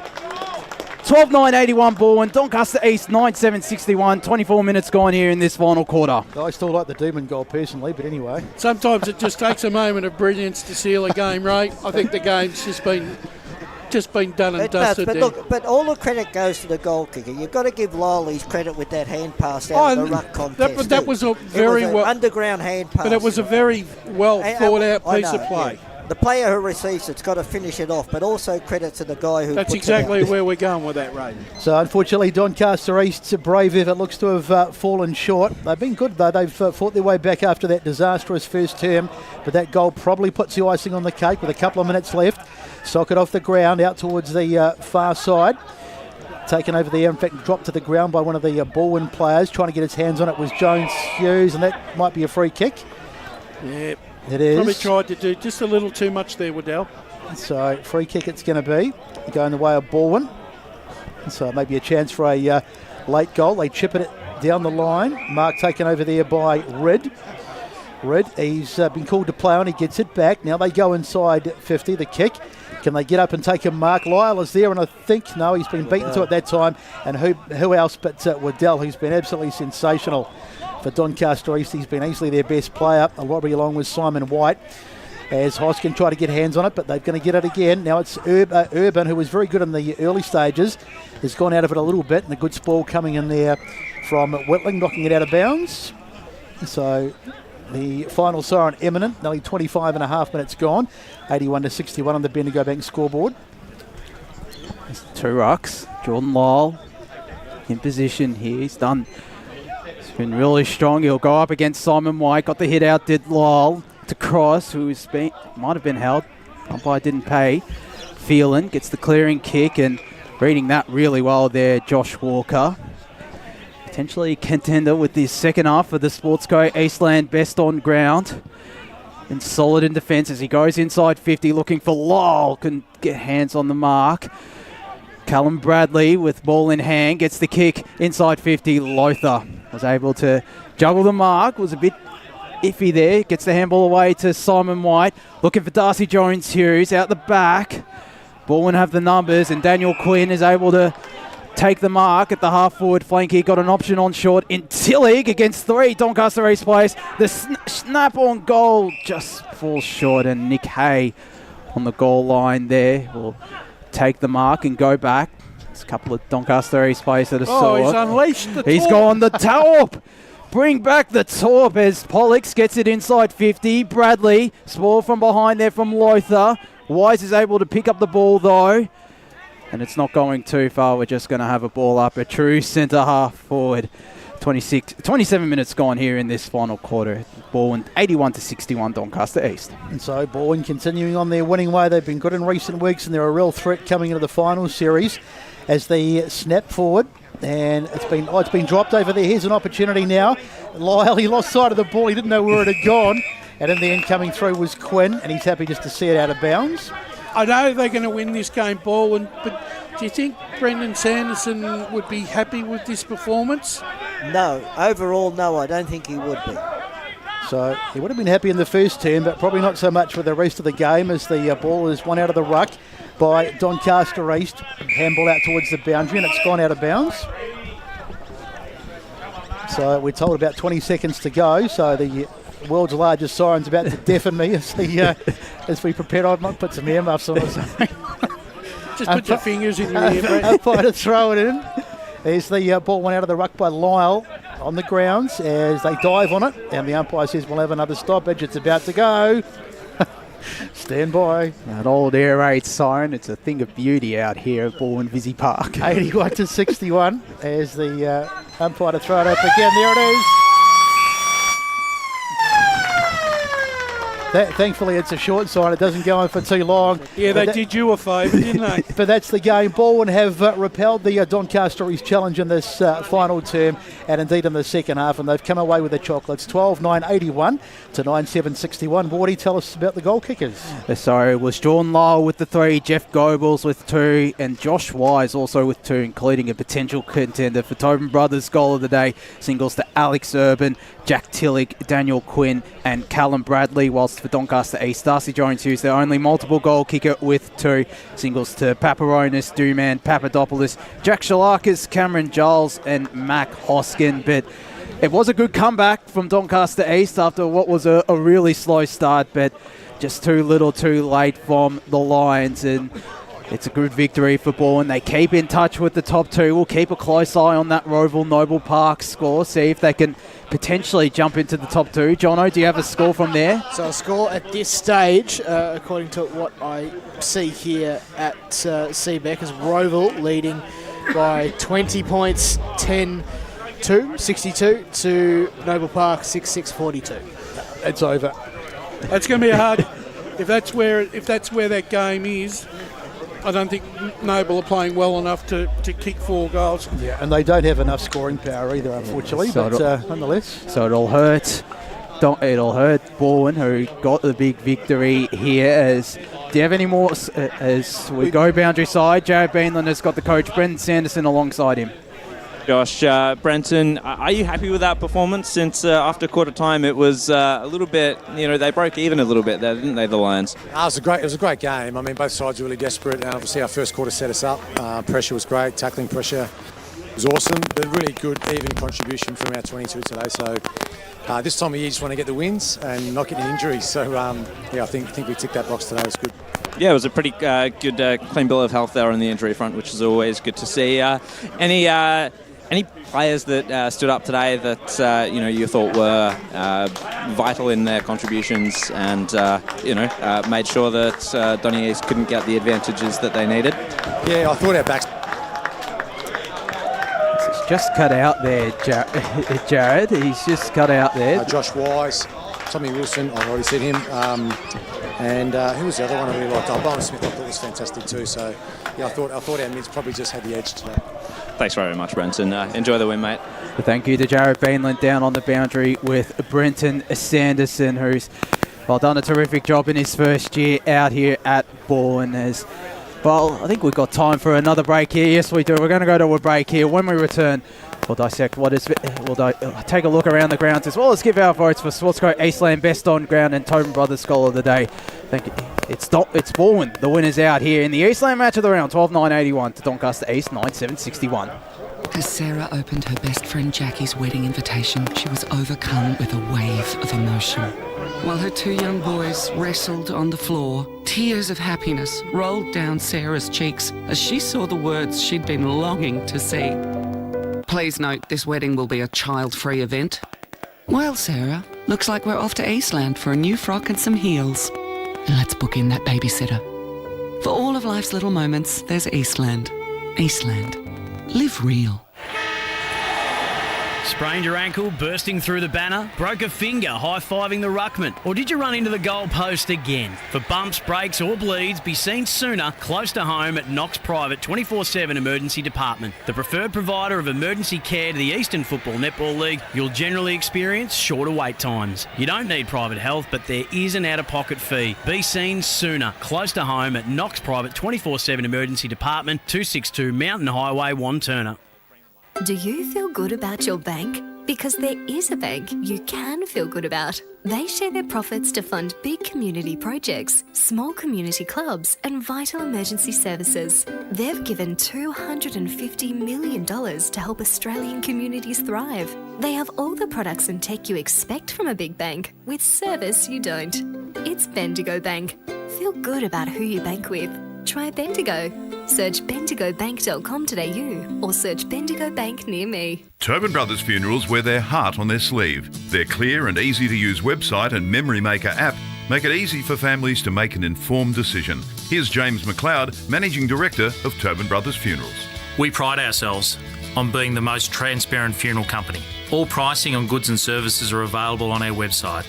It's all there for you to see and make very informed decisions when planning a loved one's funeral. Visit tobinbrothers.com.au. Tobin Brothers Funerals, celebrating lives. At Yarra Valley Water, we know reducing your shower time, or show time, to 4 minutes can save you an average of $200 a year on water and energy bills. Shower shorter. Save water. Authorised by the Victorian Government, 1 Treasury Place, Melbourne. Sprained your ankle bursting through the banner? For bumps, breaks or bleeds, be seen sooner, close to home at Knox Private 24/7 Emergency Department. You'll generally experience shorter wait times. Knox Private 24/7 Emergency, 262 Mountain Highway, Wanturna. You are listening to Radio Eastern FM 98.1. With live and exclusive coverage of the EFNL football season, bringing you the match of the day with score updates from all divisions. And now we cross to our commentary team for the Radio Eastern 98.1 Match of the Day coverage.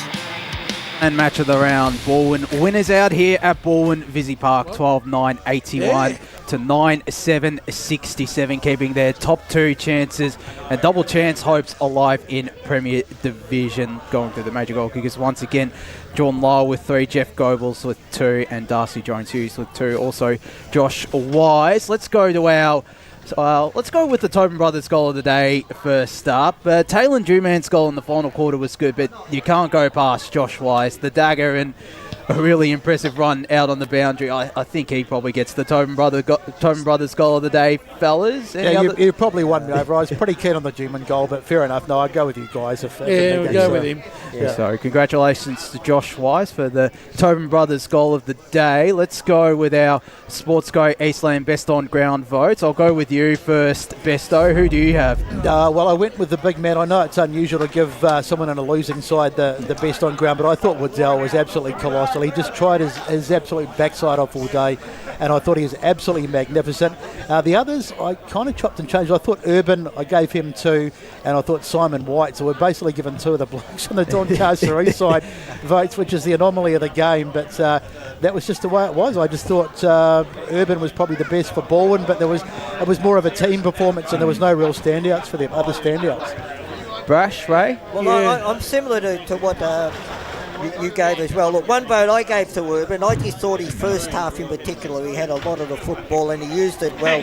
2 I gave to Jordan Lyle, the big key forward up there, and I agree with you, 3 votes Waddell. Definitely best man on the ground. 1 vote to Jordan Lyle, 2 votes to Alex Urban, 3 votes to Waddell.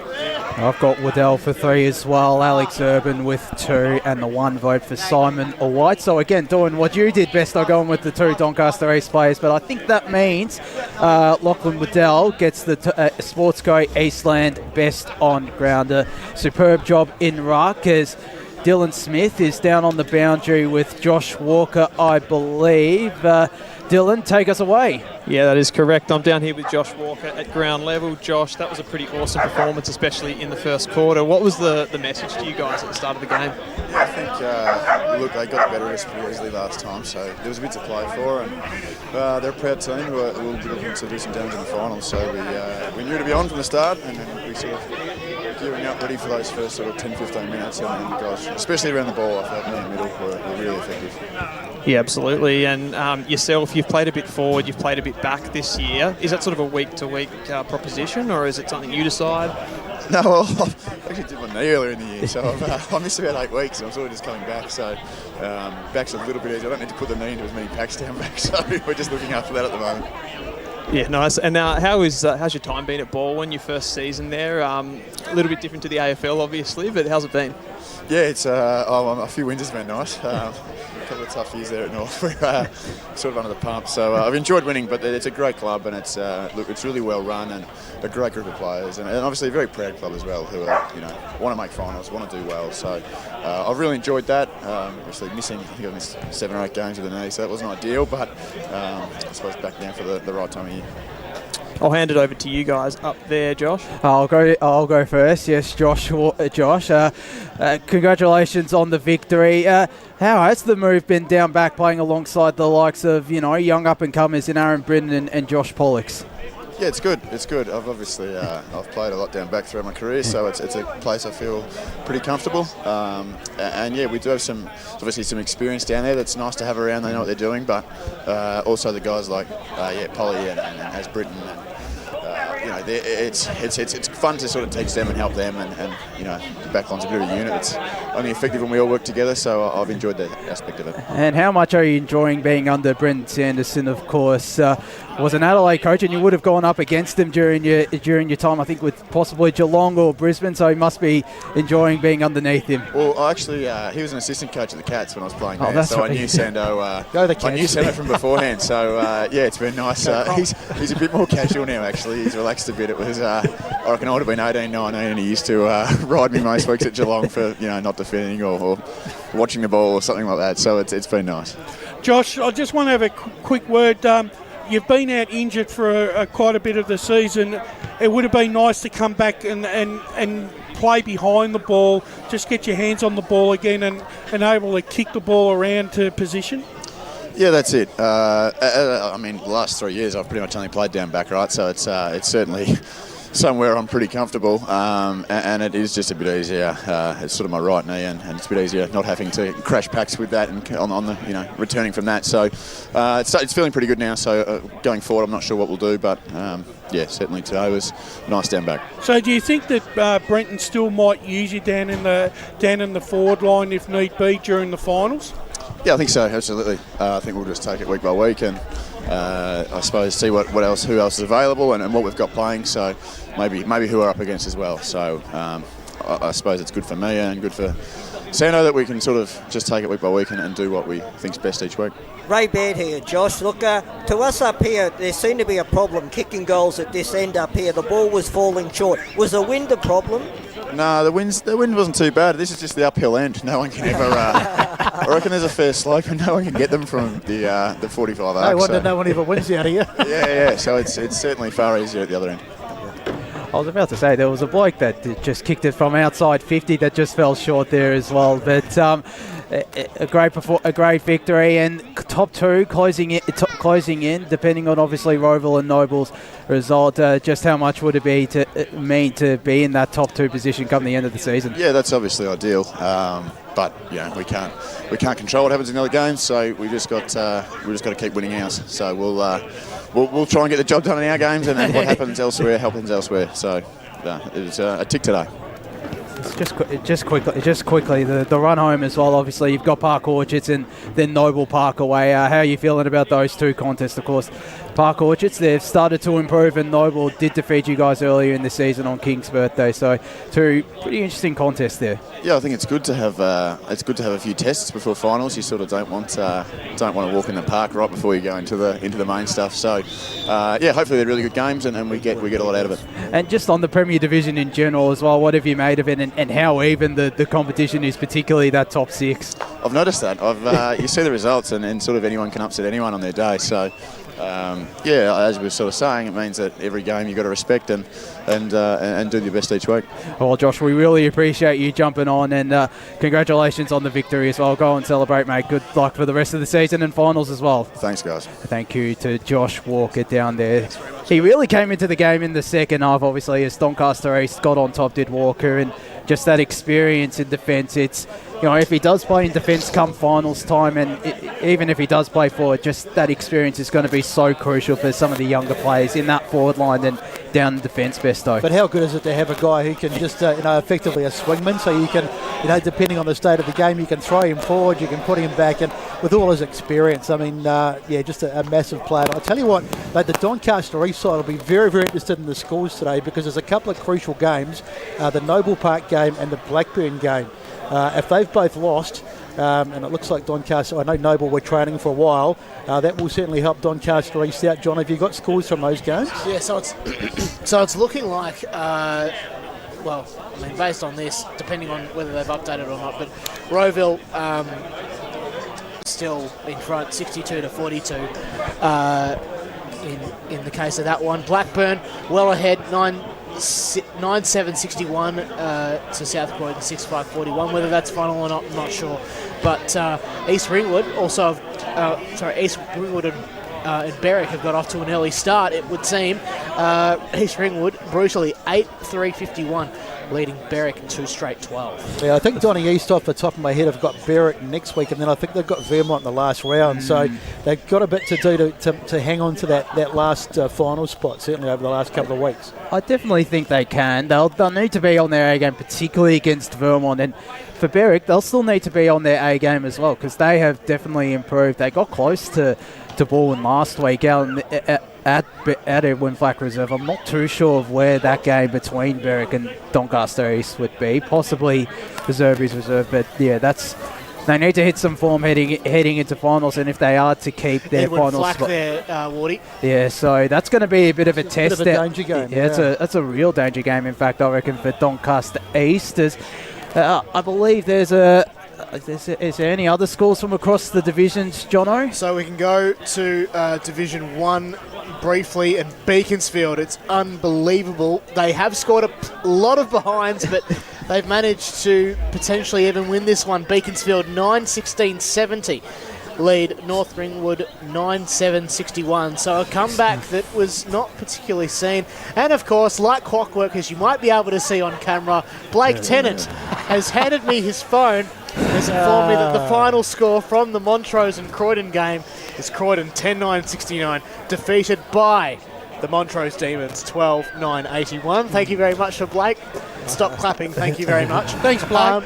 He did some great job on the socials today, though, did Blake. So thank you for that. Any more scores, Jono? Wanturna South and Bayswater, probably the final one from there. The Devils 6-4-40 trail or have been defeated by Bayswater 18-10, 118. Unbelievable. Just extraordinary. It is quite unbelievable. Let's head to Division 2 just briefly. Well, Baronia, massive. They're going to be massive winners, that's for sure, as it stands at the moment. Must be 187-15. That was unexpected, considering that it's not actually on game day just yet. Tempe and Knox out at Knox Gardens. Knox 4-8-32 either trail or have been defeated by Templestowe 11-17-83. East Burwood and Ringwood. I'll just get a score here, jumping on the WhatsApp just briefly. Here we go, full time. East Burwood 6-14-50 and Ringwood 10-9-69. Fair Park 91, Oakley District 40. And are there any other updates? Well, if there are any updates, I'll let you guys know. Still waiting on an update from Vermont and Park Orchards. I haven't quite seen a story update just yet, but we'll let you know. In fact, they've got one, and I'll just load that. Just quickly scrolling through the stories as you do, and the final score from there. Park Orchards 9-10-64. Defeated by Vermont 16-10, 106. Big winner there for Vermont. Another big victory on their charge to the minor premiership. Any fourth division scores? Any scores from Chirnside Park, Surrey Park, Jono? You might want to take the headset off for this one, Morty. Poor old Surrey Park. Probably the final score from that one. Chirnside Park 16-11, 107. Defeated Surrey Park 9-8-62. In the Kilsyth and Nunawading game, it's pretty brutal out there. 22-26, 158. The Cougars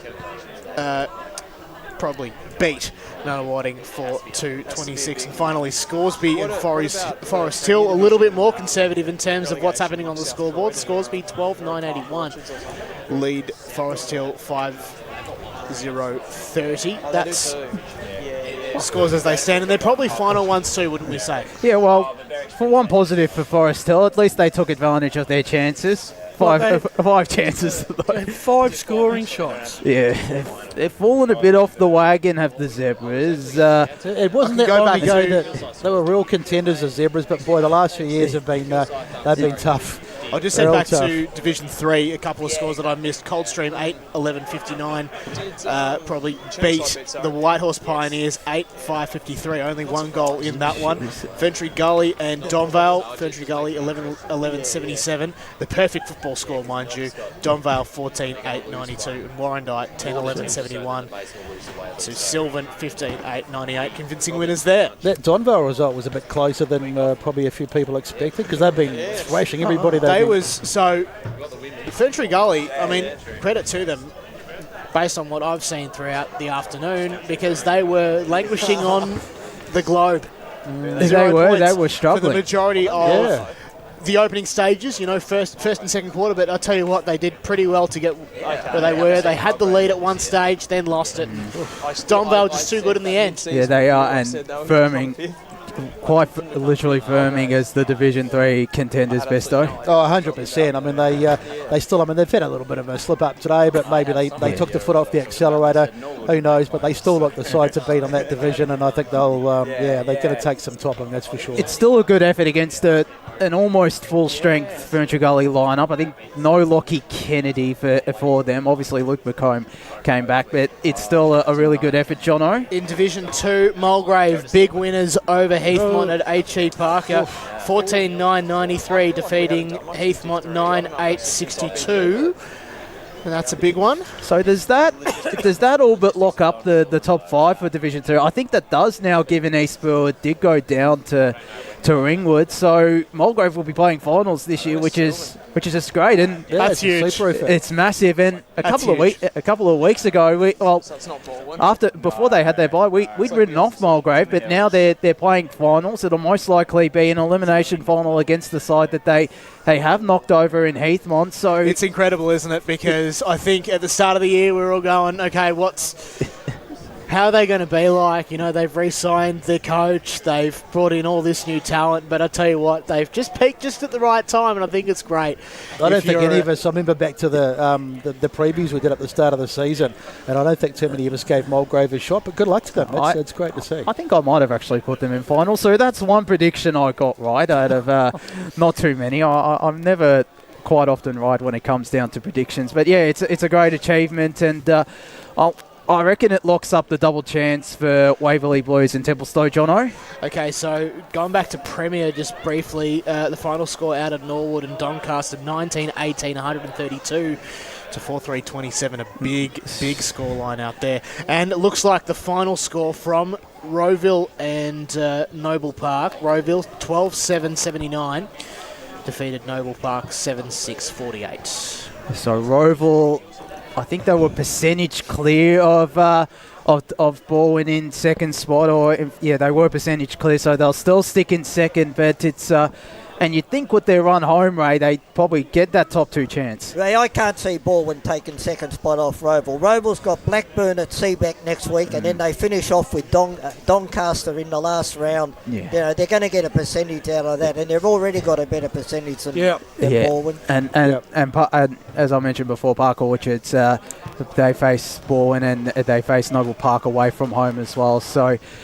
against Noble Park, obviously they've dropped off. They lost to them earlier in the season, so maybe they're a bit of a chance, but they're not going to get as much percentage as Rowville will. So great stuff there from the Hawks. It's a bit unfortunate for Balwyn, who might have to do it the hard way, but plenty of interesting results in Division 1. I think that's pretty much the top five all but locked in now, just because of Wanturna South quite convincingly going down to Bayswater, which, again, it's just such a surprise. You can't trust them. They're obviously coming off a great victory against Lilydale last weekend, but now they're not playing finals this year.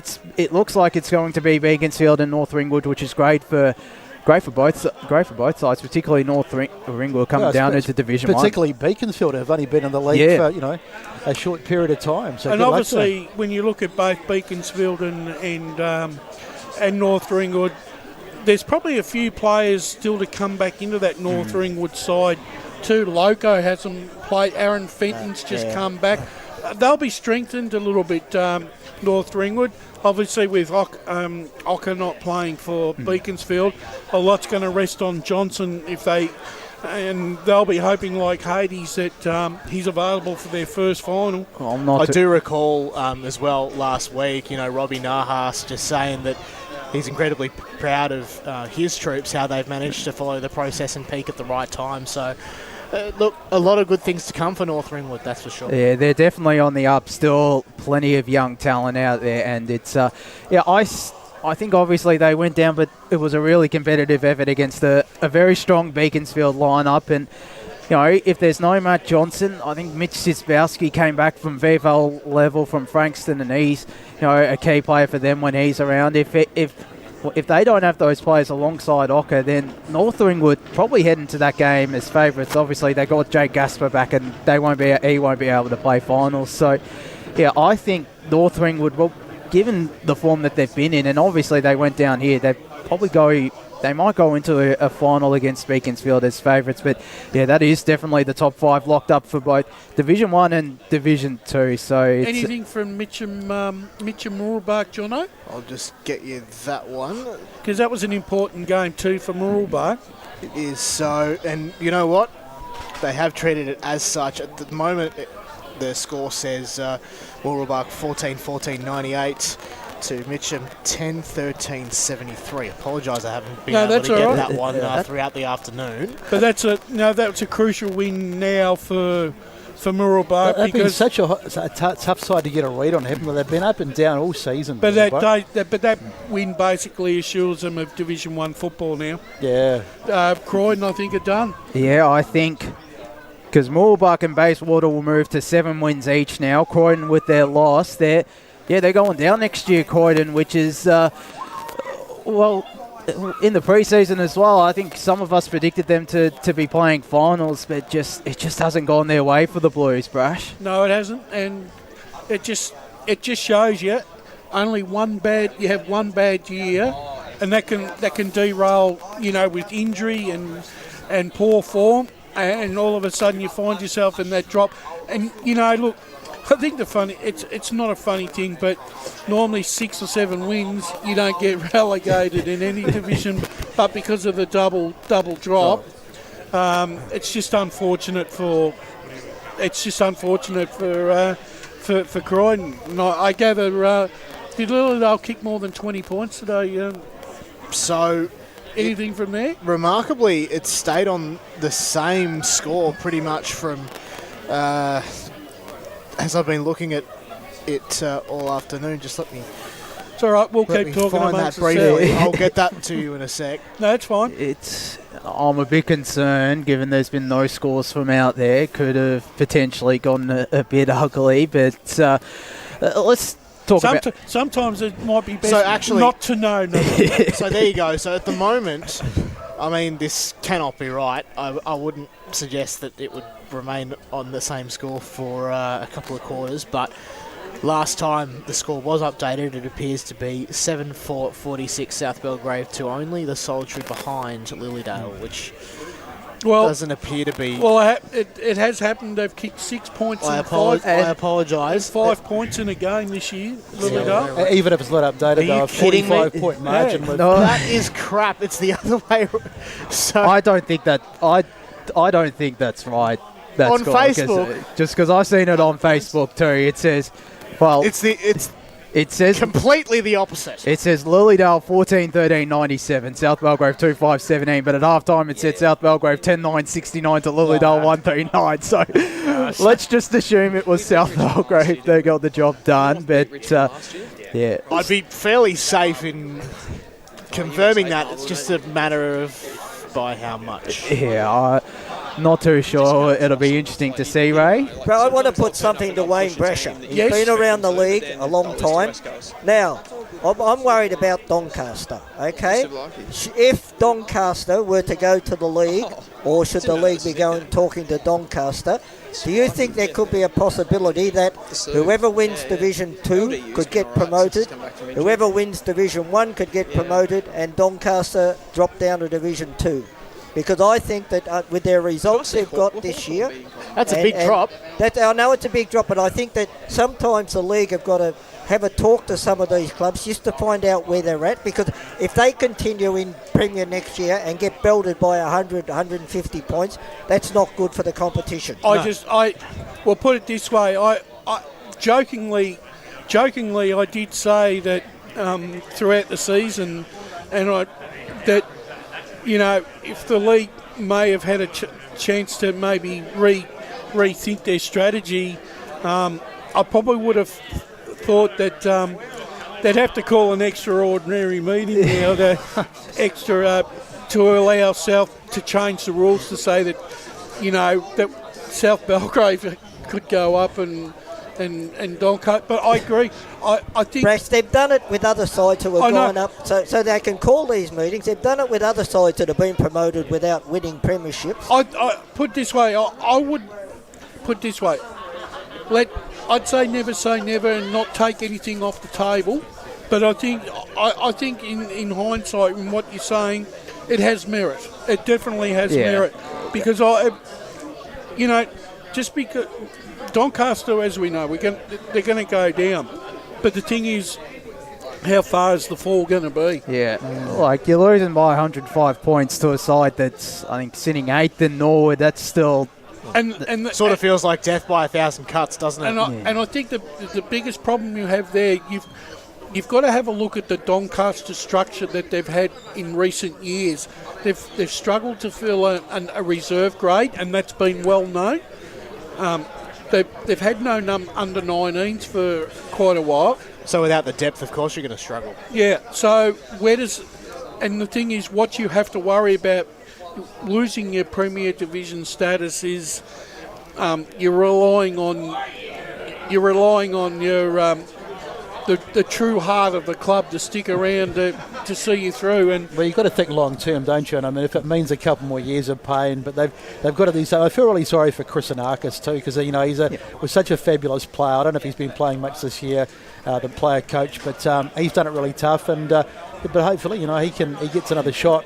But then on the other end, we look at North Ringwood. They got belted around a bit last year in Premier Division. But not the results at Doncaster. I felt like they came back towards the back end of the season, showed plenty of promise. But it's it's just something I've been thinking about, and I think that for the good of the competition, the talks need to go ahead. Go and put it to the league, right? They won't listen to me, mate. Yeah, well, the thing is, it's not a bad idea. Like, I mean, it's got merit, so it's a little bit left field, but So let Ray, the Oracle make a prediction on that one, I reckon. So if obviously with South Belgrave with their current squad, right? Would they have beaten Doncaster by the same amount today that what Norwood did? Well, I think they would have beaten them. Well, they certainly would have beaten them, but it's hard to say. I think in essence when you look at some of the performances of the clubs throughout the season, there is some worries there for some of the clubs. Let's not sugarcoat it. There's a lot of the fact is that the player market is so fluid, and also the fact that when we know that there are 10 coaching positions up for grab, and the hardest part is too, years ago, coaches only had to worry about injuries and poor form, but now you've got to add in weddings, overseas travel, all that jazz, and that basically can sign a death knell to any coach if they can't get their side to perform. I reckon they should ban players from going overseas. Got to pay them though. Got to pay them. Well, I mean, it's obviously evident this year just because they're able to go overseas now. But I think probably take the passports away from them, maybe keep them here. Well, I guess it's the other way. I mean, look, COVID has changed the whole dynamics of how local football is played. We're not the only competition that is suffering the same sort of issues. So this is not inherent to the EFNL. No. All these local competitions are suffering. Player participation rate is down. The dollars are not in the dollars that where we were able to have the good players playing in the competition are not there at the moment. Volunteers are down. Everything is down. Yep. Well, that It's a fascinating discussion just then, but unfortunately we're going to have to start winding down. Weekend recovery, it continues. Of course, yeah. There'll be plenty of discussion tomorrow. Ray Baird, I believe you'll be out there alongside myself. Looking forward to it. It should be good fun, and great job on special comments alongside Wayne Brasher. The two doyens of special comments back together again. It's always great to see. John O'Ven in the score centre for the first time. Did a great job today, mate. Thank you very much, gents. What a beautiful day for it, and a great game too in the end. So looking forward to next time. And this is the pointy end of the season, so plenty of action still to come. It's going to be an absolute belter. Paul Yukone in the Stats Centre did a great job. Brett Beston, my co-caller for today. Thank you very much. Great. Thanks, Wardy. Yep, always good to call with you, mate. And an interesting game today, but well done to the victors. And of course, Lee and Megan Green behind the mic and the camera continue to do a superb job. Megan Green doing the camera for both the women's and men's game. But that does us for the Eastland match of the round. The Balwyn Tigers 81 defeating Doncaster East 61.